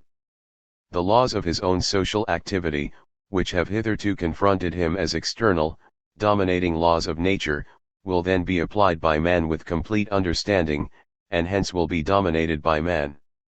Men's own social organization, which has hitherto stood in opposition to them as if arbitrarily decreed by nature and history, will then become the voluntary act of men themselves. The objective, external forces which have hitherto dominated history, will then pass under the control of men themselves. It is only from this point that men, with full consciousness, will fashion their own history. It is only from this point that the social causes set in motion by men will have, predominantly and in constantly increasing measure, the effects willed by men. It is humanity's leap from the realm of necessity into the realm of freedom. Point 26. Probably the most significant passage of Capital for the problem of utopia is the following. In fact, the realm of freedom actually begins only where labor which is determined by necessity and mundane consideration ceases, thus in the very nature of things it lies beyond the sphere of actual material production. Just as the savage must wrestle with nature to satisfy his wants, to maintain and reproduce life, so must civilized man, and he must do so in all social formations and under all possible modes of production. With his development this realm of physical necessity expands as a result of his wants, but, at the same time, the forces of production which satisfy these wants also increase. Freedom in this field can only consist in socialized men, the associated producers rationally regulating their interchange with nature, bringing it under their common control, instead of being ruled by it as by the blind forces of nature, and achieving this with the least expenditure of energy and under conditions most favorable to, and worthy of, their human nature. But it nonetheless still remains a realm of necessity. Beyond it begins that development of human energy which is an end in itself, the true realm of freedom, which, however, can blossom forth only with this realm of necessity as its basis. The shortening of the working day is its basic prerequisite. Point 27. Both authors were of the opinion that human happiness is not simply proportional to the measure of man's technical mastery of nature, but that it depends very much on the social organization of that technical mastery. The question, whether technical progress is for man's benefit or not, can only be answered in that context. For Engels, the socialization of the means of production solves the problem. There follows the famous sudden leap from the realm of necessity to that of freedom. Marx, however, was both more skeptical and more dialectical in seeing that the realm of freedom does not simply replace that of necessity, but retains it as an inextinguishable internal moment. A more rational organization of the economy can certainly limit the labor time necessary for the reproduction of life, but can never wholly abolish labor. This reflects the dialectical duality of Marxist materialism. It is capable of being transcended in non-transcendence. Marx reconciled freedom and necessity on the basis of necessity. Point 28. Even when, in classless society, one section of mankind can no longer interpose the remainder, the great majority, between themselves and nature as a means of its appropriation, the problem of nature, as an object to be mastered, continues to exist for men in their newfound solidarity.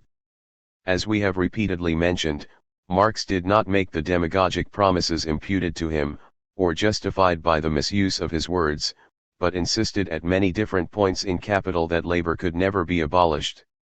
The labor process is human action with a view to the production of use values, appropriation of natural substances to human requirements. It is the general condition for the metabolism between man and nature. It is the everlasting nature-imposed condition of human existence and therefore is independent of every social form of that existence, or rather, is common to every such form. Point 29.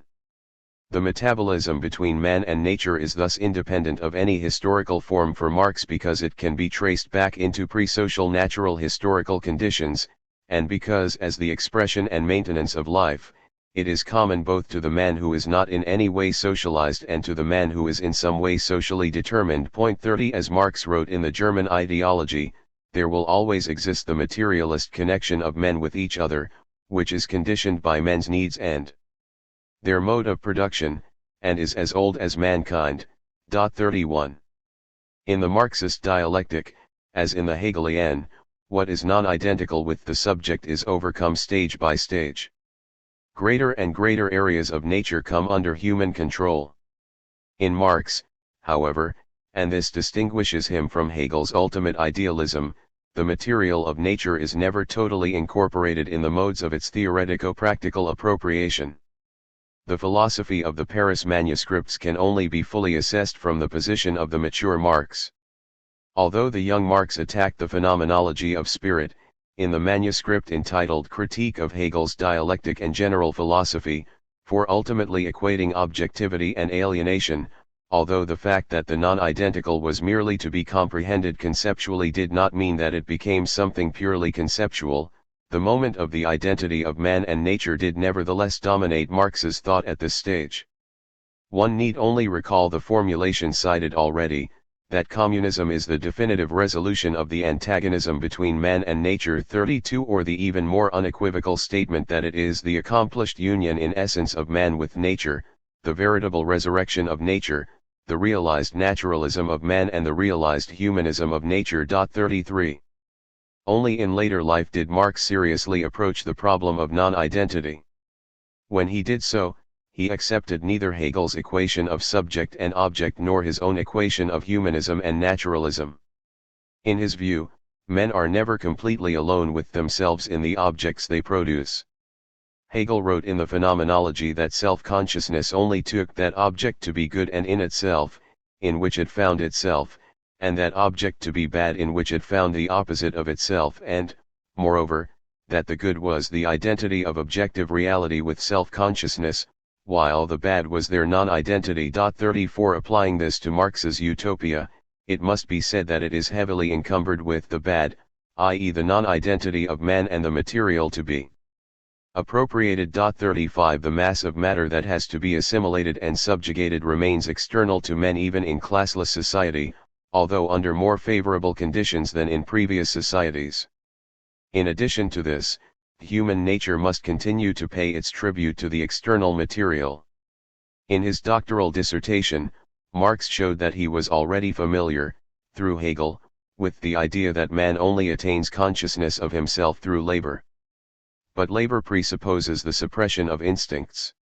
In order that man may become as man his only real object, he must conquer his relative existence, the power of desire and of mere nature in himself. 36 This idea, which links Marx with Freud's doctrine of the reality principle, shows that rather than being reckoned simply as a philosophical optimist, he deserves a place in the tradition of the great European pessimists.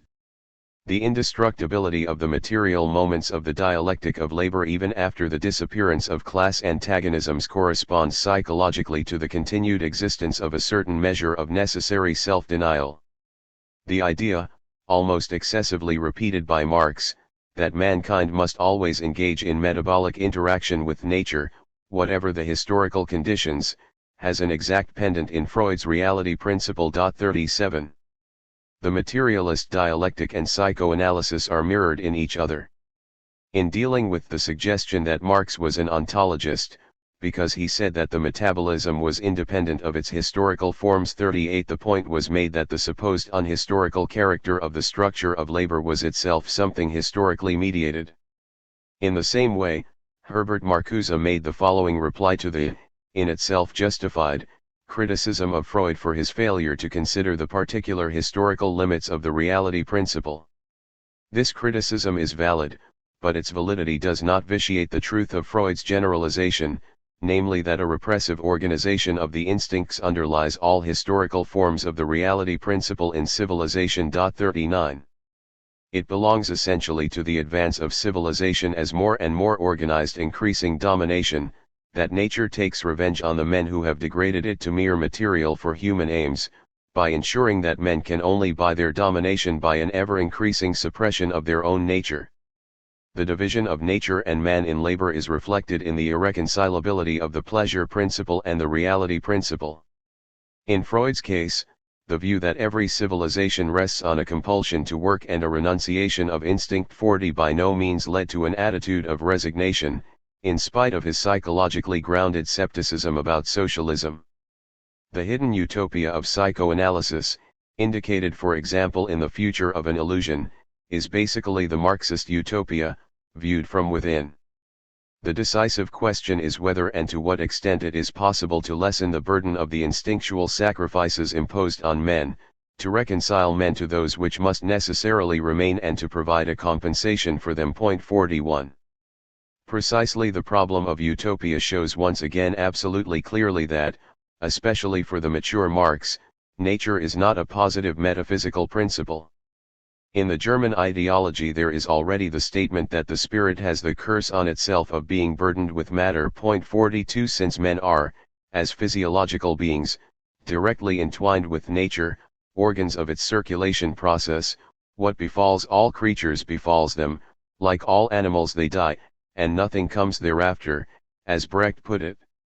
If they wish to separate themselves off from nature as subjects, they must tackle this problem in order to reproduce their life. They must work with nature, and negate it, and in all forms of society this means the sacrifice of pleasure, and self-denial. Whether man's relation to nature is considered from the point of view of unity or that of diversity, it is not possible to speak of an attempt to make nature metaphysical. Hitherto in history, the result of man's control over nature has asserted itself as a natural force because of his inability to control society. If man were properly organized, it would be possible to a great extent to abolish this socially conditioned natural force. In this situation, men would become, as Engels put it, the masters of their own socialization. 43 The materialism which would nevertheless remain would no longer be the bourgeois materialism of indifference and rivalry. The bases would have disappeared of this coarse atomistic materialism, which, notwithstanding all ideological declarations, was and is the actual religion of practice. 44. The content of the materialism which remains behind will be the removal of the world's misery.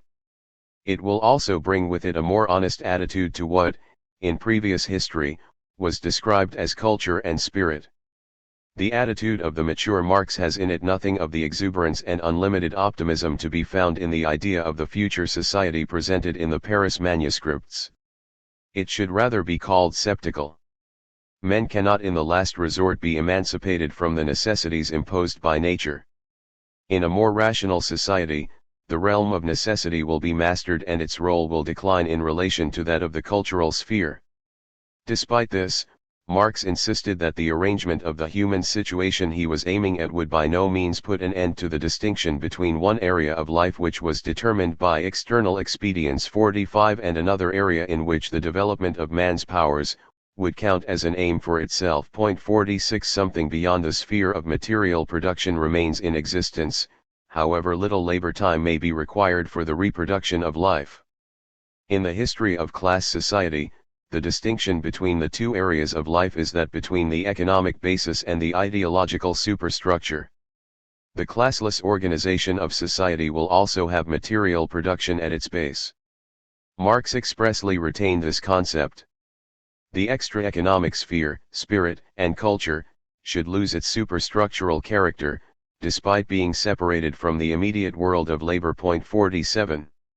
In a society which has achieved maturity, the spirit no longer needs to surround itself with an aura of shamanistic portentousness. 48 With the end of the domination of man over man, and the joint direction of the processes of production and the administration of things which replaces it, there comes to an end the social necessity which made it appear as if the spirit were something ontologically ultimate and absolute. Enlightened men do not need to hoodwink themselves or others.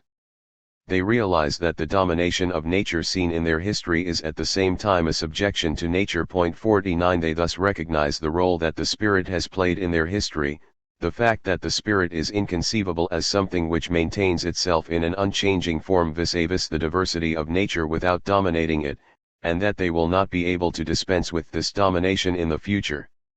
The spirit remains bound to blind nature precisely because it has not become internal to itself. Through the decision, in which the spirit declares itself as domination and returns itself to nature, there vanishes the claim to domination, which previously enslaved the spirit to nature. 50 If the life process, which has become petrified as nature, is dissolved into the conscious and planned acts of socialized men, the modes of false consciousness should disappear. Marx distinguished two basic forms of false consciousness, mythology and ideology. Mythology is negatively conditioned by economic forces. An uncomprehended external nature corresponded to archaic society's undeveloped stage of production. All mythology overcomes, and masters, and shapes, the forces of nature in and through the imagination. It disappears therefore when real mastery over those forces begins. 51. While mythology expresses the compulsion of uncontrolled physical nature, the ideological forms of consciousness reflect the alienation of human relations, their reification into an opaque, fateful power ruling over men. As, in religion, man is governed by the concoctions of his own brain, so, in capitalist production, he is governed by the concoctions of his own hand. 52. Marx looked forward to the disappearance of all ideologies under a socialist organization of society, and in particular, to the disappearance of religion. The religious reflex of the real world can, in any case, only vanish when the practical relations of everyday life offer to man none but perfectly intelligible and reasonable relations with regard to his fellow men and to nature. The life process of society, i.e. the process of material production, does not strip off its mystical veil until it is treated as production by freely associated men, and is consciously regulated by them in accordance with a settled plan. 53. When men's social being becomes rational in itself, the ideological reflections of that being lose their distorting character. Where ideology disappears entirely, social practice fulfills its basic intentions. The desires which lay hidden in religion in reified form are then satisfied. Marx was too hasty in drawing this conclusion. Only the realized utopia can decide, in its practice, whether the intellectual constructions he denounced as ideological are mere appearances which will vanish along with the false society, or whether religion is absolutely posited by the being of man, as Christian apologetics would have us believe. As long as a truly human order has not been established, Christianity, especially in the shape of negative theology in which it refers to the fact that the last word has not yet been pronounced on man's destiny, will preserve, in whatever mystificatory form, the memory that the essence of man has not been exhausted by its modes of appearance in history so far. 54. In view of the existing misunderstandings of the content of Marx's utopia, it appeared necessary to point out first the aspect of Marx's materialism which could not be transcended, to indicate the characteristics which bind the socialist society negatively with its historical predecessors. While strongly emphasizing this negative side, Marx only rarely, and then very cautiously, mentioned the positive distinctions. 55. There were two reasons for this. He did not want to fall into the abstract musings for which he had criticized all the early socialists, and he did not want to falsify the picture of the new society by transferring to it categories taken without examination from the old. Despite the rarity of Marx's utterances on future society in his extensive works, one theme runs through all the stages of his development in identical form: the emancipation of all sides of human nature. The economically more well-versed Marx of the middle and later years knew that the most essential condition for such an emancipation of man was the shortening of the working day. However, even in the year 1847, he stated in Wage, Labor and Capital, "Time is space for human development. A man who has no free time at his disposal, whose whole life, leaving aside merely physical interruptions by sleep, meals, etc., is occupied in working for the capitalists, is lower than a beast of burden." 56. The problem of human freedom is reduced by Marx to the problem of free time. It is true that in the more rational society, as we have already shown, the distinction between the economic and the extra-economic sphere of life does not entirely disappear. But since, assuming a high level of development of the forces of production, men only need to devote a relatively small part of their whole time to maintaining themselves, this distinction loses something of the absoluteness and rigidity characteristic of class history. 57. With the ending of the division of life still experienced by the majority of men, between a main content of alienated labor and a subsidiary one of non-labor. 58. And with the beginning of man's activity in all areas of life for himself in the Hegelian sense, culture is no longer the complete antithesis of material labor. The phrase "in all areas of life" has to be introduced here because what Marx said about the continued existence of the realm of necessity, determined by nature, did not refer exclusively to practical labor. He did not mean to limit truly human labor to the development of human powers. 59. As an end in itself over and above practical labor. In all labor which is no longer alienated, 60, man succeeds in really returning into himself out of the estrangement of his own essential powers, and in making himself at home in the external world transformed by those powers. It appears clearly from the Grundriss that the surviving, humanized realm of necessity can just as well become a sphere of man's self-realization as the realm of freedom which depends on it. In the Grundriss, Marx opposed Adam Smith's view that labor in general is a curse, and that leisure is identical with freedom. Adam Smith seems to have no idea that the individual, in his normal state of health, strength, activity, skill, and agility, also has need of a normal portion of labor, and cessation of rest. Of course, the measure of labor itself appears externally given, through the aim to be accomplished and the obstacles to be overcome by labor on the way to its accomplishment. This surmounting of obstacles is in itself a manifestation of freedom. Furthermore, the external aims have shed the appearance of a merely external and naturally imposed necessity, and are posited as aims set up by the individual himself. It is therefore self-realization, objectification of the subject, and hence the activity of real freedom, whose action is labor. Of all this, Adam Smith has no conception. He is of course right to say that in its historical forms, slave labor, serf labor, wage labor, labor always appears as repulsive, and as labor under external compulsion, and that, as against this, the absence of labor appears as freedom and happiness. 61. The practice of a more rational society would have to show that, in essence, labor is richer than its alienated forms allow us to suppose.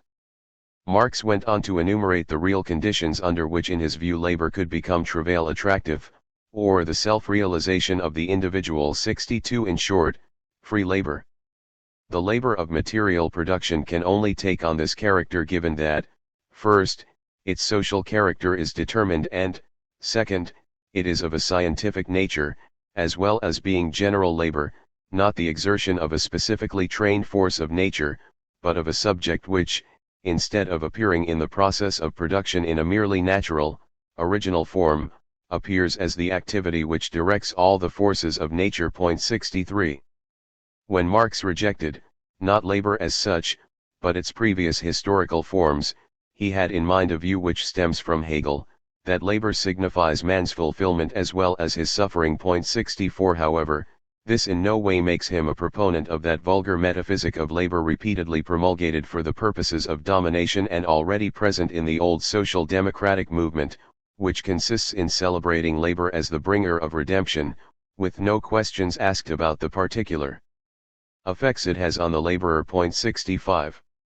The Marxist view of labor in the future association of free men. 66 can be formulated roughly as follows: men should not be oppressed in their labor, as before. However, labor cannot altogether be abolished and replaced with what is now called leisure time activity, in the course of which men senselessly waste their time and yet simultaneously remain bound to the rhythms and ideology of the world of labor. The free time of the future will not be merely a quantitative extension of what today is understood as free time.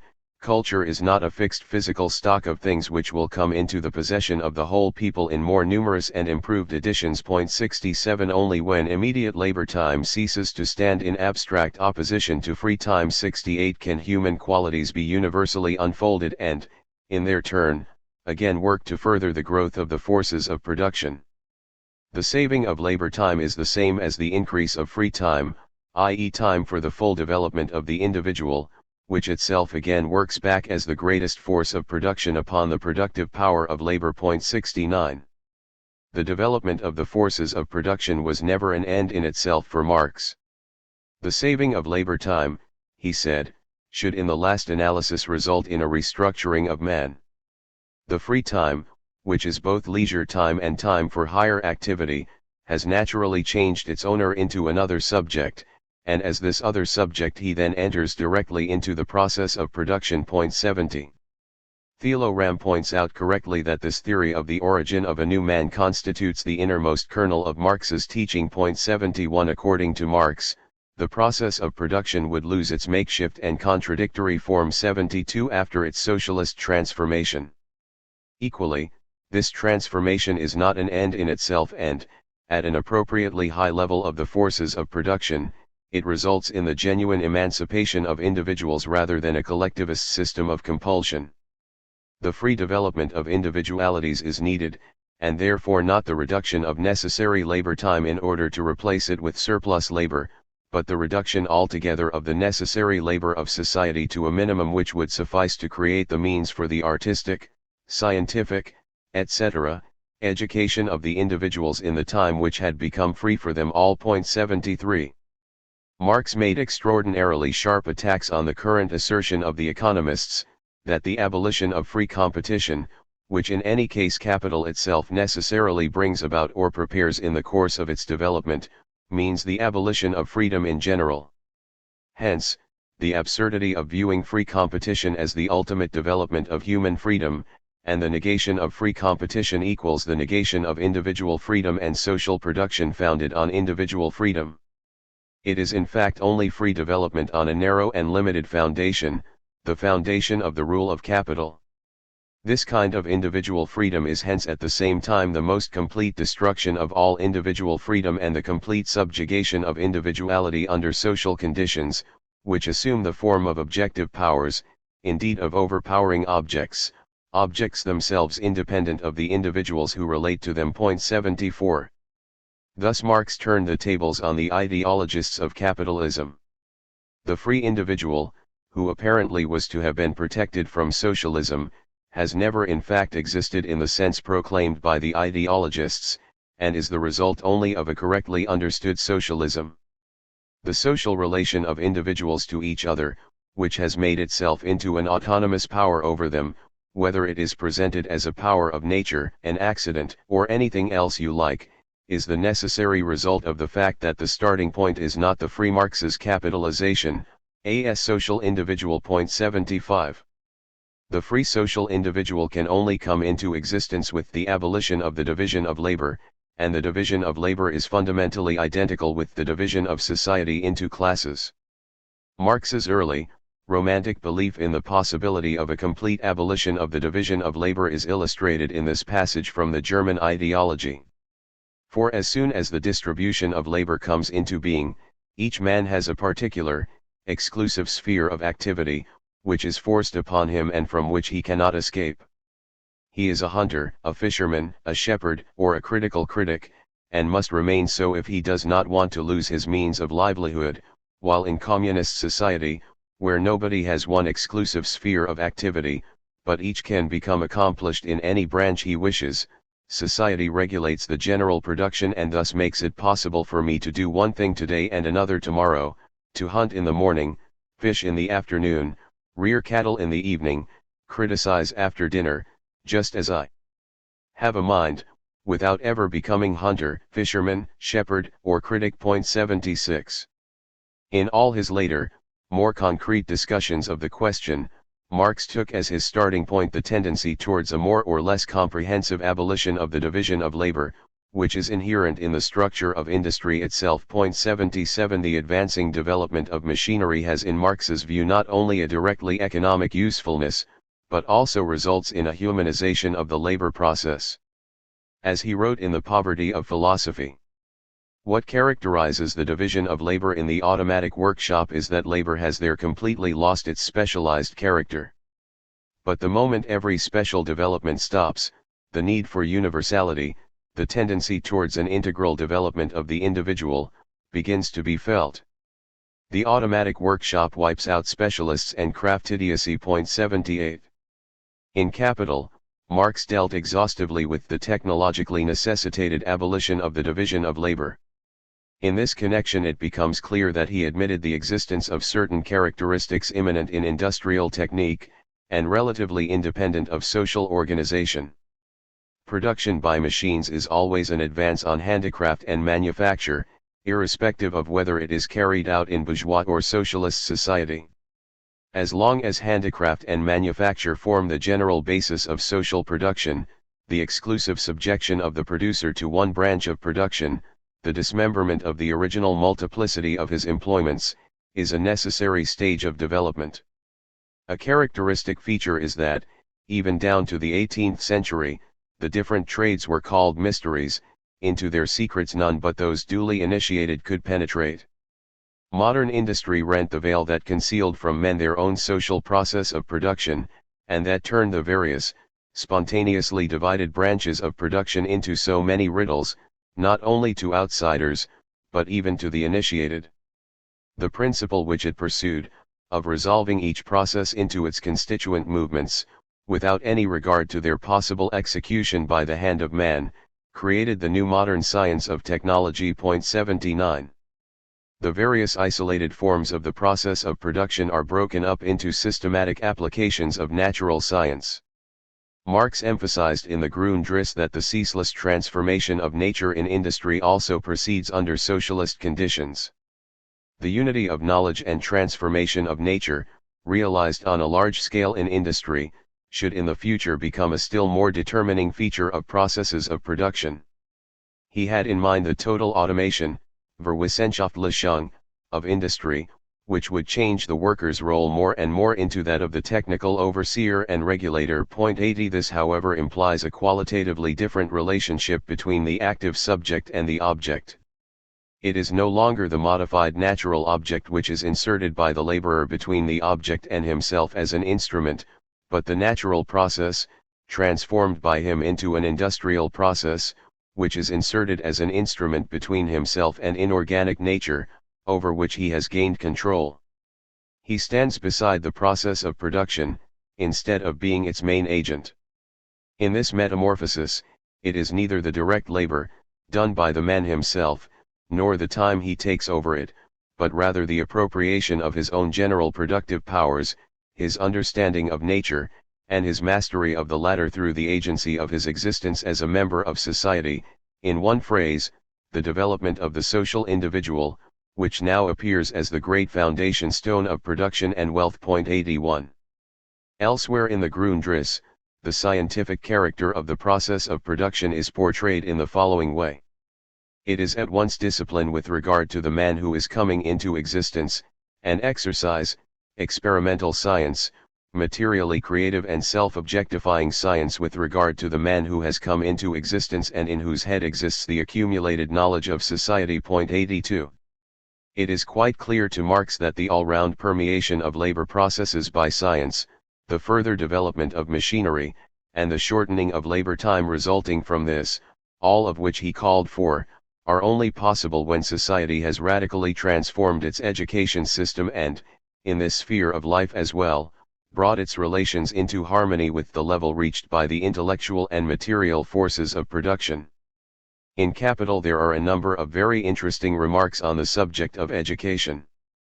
The theoretical and practical instruction of children should correspond to the unity of the processes of knowing and modifying nature.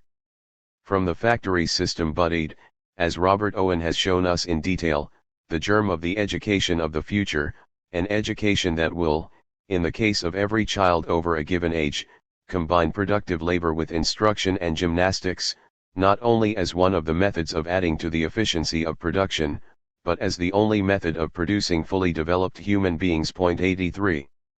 Marx had in mind here polytechnical schools, which provide some knowledge of natural science along with practical instruction in the handling of the various instruments of labor. 84. This should make it possible to achieve the absolute fitness of man for the changing requirements of labor. 85. But a consequence far more essential for Marx would be the ending of the lifelong subjection of the whole man to a single detail operation. 86. The narrow specialist must become the totally developed individual to whom the different social functions he performs are but so many modes of giving free scope to his own natural and acquired powers. 87. These reflections of the mature Marx on the division of labor admittedly form a point of contact with corresponding features of the early writings. They are, however, much more cautious when compared with the above-mentioned passage from the German ideology. In Capital it is no longer the complete abolition of the division of labor in a more rationally organized society which is in question. Marx referred instead to the abolition of the old division of labor 88 which results from the development of industry itself. It is not only labor itself, and a particular mode of its division, which remain in existence indefinitely. If labor remains, the time socially necessary for the manufacture of specific goods is still decisive, despite the fact that the products of labor will not take on the character of commodities. Marx commented on this in the Grundriss. If we presuppose production in common, temporal determination naturally remains essential. The less time society needs to produce wheat, cattle, etc., the more time is gained for other kinds of production, material and intellectual. Just as in the case of the single individual, whose all-round development, enjoyment, and activity depend on the amount of time saved. All economics ultimately reduces itself to economy in time. 89. Time determines the measure of freedom available beyond the necessary material practice. Inversely, time also determines the level of humanization attainable within this practice. This is how the economic role of time as labor time in a society free from commodity fetishism is seen in Capital. Labor time would play a double part. Its apportionment in accordance with a definite social plan maintains the proper proportion between the different kinds of work to be done and the various wants of the community. On the other hand, it also serves as a measure of the portion of the common labor borne by each individual, and of his share in the part of the total product destined for individual consumption. The social relations of the individual producers, with regard both to their labor and to its products, are in this case perfectly simple and intelligible, and that with regard not only to production but also to distribution. 90. The statement that the quantity of the individual's labor serves as a measure for the means of consumption allotted to him, refers to the first, lower phase of communist society, which, in the words of the critique of the Gotha program, still, in all respects, economically, morally, intellectually, bears the birthmarks of the old society from whose womb it emerges. 91 Society has not advanced from the bourgeois judgment that he who does not work should not eat. The complete socialization of the means of production by no means excludes the continued existence of considerable differences in income. Marx recognized that the unequal physical and intellectual endowments of individuals, and the resulting differences in their capacities, were the basis for unequal rights. Right can never be higher than the economic formation of society and the cultural development determined by it. 92. However, it is otherwise in the second, and higher, phase. In a higher phase of communist society, after the enslaving subordination of the individual to the division of labor, and therewith also the antithesis between mental and physical labor, has vanished, after labor has become not only a means of life but life's prime want, after the productive forces have also increased with the all-round development of the individual, and all the springs of cooperative wealth flow more abundantly, only then can the narrow horizon of bourgeois right be crossed in its entirety and society inscribe on its banners, from each according to his ability, to each according to his needs. 93. In a true society, it would be the needs of the individual and not his physically or intellectually conditioned capacity for labor which, in the last analysis, provided the measure of his consumption. With this idea, Marx directly returned to a theme first developed in the German ideology. There is the following passage in the article against Coleman, which he edited, but which was probably written by Moses Hess. But one of the most vital principles of communism, a principle which distinguishes it from all reactionary socialism, is its empirical view, based on a knowledge of man's nature, that difference of brain and of intellectual capacity do not imply any differences whatsoever in the nature of the stomach and of physical needs. Therefore the false tenet, based upon existing circumstances, to each according to his abilities, must be changed, in so far as it related to enjoyment in its narrower sense, into the tenet, to each according to his need. In other words, a different form of activity, of labor, does not justify inequality, confers no privileges in respect of possession and enjoyment. 94. As in the critique of the Gotha program, so here, the tenet that labor forms the measure of enjoyment, is superseded as subject to bourgeois limitations by the tenet that only the extent of need sets a boundary to his enjoyment. Marx's eudaimonism was not based on the abstract and general principle of labor time, whose formal equality in fact contains an inequality of content, but on the immediate physical and intellectual needs of men in all their diversity. The defects of the old society can only be removed if equal rights are replaced by unequal rights. 95 This of course presupposes that sufficient goods are available and, consequently, other men are not harmed by the change. Social equality means, not that all are treated alike, but that the richness and the diversity of the wishes of individuals come into their own. In addition to this, Marx again and again pointed out the historical variability of human needs and drives. Thus he criticized Proudhon for failing to grasp that all history is nothing but a continuous transformation of human nature. 96. Which desires will disappear in a society free from commodity fetishism and hence from the compulsion to consume, and which will develop, is not a question to be decided abstractly. This, among other things, explains why Marx never discussed human sexual behavior, even when he was speaking of the complete man of the future.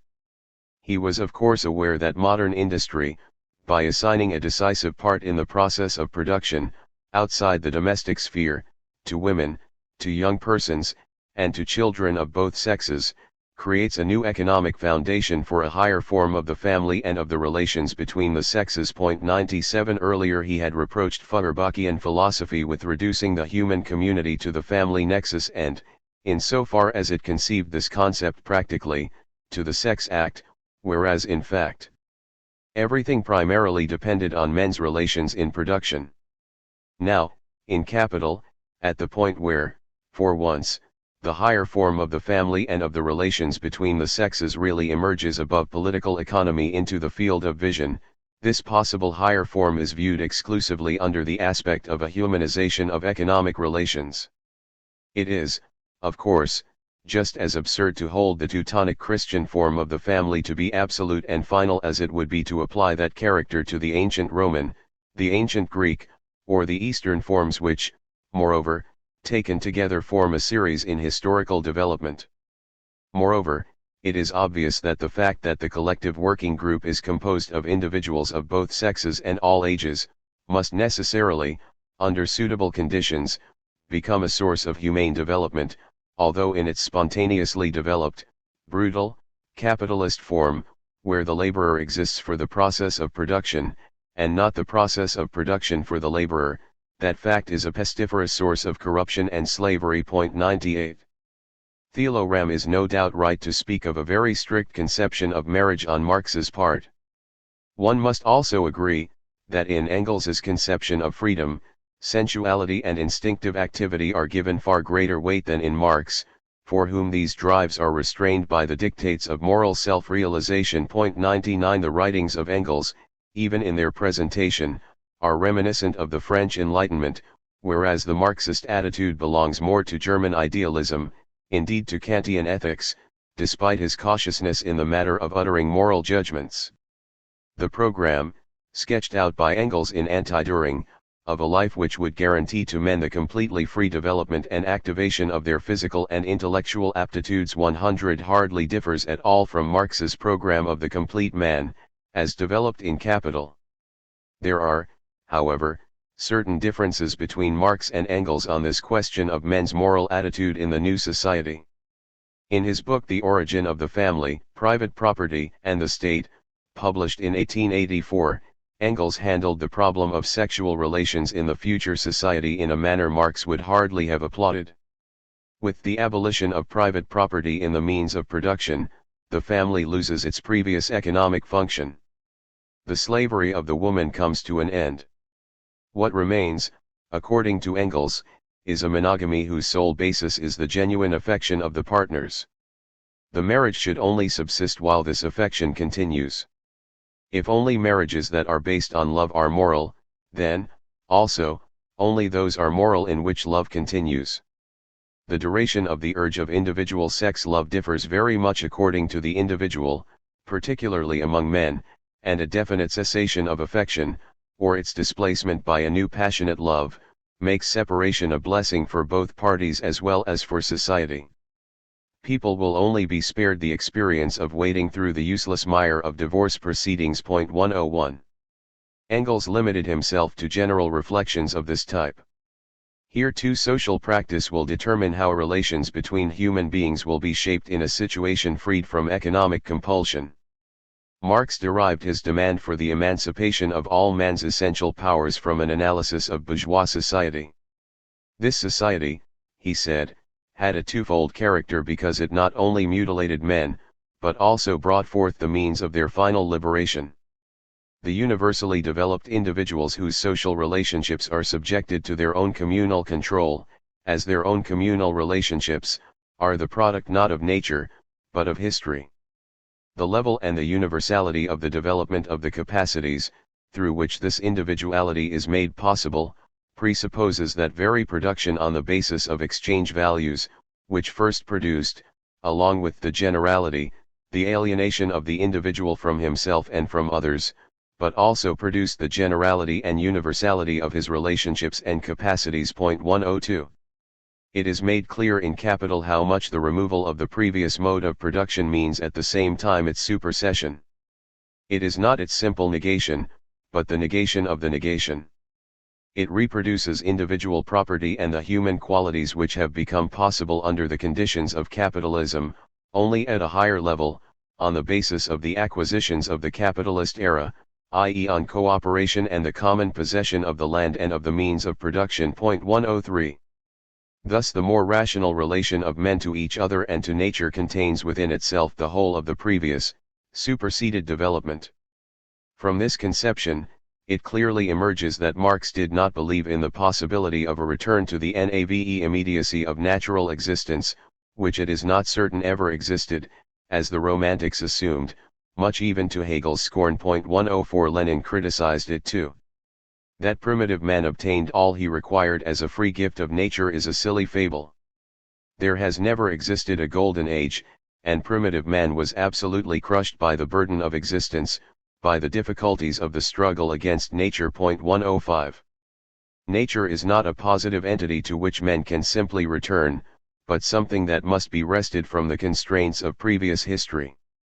Even when any superstitious belief in the possibility of direct access to nature has been rejected, even when it is established that nature will continue to serve as the means and the material of man's self-realization in history, there remains open one inescapable question.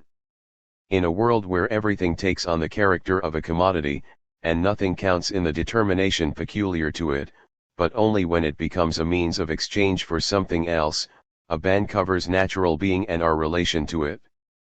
Will it not be possible in the future to raise this ban to some extent? Precisely because nature confronts men almost exclusively as an object to be exploited, the glorification of nature assumes an implicitly false and ideological character when it is, for once, not viewed from the angle of economic benefit, as for example on a coach tour. If nature ceased to serve merely as raw material, it would no longer need idolization.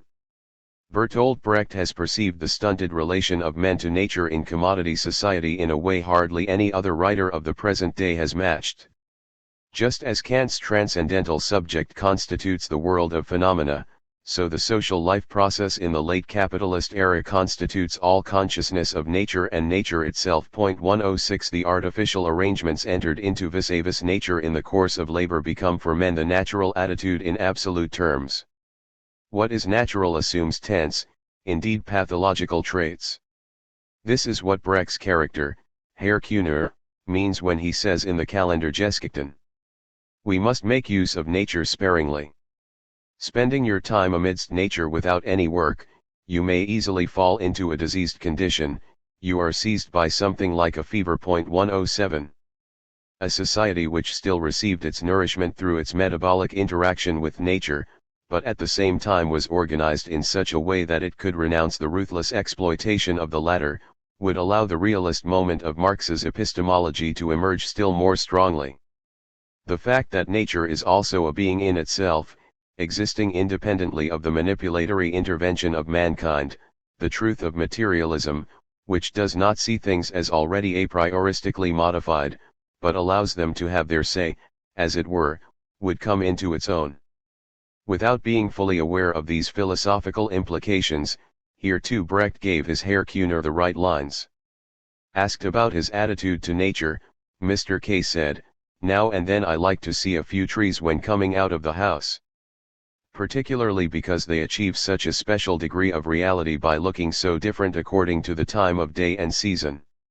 Also, as time goes on, we city dwellers get dazed by never seeing anything but use objects, such as houses and railways, which, if unoccupied, would be empty, if unused, meaningless. Our peculiar social order allows us to regard even human beings as such use objects, and so trees, at any rate for me, since I am not a carpenter, have something soothingly independent about them, outside myself, and as a matter of fact I hope that for carpenters, too, they have something about them which cannot be put to use. 108. The question raised here, of the extent to which a more humane society might also enter into a new relation with extra-human nature, has been the subject of an extraordinary amount of discussion between interpreters of Marx. Here too, the mature Marx withdrew from the theses expounded in his early writings. In later life he no longer wrote of a resurrection of the whole of nature. The new society is to benefit man alone, and there is no doubt that this is to be at the expense of external nature. Nature is to be mastered with gigantic technological aids, and the smallest possible expenditure of time and labor.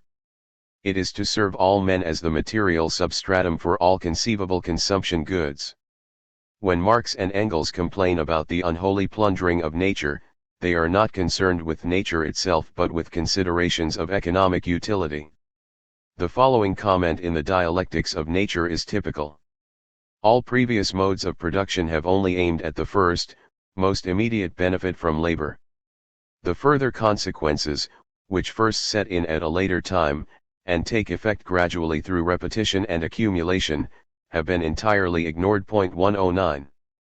The exploitation of nature will not cease in the future, but man's encroachments into nature will be rationalized, so that their remoter consequences will remain capable of control. In this way, nature will be robbed step by step of the possibility of revenging itself on men for their victories over it. 110. Karl Koski dealt on his own account, in Die materialistische Geschichtsauffassung, with the boundaries placed before progress in connection with external nature's attainment of itself by itself under socialism.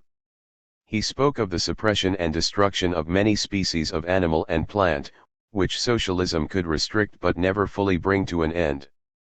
However far the protection of rare animals and plants may go under socialism, the progress of agriculture will still continue to bring many of these species to the point of extinction. 111. Koski was probably too optimistic about the possibility of a future autonomous development of extra-human nature.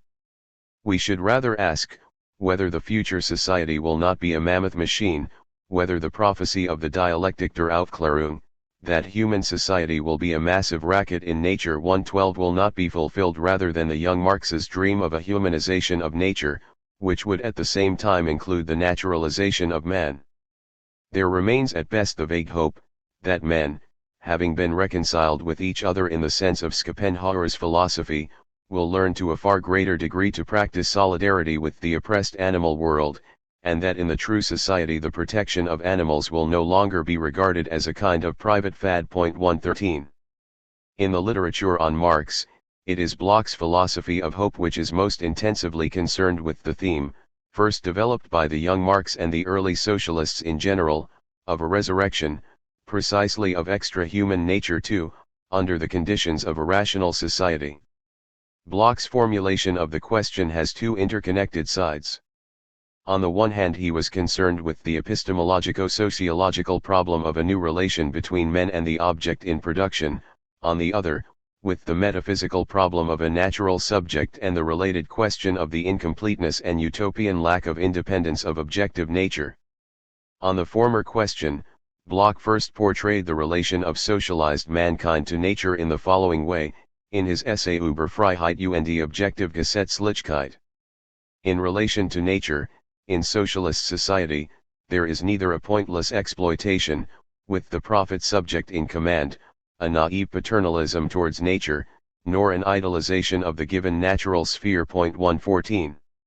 Bloch criticized bourgeois technology on the ground that its mediation of nature and man had a relatively external element, since it was predominantly mathematical and quantitative. 115. As he explained in more detail in Das Prinzip Hoffnung, it is the mediation of an artificial abstract being. 116. Bloch meant in particular the cunning interweaving of human aims with the laws proper to nature in the labor process, as it was presented by Hegel and understood by Marx in his economic analysis. 117. A passage in the Grundrisse shows plainly that Marx was at one with Hegel on the question of the relation between the teleology of labor and the laws of nature. Nature becomes, pure object for man, a pure thing of utility, it ceases to be recognized as a power for itself, and the theoretical knowledge of its autonomous laws itself appears only as a stratagem for subjecting it to human needs, be it as object of consumption, or means of production. 118. It remains to be seen whether the situation can change in any essential feature under post-capitalist conditions. How, in the future, can men avoid this outsmarting and duping of nature, as Hegel and Marx describe the labor process? Since the realm of necessity will continue to exist as long as human history, men will always be compelled to behave towards nature in an essentially appropriative, interfering, struggling manner.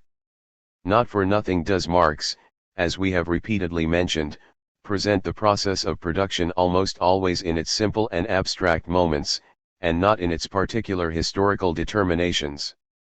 As the taste of the porridge does not tell you who grew the oats, no more does this simple process tell you of itself what are the social conditions under which it is taking place, whether under the slave owner's brutal lash, or the anxious eye of the capitalist, whether Cincinnatus carries it on in tilling his modest farm, or a savage in killing wild animals with stones. 119. If, then, the work situation always has the same moments, through all historical changes, this must also be true above all of the modern, technically mediated relation of man to nature. Men endeavor to change the in itself of things into a for us, yet ultimately the forms with which they have imprinted the stuff of nature, as opposed to the forms originally proper to it, remain something external and indifferent to nature. 120 Despite its increasing mediation, nature never becomes something completely made by us, as Marx wrote following Vico. 121 This point expresses the most fundamental mark of distinction between the idealist and the materialist dialectic, even in a truly human world there is no full reconciliation of subject and object. This is what frustrates Bloch's hope for a philosophy of identity.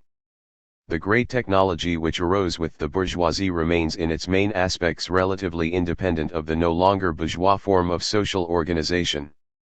It is therefore not just the interest of the capitalists which thwarts the broader physics 122 considered possible by Bloch.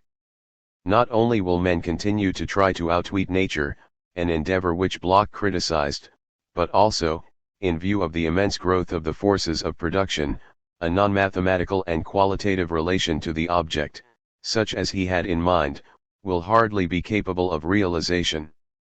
What could be salvaged from the idea of such a very naive relation to nature, without quantification and calculation, is the hope that when men are no longer led by their form of society to regard each other primarily from the point of view of economic advantage, they will be able to restore to external things something of their independence, their reality in Brecht's sense.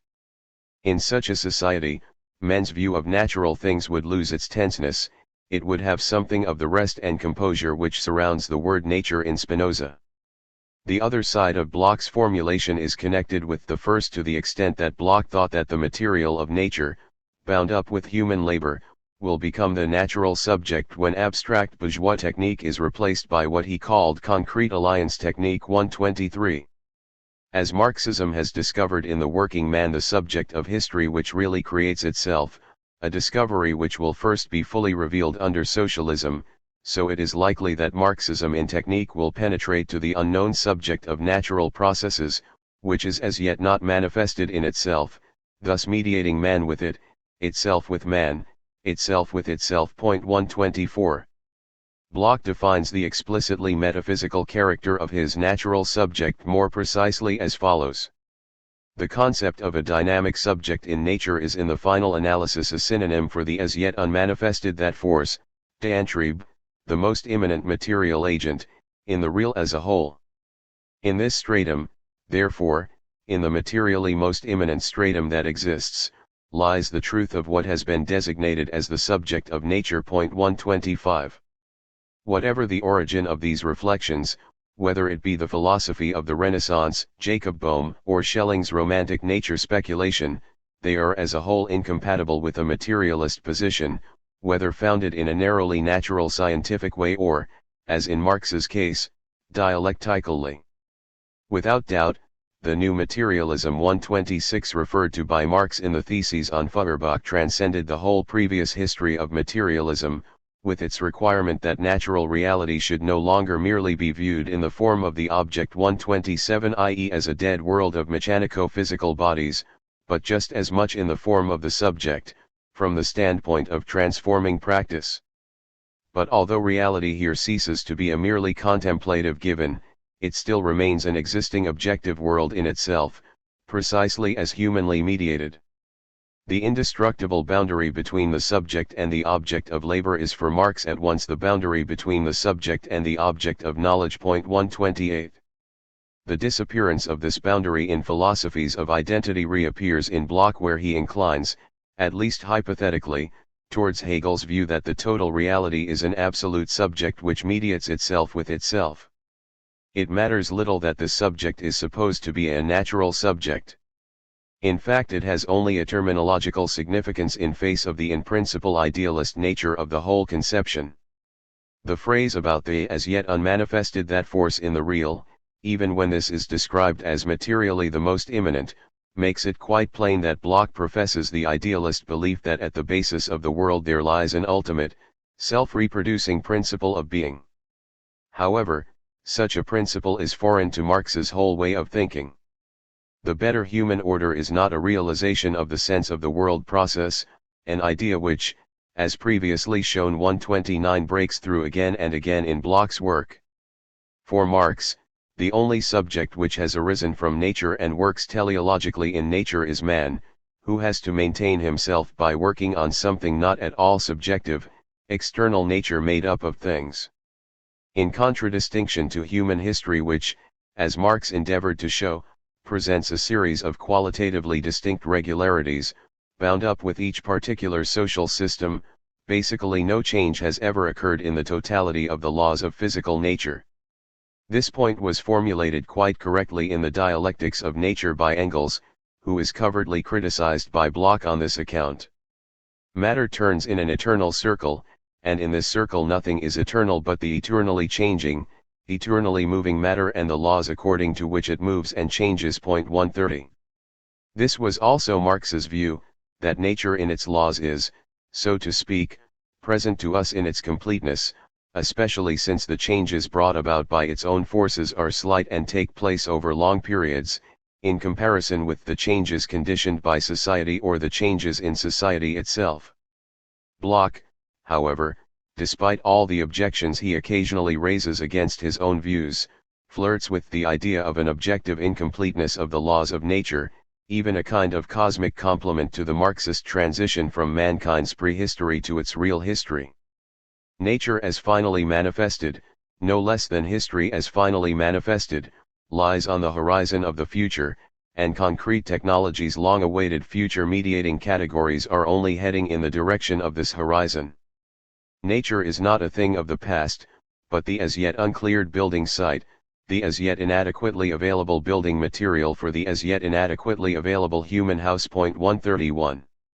It is hard to see what Bloch's intention was in introducing this utopian latency and incompleteness into his picture of extra-human nature. In particular, it is unclear how far the higher form of metabolism between man and nature aimed at by Marx liberates anew the creative powers of a frozen nature. 132. We can hardly speak of a renewed liberation of the forces of nature by the higher society. There is no way back to the qualitates occulti behind which unknown quantitative relations are concealed. A reconciliation is not possible between the concept of nature conditioned by modern material production and natural science, and the pre-scientific, qualitative, basically magical and animistic picture of nature 133 Bloch has in mind, without admitting it, when criticizing the abstractness of what modern society calls nature. Dominion over nature turns it into an object and deprives it of its qualities from the beginning.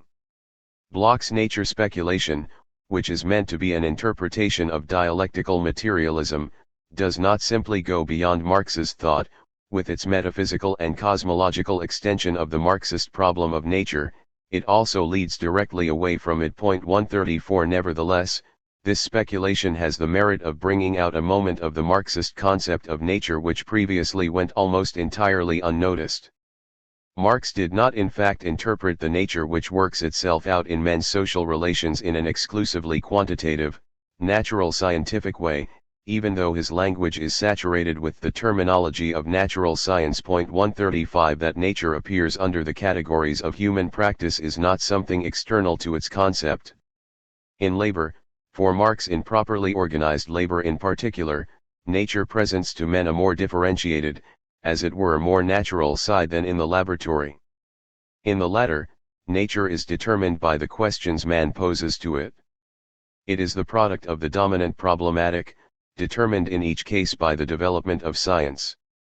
But in the shape of the material of labor, nature also confronts men as something qualitatively determined, as their own body which they must appropriate.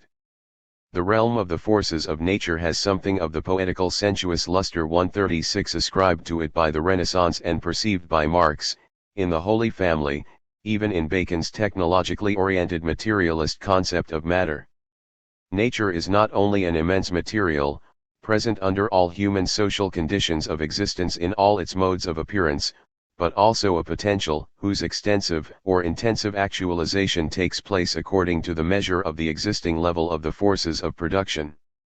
There is in nature a certain disposition towards formation by man, which strives to push forward and to outstrip the natural process of creation. Human activity, as Benjamin put it, delivers nature of the creations, which slumber in its womb as possibilities. 137 helps to give expression to what nature is in itself. In discussions of this kind, everything is a question of nuances. False, because over-teleological, is the idea of an internal disposition in matter towards formation by man, which would make nature a co-producer, if what is meant is Bloch's idea that technology is grounded absolutely in an objective tendency of the world towards production. 138 However suitable the composition of the material of nature may be to its appropriation by man, all human aims are achieved through its laws. Marx and Hegel, here peculiarly materialist, still hold to the thesis that nature's co-production with labor always includes the fact that what men have in mind always remains utterly foreign and external to it. Even under socialism. Whenever Marx writes of the slumbering potentialities 139 of nature, he is always referring to the objective possibility, inherent in nature, of its transfer into definite human use values.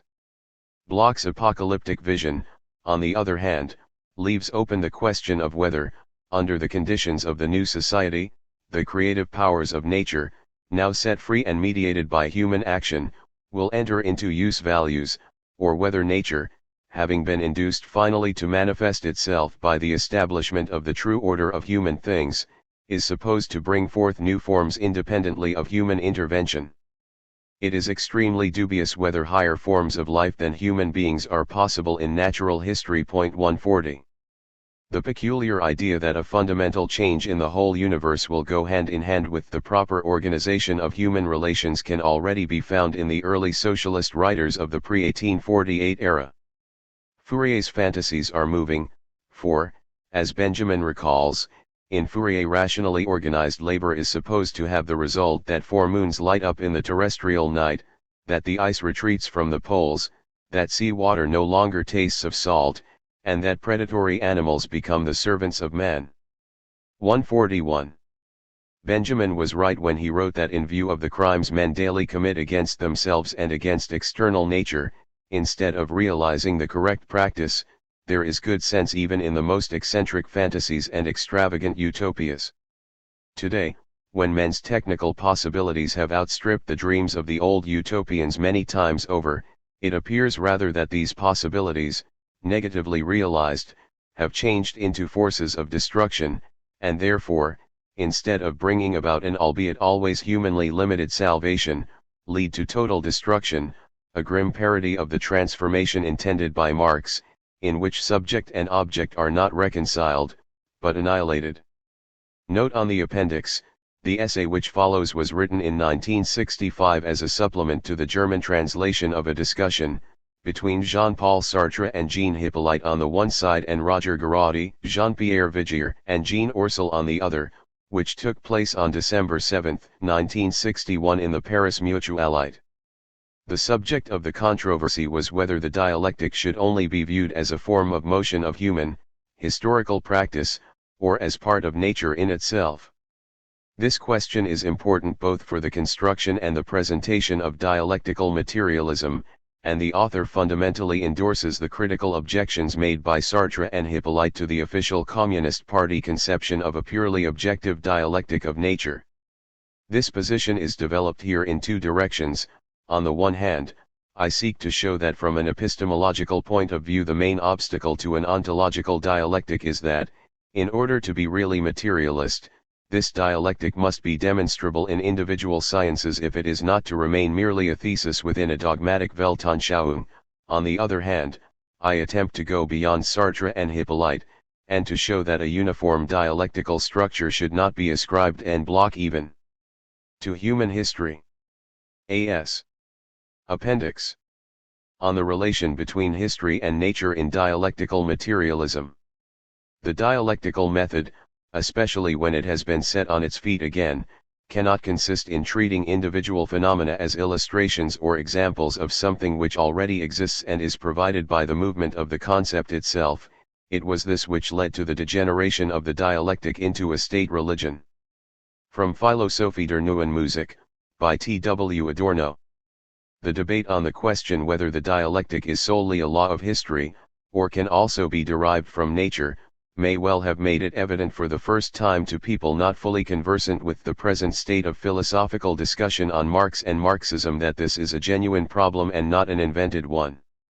The extent of the problem has been concealed by Soviet Marxism, conceived within the closure of a world outlook, and also by the Western critics of that system, with their largely Thomist orientation. The latter have taken Diamat's ontological claims seriously and frequently intimate with satisfaction how little these claims have in common with Marx's position. 1. The present-day Diamat ontology can be discussed without any reference to Marx's works, and is no longer essentially concerned with the analysis of the capitalist mode of production. Soviet philosophers are concerned with the dynamic structure of the world in general, and have increasingly lost sight of the dynamic structure of men, which was Marx's original interest. For them, the concrete nature of social relations evaporates into matter's highest form of motion. In view of this retranslation of originally critical concepts into a dogmatic world outlook, nothing is more called for than reflection on the field of validity of the dialectic. The Paris controversy initiated this reflection, although the decisive point of view by which it was determined was not sufficiently articulated during it. The subject of discussion was not the validity of the dialectic as such beyond the philosophical and extra-philosophical opposition between idealism and materialism, but the answers to the following two questions. 1. Can there be a materialist dialectic of nature, seen as being in itself, in the strict sense of these terms? 2. Must not, as has been repeatedly asserted, materialism and dialectics become incompatible if nature is understood to mean what the exact sciences make of nature? In what follows I shall endeavor to show that the answer to the first question must be no, and to the second, yes. I am fundamentally in agreement with the position adopted by Sartre and Hippolyte against Gueraudy and Vigier, and will follow Sartre's Critique de la raison dialectique 3 in taking the view that existentialism has no theoretical contribution to make to authentic Marxist thought, since it is merely one moment of Marxism which has made itself independent of the rest.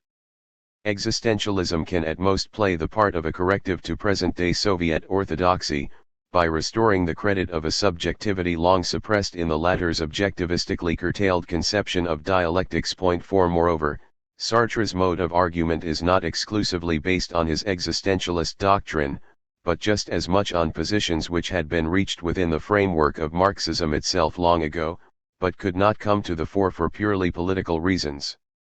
It is unquestionably Lukács who deserves recognition as the first to oppose Engels's fateful attempt to extend the dialectic to cover pre-human and extra-human nature, by pointing out how important it is precisely for materialism to restrict the dialectical method to the socio-historical areas of reality. As early as 1923, in History and Class Consciousness 5, Lukács dared to dispute with Engels. Whatever the weaknesses of that work, and whatever criticisms Lukács himself may subsequently have made of it, it still brings out with great emphasis the essentially historical character of Marxist theory, which undermines any tendency towards fixing extra-human reality in an ontological fashion. Nature is a societal category. That is to say, whatever is held to be natural at any given stage of social development, however this nature is related to man and whatever form his involvement with it takes, i.e. nature's form, its content, its range, and its objectivity are all socially conditioned. 6. It is of course possible to add to this that the converse holds as well.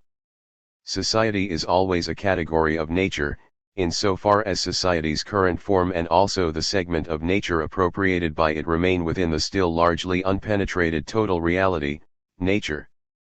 But the concept of nature as the whole of reality also remains within the field of human history. We can only speak of this concept in relation to the particular stage of mastery over nature which has been attained. Only a thought which has assimilated this basic consideration on the relation between nature and history and presupposes it in any specific analysis, has genuinely abandoned claims to provide a dogmatic world outlook, and fulfills the contemporary requirements of a critical understanding of Marx. The dialectic is not an eternal law of the world. When men disappear, it too disappears. Differentiations within the concept of a historical dialectic. For Marxist materialism, the dialectic is only possible as a historical method. Point 7 This is already stated in the German ideology. We know of only a single science, the science of history. History can be viewed from two sides, can be divided up into the history of nature and the history of mankind. The two sides must not thereby be separated. As long as men exist, the history of nature and the history of men condition each other mutually. 8 Consequently, in opposition to the later Engels, Marx always expressed himself very cautiously on the subject of nature in itself. All statements about nature relate to the particular stage reached in its appropriation by society. Moreover, owing to changes in the constellations in which men are linked to one another and to nature, a uniform dialectical structure cannot be ascribed to human history in general. The dialectic of productive forces and relations of production is by no means the law of motion of history, although many of Marx's own formulations appear to support this interpretation. All collisions in history, he wrote in the German ideology, have their origin, according to our view, in the contradiction between the productive forces and the form of intercourse. These various conditions, which appear first as conditions of self-activity, later as fetters upon it, form in the whole evolution of history a coherent series of forms of intercourse, the coherence of which consists in this: in the place of an earlier form of intercourse, which has become a fetter, a new one is put, corresponding to the more developed productive forces and, hence, to the advanced mode of the self-activity of individuals, a form which in its turn becomes a fetter and is then replaced by another. 9 The coherent series of forms of intercourse later, in the famous preface to a contribution to the critique of political economy, became the necessary succession of progressive epochs of the economic social formation, from the Asiatic mode, via the classical and the feudal, and from there to the bourgeois mode of production. It is not difficult to show that here Marx was far too willing to follow the scheme of development set out in Hegel's philosophy of history, and that the real course of history is much more complicated. However, Marx himself took account of this in his particular analyses, without for that reason simply abandoning his general conception.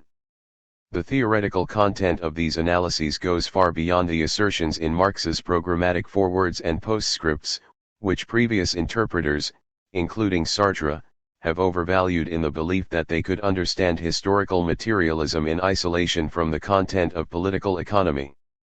Confronted as he was with an immense mass of socio-historical material, Marx felt compelled to a large extent to leave aside his historico-philosophical principle of construction and, both in Capital and in the Grundrisse, to introduce important differentiations into the concept of a historical dialectic.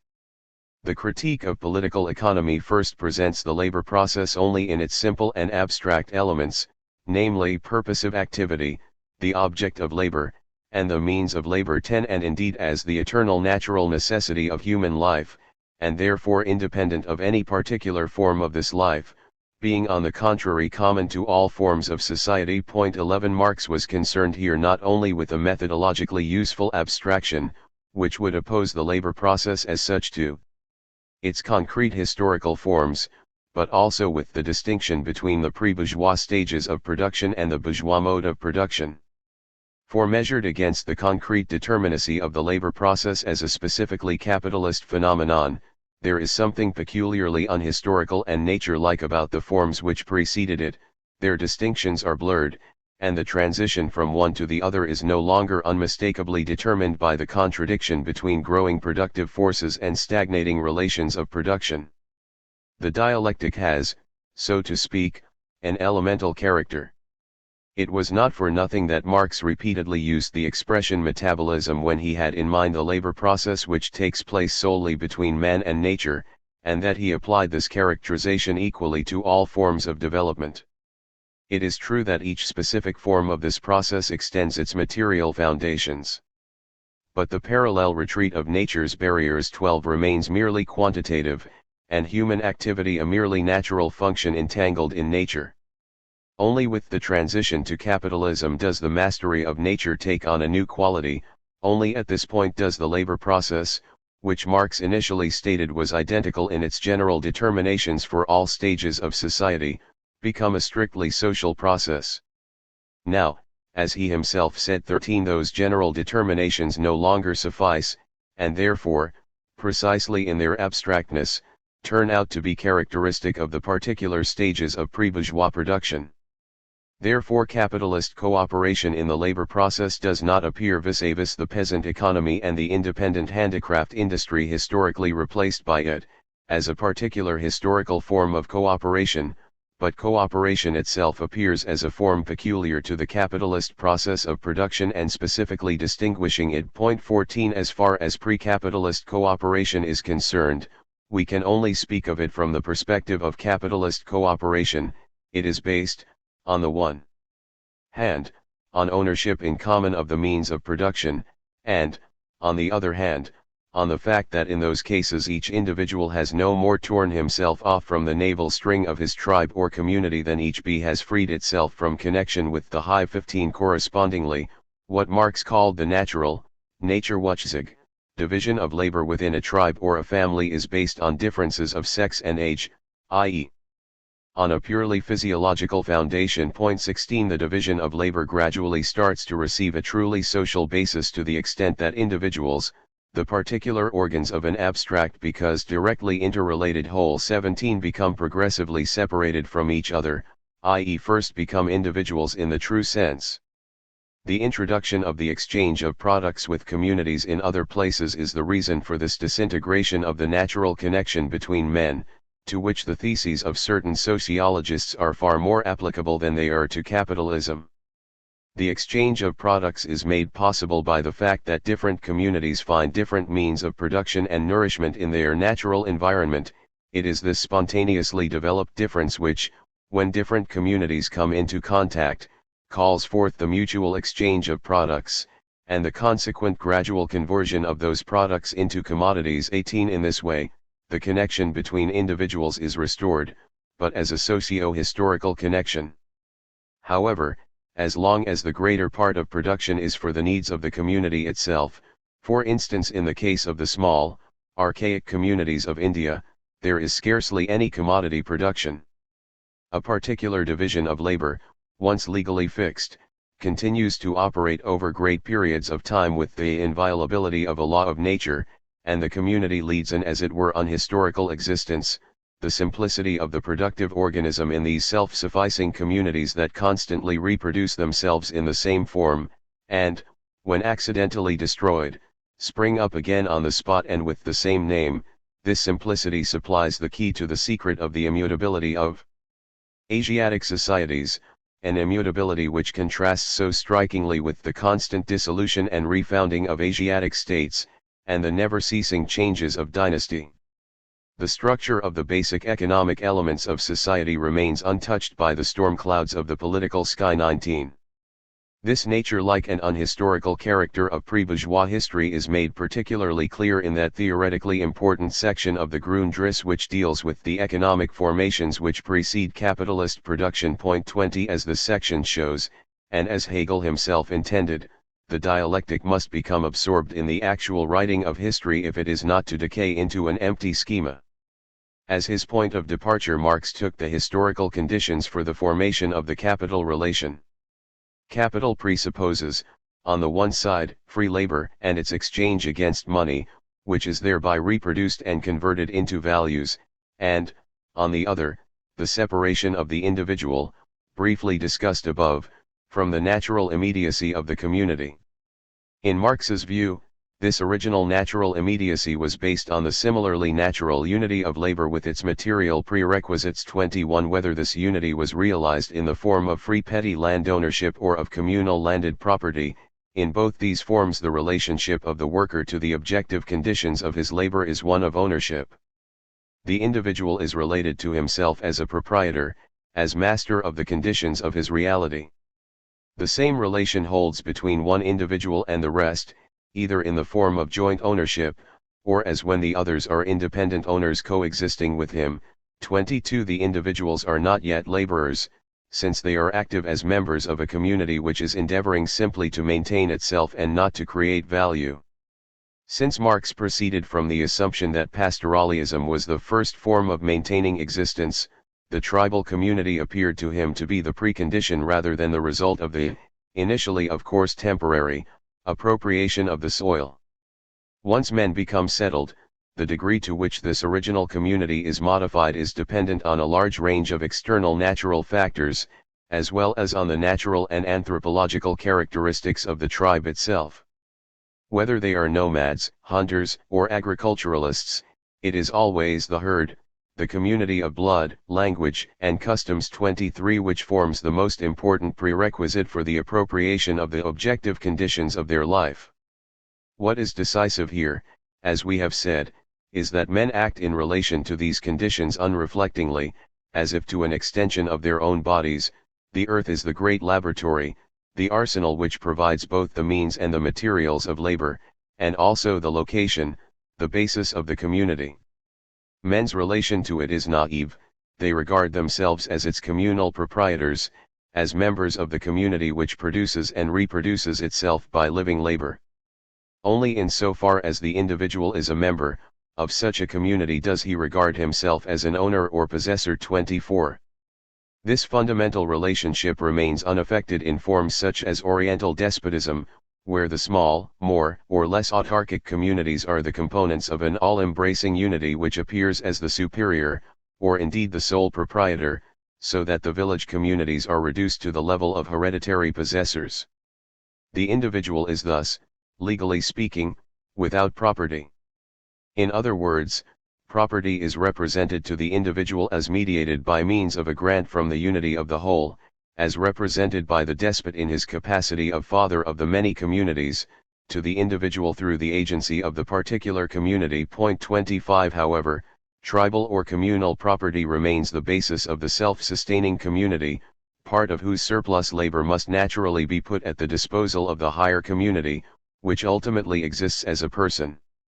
This situation is expressed by the rendering of tribute, or as Marx put it in a manner reminiscent of Durkheim, by common labor for the glorification of the unity, in part of the real despot, in part of that imagined tribal entity, the god. Where the starting point is free, petty land ownership, and thus a more dynamic, historical life of the original tribes, the community is still the first prerequisite. In this case, however, not as the substance, of which the individuals are mere accidents, or of which they form the mere naturally given parts. 26. Here it is no longer the country but the town which appears as the seat and center of the owners of the land.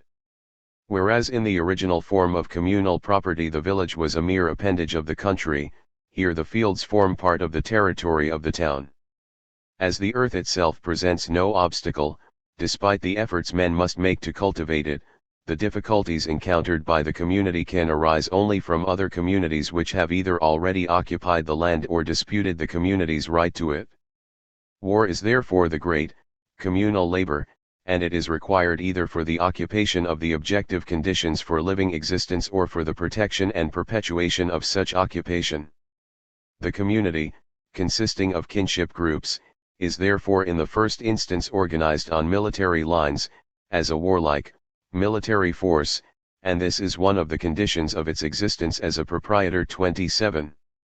The prerequisites for the individual ownership of land, whereby the community is organized as a state defending this land externally and guaranteeing it internally, increase the more individual property ceases to be utilizable only through communal labor, the more the tribe loses its natural qualities because of historical development, and the more its communal character tends to appear, and must appear, as a negative unity.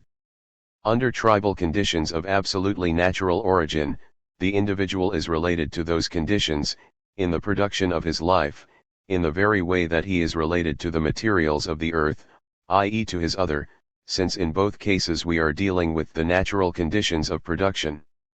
In this new situation, however, his relation, both to nature and to the social union whose nature is already to a greater degree something historical and temporal, takes on more dialectical animation. His relationship with his private property in the land is necessarily accompanied by a relationship with his existence as a member of the community. 28. And his maintenance as a member of the community is the maintenance of the community, and vice versa. The community, which is here not merely a de facto product of history, but is known to be such, and therefore had an origin, is the precondition of property, i.e. of the relation of the working subject to the natural conditions of his labor. But this property is mediated through the existence of the state, just as, inversely, the state is mediated through the particular form taken by the ownership of the objective conditions of labor. There follow two important insights on Marx's part, which are vital for the question of the dialectical structure of pre-bourgeois stages of society. One, in all forms where landed property and agriculture form the basis of the economic order, the individual relates to the earth as to the inorganic nature of his subjectivity. 29, i.e. a condition of labor which does not itself appear as the product of labor, but is provided in advance. 2. This practical attitude of the individual, who, as opposed to the proletarian of a later era, never appears merely in abstraction as a laborer, but always has an objective mode of existence. 30. Insofar as he has the land at his disposal, is mediated from the outset through his existence as a member of a whole already more or less subject to history.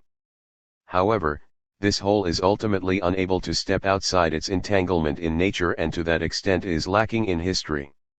For Marx, therefore, the unity of the human producers with the conditions of their metabolism with nature did not require explanation, however much this unity may have undergone modification in the course of pre-bourgeois development. It was not a result of history. Its various phases remained external to its essential nature.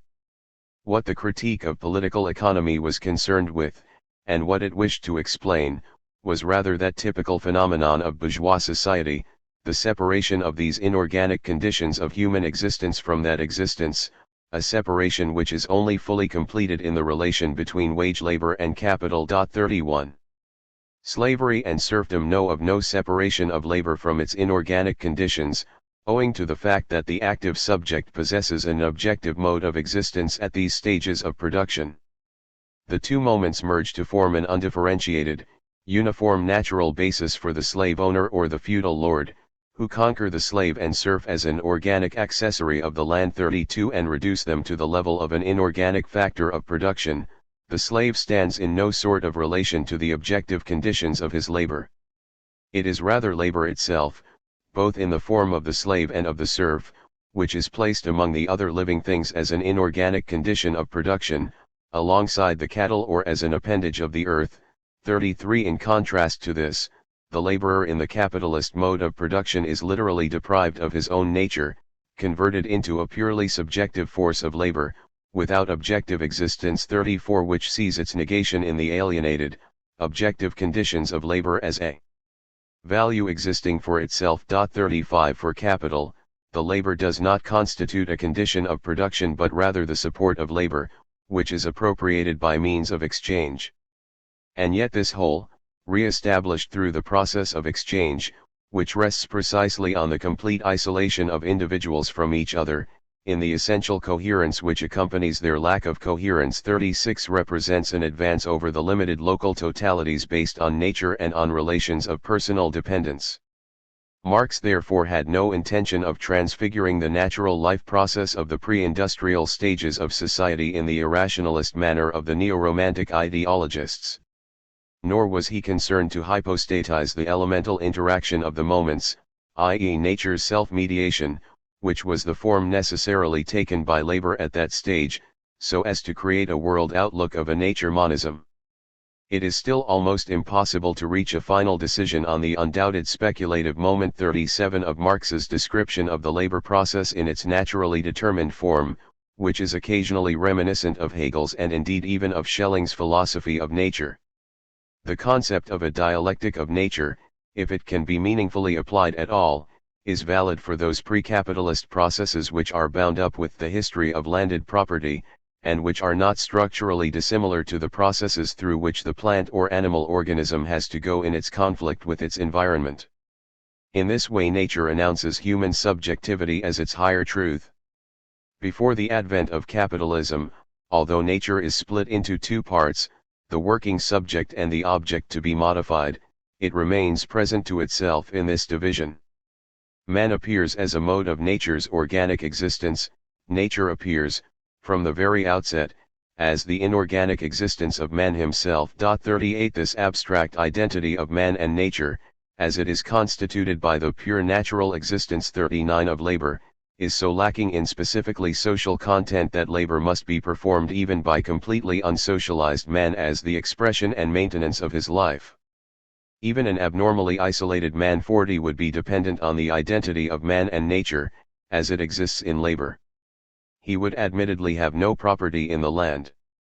But, like the animals, he could nourish himself from it as his own substance. Point 41. Marx's intended meaning is this: every interaction between man and nature which goes beyond the embryonic animal stage occurs within the framework of a definite social form, but not every one of these forms is a society in the sense of bourgeois society, society par excellence. He therefore avoided using this concept to refer to pre-bourgeois relations. When the word does occur, it is as the result of a momentary mental slip. As we have seen, he preferred to use the terms community of natural origin, kinship group, or tribe. The distinction between what is naturally given and what has historically evolved may perhaps be valid for the individual phases of pre-bourgeois history, although Marx repeatedly pointed out that all naturally given forms are also the results of a historical process. Point 42 However, the distinction between Asiatic despotism, the slave economy of classical antiquity, and medieval feudalism, three forms of social relationship which are all determined by land ownership, fades into insignificance in face of bourgeois society, whose emergence constitutes a decisive rupture in world history. For this reason, Marx was able to make the following succinct comment in a contribution to the critique of political economy: in all the forms of society in which land ownership prevails, the natural relationship is predominant. In forms where capital is predominant, the prevailing element is of socio-historical creation. 43 In pre-bourgeois times, the relation between the natural and the historical element formed part of the vast context of nature. In the bourgeois epoch, this relation forms part of history, even as far as unappropriated nature is concerned. Marx conducted his investigations into land ownership in accordance with this principle. He compared a series of geographically separated varieties of land ownership, that is to say the Oriental, South American, Slavic, Germanic, and classical types, thrusting the question of the temporal succession of these forms entirely into the background.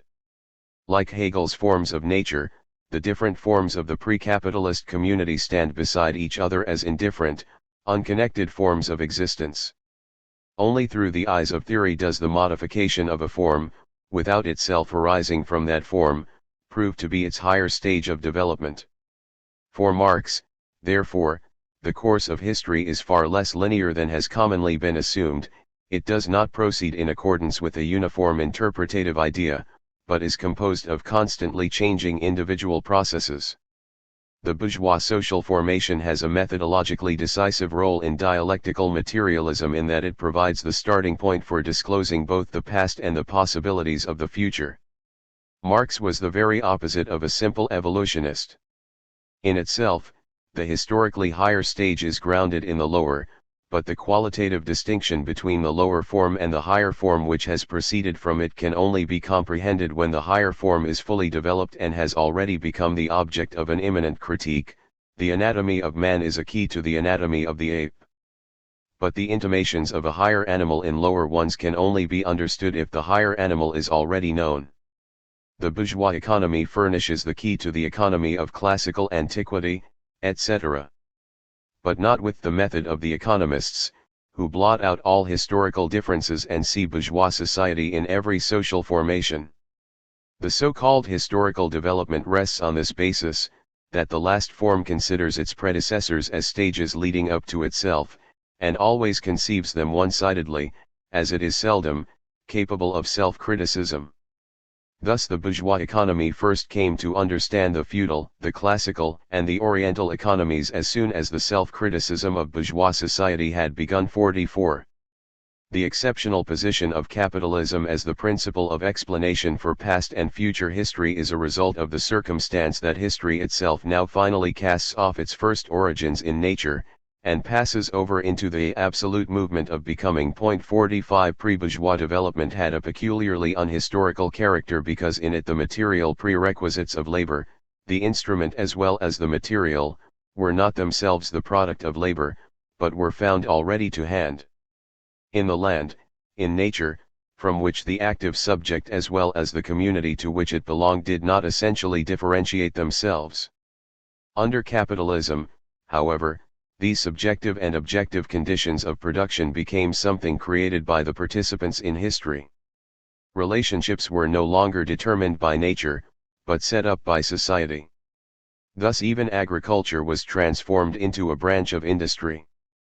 The landowner, having become a capitalist, transformed work on the land, which appears to be a direct source of subsistence by its very nature, into an indirect source of subsistence, dependent purely upon social relations. 46 The social form of the labor process, which first becomes relevant in the bourgeois economy, has repercussions on its material content, which originally appeared to be equally inherent as such in all social formations, but now shows itself to be specifically pre-bourgeois in its abstract and natural determinacy.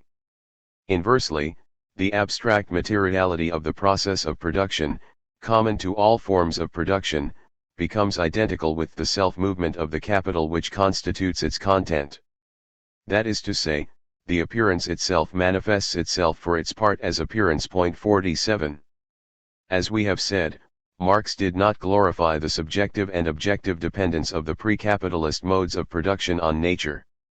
He realized that they necessarily correspond only to a level of development of human productive powers which is limited and must in principle be limited. 48 Despite all the negativity of the capitalist system, and of course Marx did not overlook this, it signifies, precisely in this negativity, a total revolution in, and development of, material production. 49 The price to be paid for this is that nature ceases to be recognized as a power for itself, and that it becomes a mere object for men, a mere thing of utility. 50. If the earlier modes of human intervention in nature were fundamentally modes of nature's self-mediation, since the mediating subject, individual or community, remained a part of immediately natural existence, under capitalism the mediation of nature became something strictly historical, because social. Nature is the self-determined material of human labor and is therefore still not reducible to social subjectivity. However, nature's in itself now only concerns the productive apparatus, which transforms the process of nature into a scientifically directed technological process and, distorting it beyond recognition, amalgamates it with the machinery, thereby bringing about an extraordinary growth of the productivity of labor. 51 Subjectively, this radical destruction of nature's qualitative characteristics corresponds to the reduction of the worker to existing as a producer of exchange value, which involves the complete negation of his natural existence, i.e. the fact that he is entirely determined by society. 52 Labor becomes something utterly lacking in objectivity, something which while coinciding with the immediate corporeality of the worker, constitutes the objective form of the absence of objectivity. 53 This absolute deficiency, this negativity in relation to itself, is nevertheless the precondition for the all-round development of human aptitudes and needs. The expanded reproduction of capital takes place on the basis provided by capital itself. Once it is historically developed, it is related to its prerequisites as to the preliminary historical stages of its becoming. 54 These stages are then superseded in its being. 55 What originally appeared as the foundation for capital's growth now appears as posited by capital, not as the precondition of its origin but as the consequence of its own reality. 56 Since the systems which historically preceded capitalism have thus vanished in the capitalist system, and the latter therefore develops on its own basis, the classical bourgeois economists find it that much easier to regard capital as the eternal, natural form of human production. In so far as they are aware of its historically limited character, they are inclined to present the conditions of its origin as the conditions of its present-day realization, i.e. they imply that the conditions characteristic of the fully formed bourgeois economy are the same conditions as those under which the capitalist is not yet able to act as such. In this they are expressing the difficulty of reconciling capital's prevailing practice with its theoretical understanding of itself. What particularly interested Marx in this connection, however, was the methodologically vital fact, which we have already noted, that past and future history could be illuminated by performing a series of intellectual oscillations backwards and forwards from the established bourgeois system, whose emergence marked a qualitative leap. Sartre is therefore right to refer to Marx's progressive-regressive method 57, a method which is of course of Hegelian origin.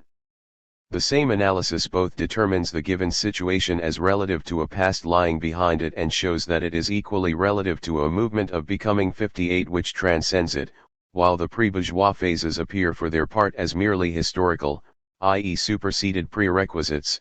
The present conditions of production appear as self-superseding and hence as positing the historical prerequisites for a new social order. It should have emerged from the above analysis that there are, strictly speaking, only two truly historical dialectics for Marxist theory, whose primary task is after all not to reconstruct mankind's whole history but to track down modern society's economic law of motion, the dialectic of the transition from the classical feudal to the bourgeois epoch, a transition more or less revolutionary according to national peculiarities, and the dialectic of the cataclysmic and liberating transition from the bourgeois epoch to that of socialism. The latter transition is of course the more heavily stressed. In the centuries of primitive accumulation, already in themselves dominated by the transformation of money and commodities into capital, there arose within the womb of feudal society, and later of the feudal system in its absolutist reconstruction, the capital relation characteristic of bourgeois society as a historical form of life. This capital relation rests on the abstract separation of the worker, as a class, from the means of production, the material prerequisites of labor. Once this separation has come into effect, the basis is provided for the becoming and, still more, the being of capital as such. 59 Since the separation is reproduced on a constantly increasing scale 60 as Marx tried to show. In historico-philosophical terms, the highly abstract, elemental dialectic of the pre-industrial development is concretized into the dialect of productive forces and relations of production, the dialectic which is ultimately decisive for Marxism. 61 In other words, the historical dialect as it structures capitalism more closely arises out of a long history. This process is the becoming which only goes over into existence when the objective antagonisms which constitute its content have reached such a pitch that there is a real possibility of their supersession, or, in the sense of the Hegelian logic, when becoming has reached its highest stage of ripeness, the stage in which its destruction begins. 62 Only at that moment is a critique of political economy possible as a critique of alienation, commodity fetishism, and ideology, the becoming itself already capitalist, of the capital relation has vanished into a system which can now be contemplated in its pure immanence. 63 In a somewhat obscure passage of the Grundrisse, Marx added to this the idea that the dialectical representation is only correct when it knows its own limits. 64 If we take as strict a view of the concept of representation, Darstellung, as Marx did, i.e. if we do not just view this in a literary sense.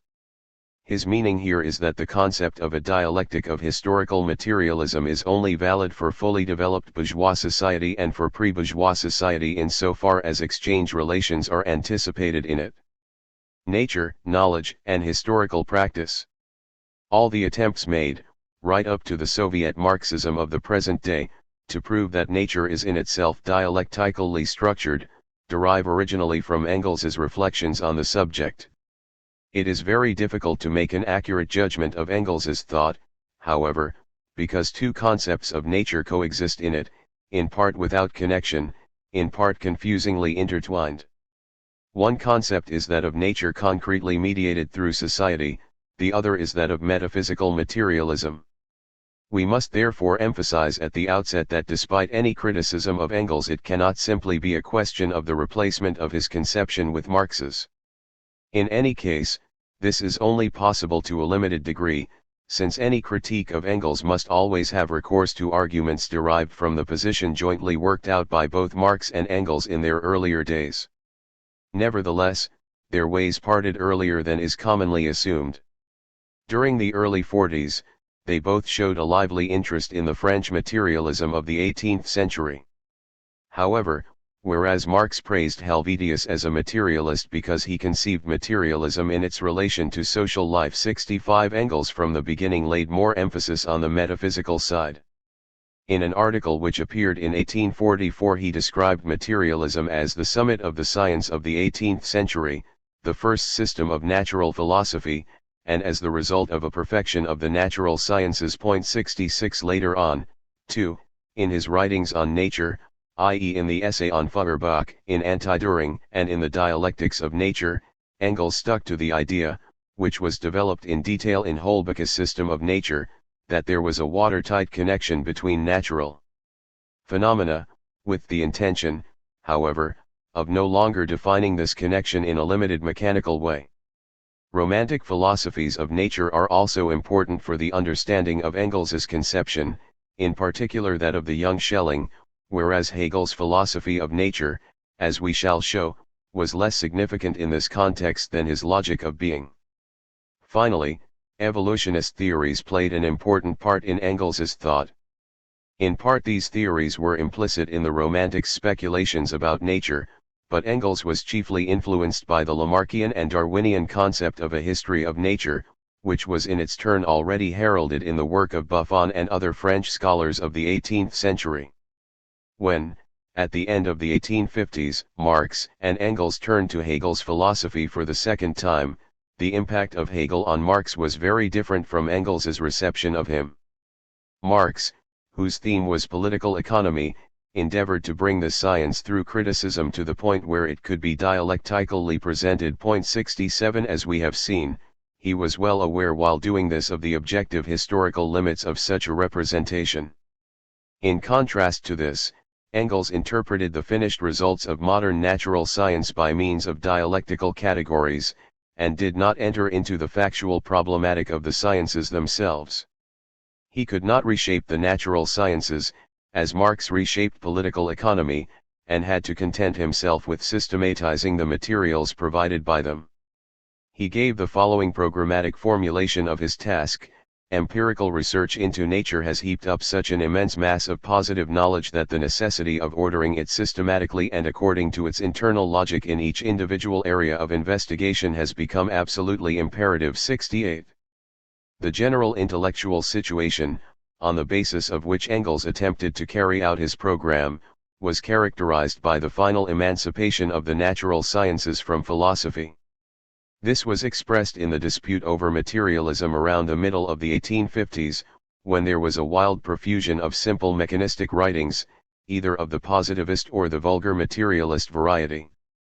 Precisely because he fundamentally accepted the materialist standpoint, Engels had to draw a critical line between himself and vulgarizers of materialism such as Buchner, Voigt, and Moleschott, and he made this distinction by introducing the dialectic into the materialist conception of nature.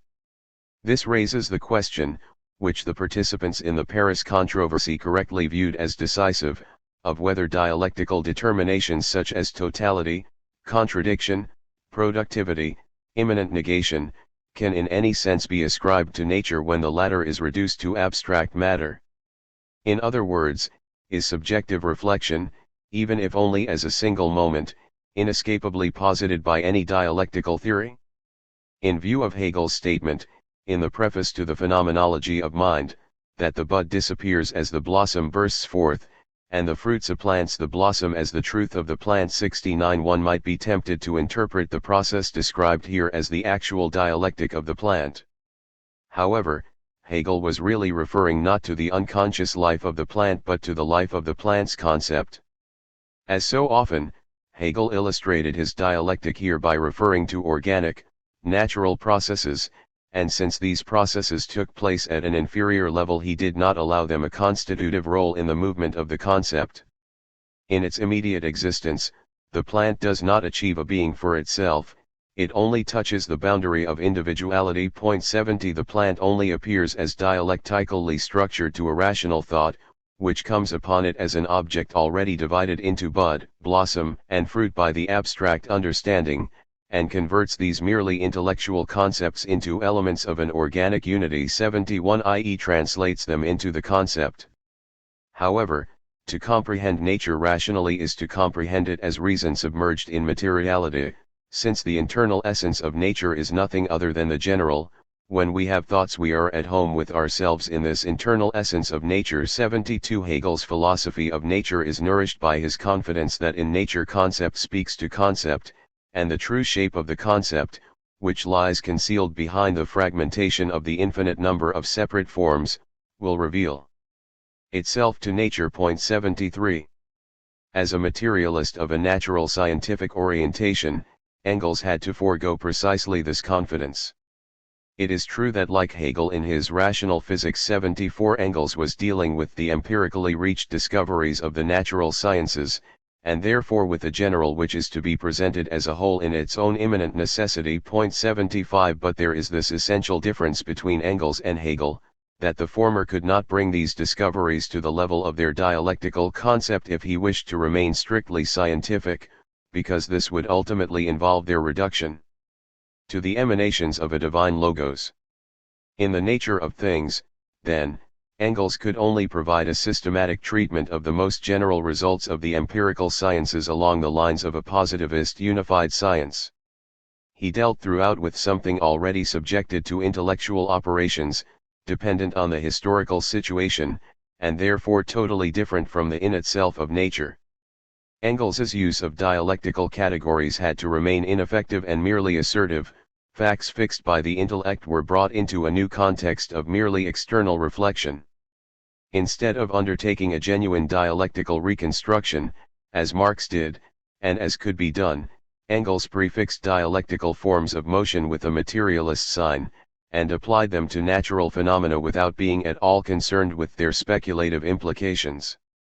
In this way, he arrived at arid definitions of the following kind: the cell is Hegel's being in itself, and its development undergoes exactly the Hegelian process, resulting finally in the idea, i.e. the particular completed organism. 76. Or, for example, he described geology without qualification as a series of negated negations, which was meant to be identical with the statement that geology is a series of successive disintegrations of old and deposits of new rock formations. 77. Hegel's consciously idealist philosophy of nature gained its bad reputation precisely through the many artificialities, empty constructs, and curiosities contained in it.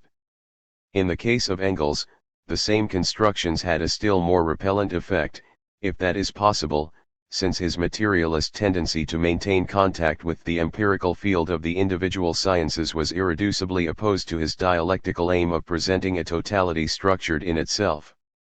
Hegel could blame the obvious deficiencies of his undertaking on nature itself, asserting that nature's impotence consisted in its externality. 78. Its unreconciled contradiction. 79. Which escapes the rigor of the concept, although the latter provides it with its internal construction. 80. Engels no longer had this line of retreat. Whilst Hegel endeavored to supersede empirical physics in speculative physics, but always maintained the distinction between them, Engels wanted to send all philosophies of nature packing and to anchor the dialectic in nature as it existed independently of any theoretical reflection. He was therefore forced to present the pre-philosophical procedure of the natural sciences as itself dialectical. The processes and laws discovered by the natural sciences are used by Engels as demonstrative examples of his theory, which tends in the direction of a dogmatic world outlook. For him, therefore, the unity of all motion in nature is a fact of natural science. 81. Let us look more closely at the way in which Engels determines this motion of nature in individual cases. Although he asserted that this motion was not merely change of place but also a qualitative change in the supermechanical fields. 82. It can be shown that he had to make far-reaching concessions to precisely the kind of mechanicism he wanted to relativize dialectically. Dialectics is secretly transformed here into a mechanicism of evolution which is at best more flexibly interpreted than the old mechanicism, for it is limited to providing a causal nexus for the advance from the lower to the higher, which maintains itself through all zigzag movements and momentary setbacks. 83. In particular, the dialectics of nature goes beyond the purely causal relationship and towards the conception of a universal interaction 84, which Engels saw as that knowledge which it was impossible to go beyond, because nothing knowable lies behind it. 85. With this remark, however, he himself conceded that his view of nature was ultimately pre-dialectical. It is true that, in comparison with mechanical causality, interaction is a higher, because a richer category. Yet, as Hegel said, it still stands on the threshold of the concept, so to speak. If a given situation is viewed merely from the standpoint of interaction, this is in fact an attitude entirely lacking in conceptual content. One is then concerned merely with the dry fact, and the demand for mediation remains unsatisfied. 86. Engels consciously left out of account the impact of men on nature. 87. i.e., the appearance of that particular form of mutual interaction in the natural context, called social labor. However, since labor's needs are subject to historical change, the faculty of knowledge, in order to be sure of the individual natural phenomena, must destroy their total context and return again and again to the isolated causal relationship. Only in that way can nature's necessary processes be reconciled with human aims. A materialist theory requires that the concrete dialectic be brought into operation only by the activity of social production, which determines the mental and the real transition from causality to interaction and vice versa, as well as the transition from interaction to teleology.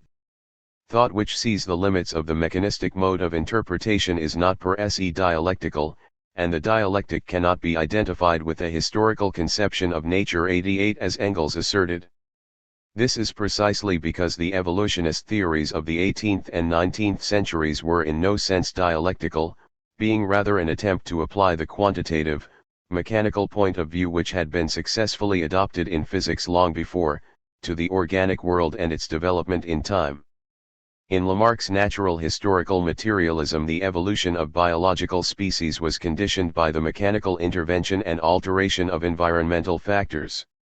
In the series of living things, he said, there are only purely quantitative gradations, minute changes, and not sudden leaps. There appear to be qualitative differences simply because certain intermediate members of the series are not known to science.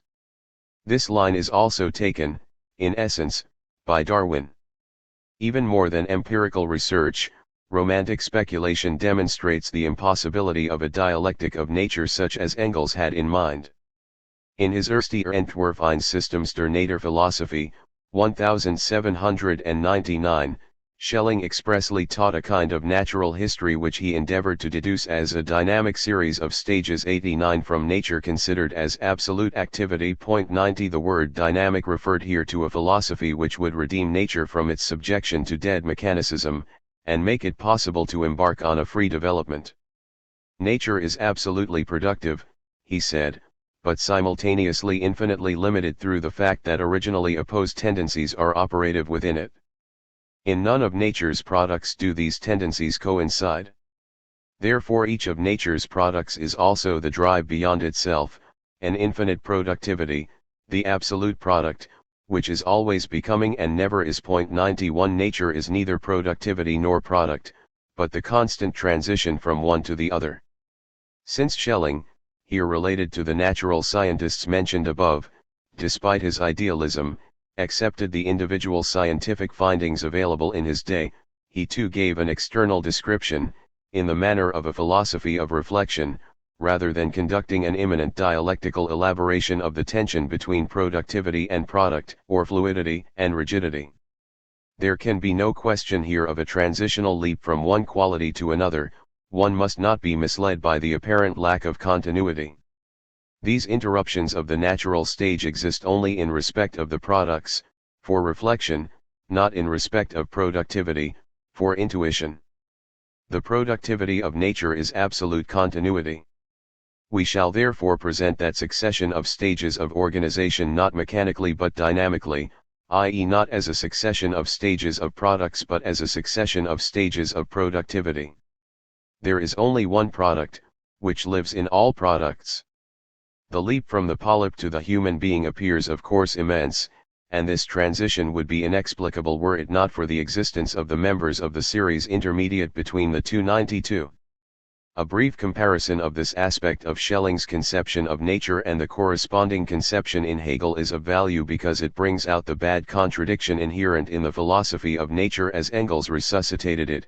Either it retains the temporal emergence of natural forms from each other, in which case it loses its dialectical character, or it retains the dialectic and must therefore, as in Hegel, deny the existence of a history of nature.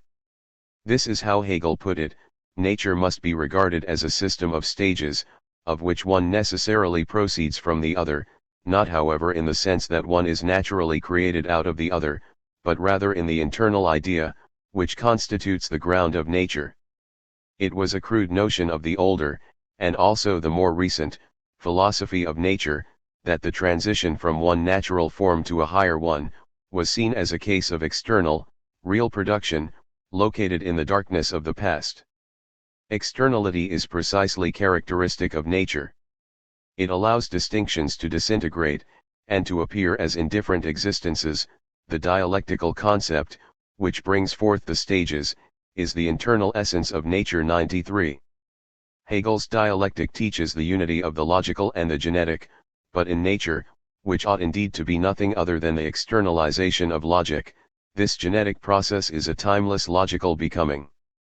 The metamorphosis is limited to the concept whose changing is the sole development. 94. Insofar as the concept exists in nature as a living individual, it is the individual which undergoes development and not the species. Hegel's dialectic of nature expresses an internal order, but no real history, for real history can only arise in the mental sphere. It must not be thought that such a dry series is made dynamic, or philosophical, or more conceptual, or what you will, by the use of the notion of emergence. 95. It would be very cheap to mock Hegel here for his denial of natural history in the interests of a speculative dialectic precisely at the moment when the idea of development was beginning to spread throughout biology, and even in philosophy itself. In fact, however, this was how Hegel was able to guard against the leveling of the qualitative distinction between the natural and the historical world, which inevitably went very far in the case of Engels, because his theory of development claimed to be both dynamic in Schelling's sense and dialectical in Hegel's. Thus, at the mercy of the above-mentioned bad contradiction, Engels sought a way out by turning towards Hegel's logic, in particular the logic of being, rather than to his philosophy of nature which, significantly, was still dealt with in the Propedeutic under the title ontological logic. Engels greeted the theorem of the nodal line of quantitative relationships with enthusiasm, since this appeared to allow the real process to be conceived as simultaneously continuous and discrete.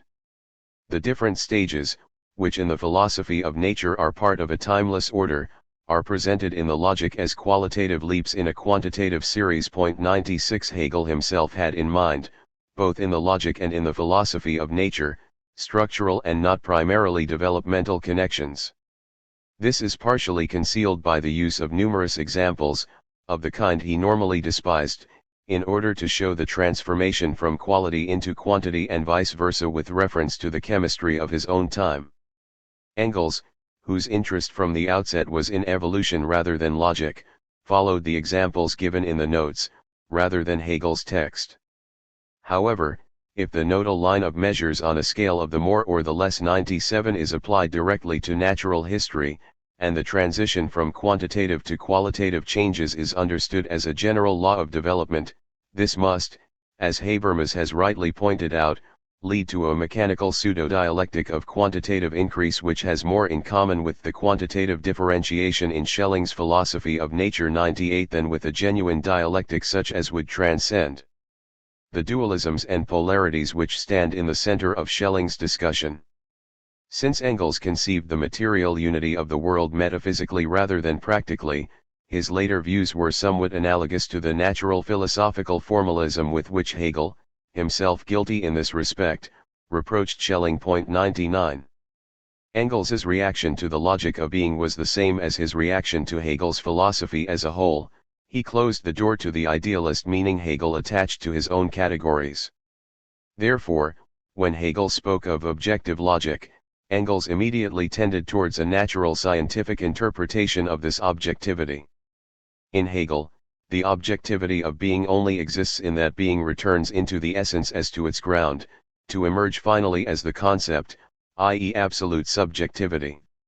Instead of applying the Hegelian categories in a concrete, materialist way by redefining them in social terms, Engels applied them externally to particular scientific facts, which are dependent for their existence precisely on their abstraction from that which would bring them into dialectical motion, historical practice. They are supposed to be valid for the world in general, and Engels naively assumed that the conclusions of research into the world referred to its pure being in itself. In fact, the main difficulty, as outlined by Hippolyte, was that Engels's historicization of nature, and still more Soviet Marxism's, led to a naturalization of human history. This did not occur in the manner of social Darwinism, whose social function and origin were spotted by both Marx and Engels.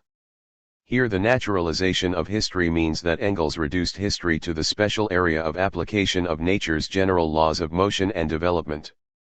In this way he cleared the way for the institutionalized division of theory into dialectical and historical materialism, which is characteristic of Stalinist ideology but meaningless from the Marxist point of view. In Engels's view, the fact that human history is made by beings endowed with consciousness is nothing more than a factor which tends rather to complicate the matter. As he laconically expressed it, now the whole of nature is dissolved into history, and history is distinguished from natural history only because it is the process of development of self-conscious organisms. 100 However, when Marx wrote of the natural laws of society, of the critique of political economy's conception of the development of social formations as a process of natural history in which persons have become the personification of economic categories. 101 This had the critical meaning that men are subjected to a system of material conditions which is outside their control and triumphs over them as a second nature. This is not to say that Engels lost sight of this critical impulse, indeed he put the same point particularly clearly in Anti-Düring.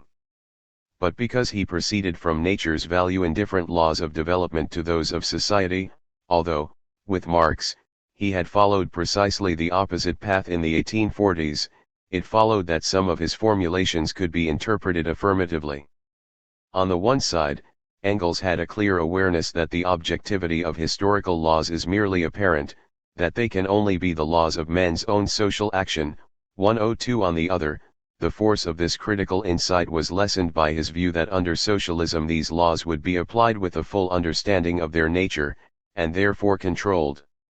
While Marx wanted these laws to vanish through being dissolved by the rational actions of liberated individuals, Engels naturalistically identified the laws of men within those of physical nature, which can of course only be applied and controlled.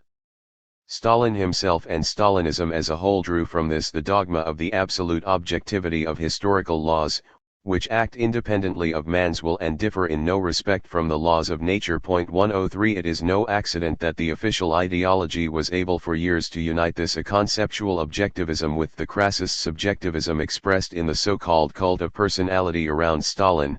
The two sides of this ideology are complementary. What in Marx is the object of a critique, is in Stalinism raised to the rank of a scientific norm. Subjects are capable at most of investigating these laws and bearing them in mind in their actions. These laws would simply not exist without human action, but this fact lies entirely outside the purview of a doctrine which is only concerned to reflect already in fact completely reified relations in the interests of the ruling powers.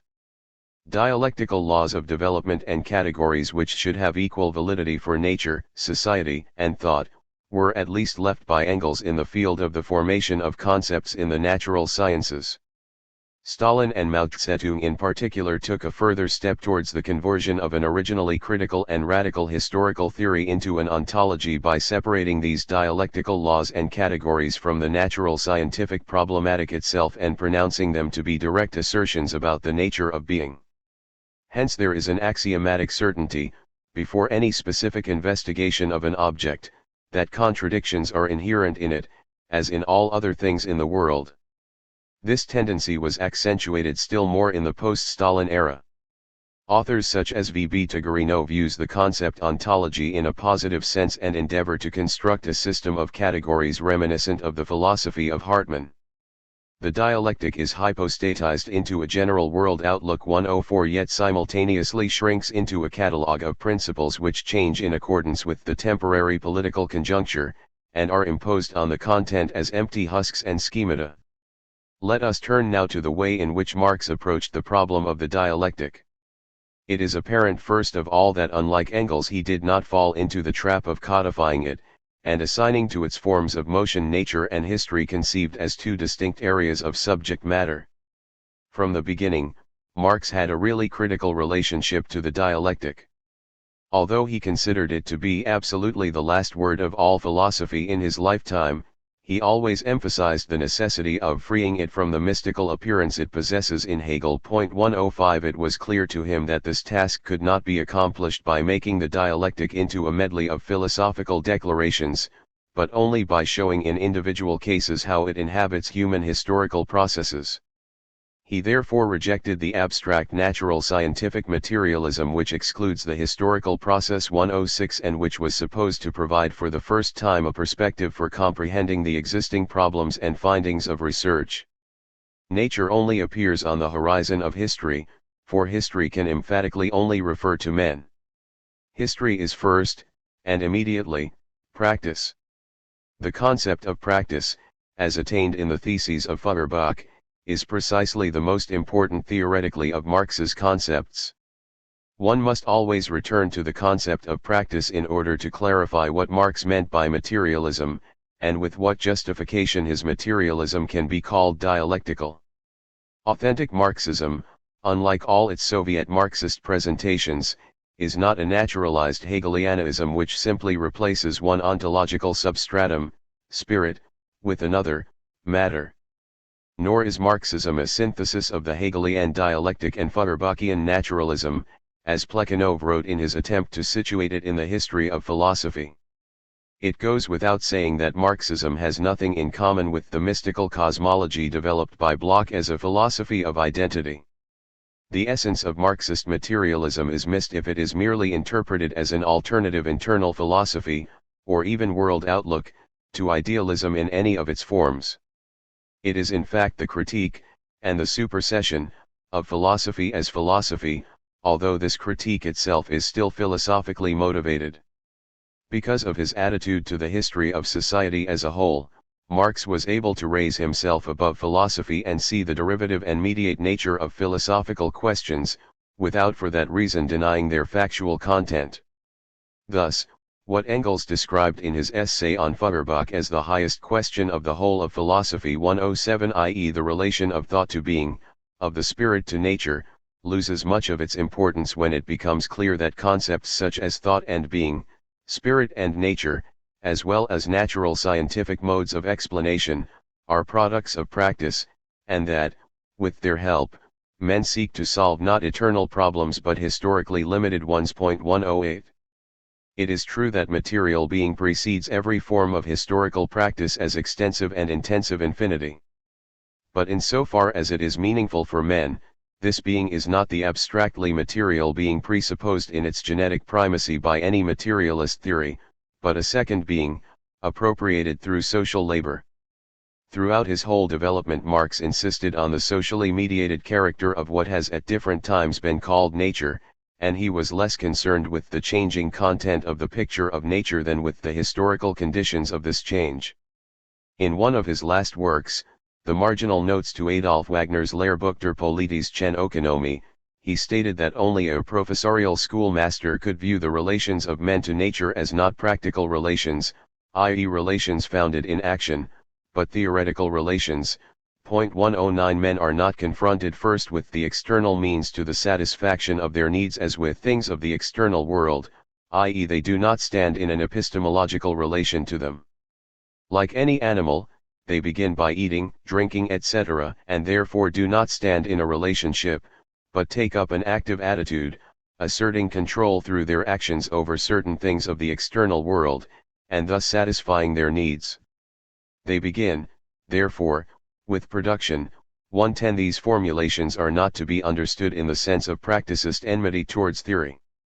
Historical practice is in itself more theoretical than theory, as indeed it was in Hegel, although in his case of course it was determined in the last analysis as a mode of knowledge. Practice has already accomplished the mediation of subject and object before it becomes itself the theme of reflection. At this point we can see once more that Engels took up the problem of the dialectic too late. In his view, the materialist conception of nature meant nothing more than a simple conception of nature just as it exists, without alien ingredients. 111 This marked a naive realist regression in comparison with the position both he and Marx had reached in their polemic against Feuerbach in the German ideology. Nature just as it exists is by no means an abstractly quantitative product of the laboratory, divested of all anthropomorphic elements, but a qualitatively rich world of matter, to be appropriated through collective labor.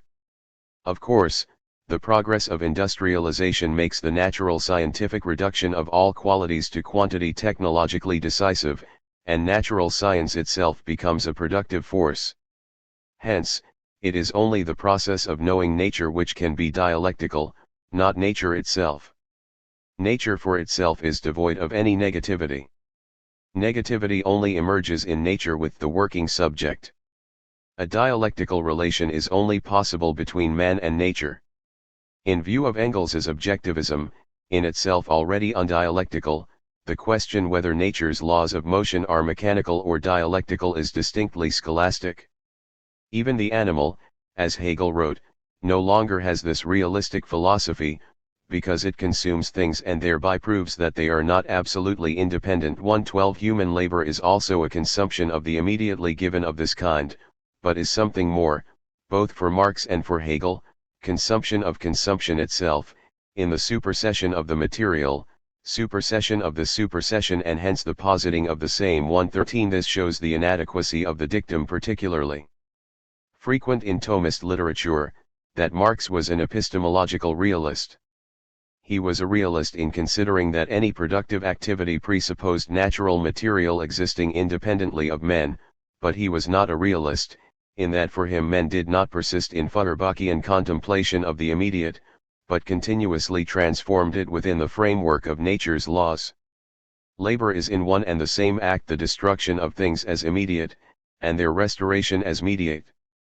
Because things existing independently of consciousness have always been filtered through historical labor, they represent something which has become what it is precisely in this independence of consciousness, and in itself translated into a for us. This also removes the primitive notion of knowledge as a reflection where consciousness and its object are placed in flat opposition to each other, and the ultimately constitutive role of practice for the object is left out of account. The objective world is no mere in itself to be reflected, but largely a social product. What appears on the side of this product as a static property, in the form of being 114, should not obscure the fact that it is an addition to nature as originally given, and previously appeared on the side of the laborer, in the form of motion, i.e. purposive activity. Therefore consciousness always enters as an active spirit into the reality reproduced by it. It is the task of knowledge not to capitulate before reality, which stands around men like a stone wall.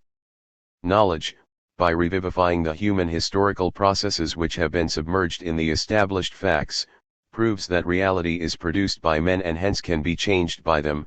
Practice, as the most important concept of knowledge, changes into the concept of political action.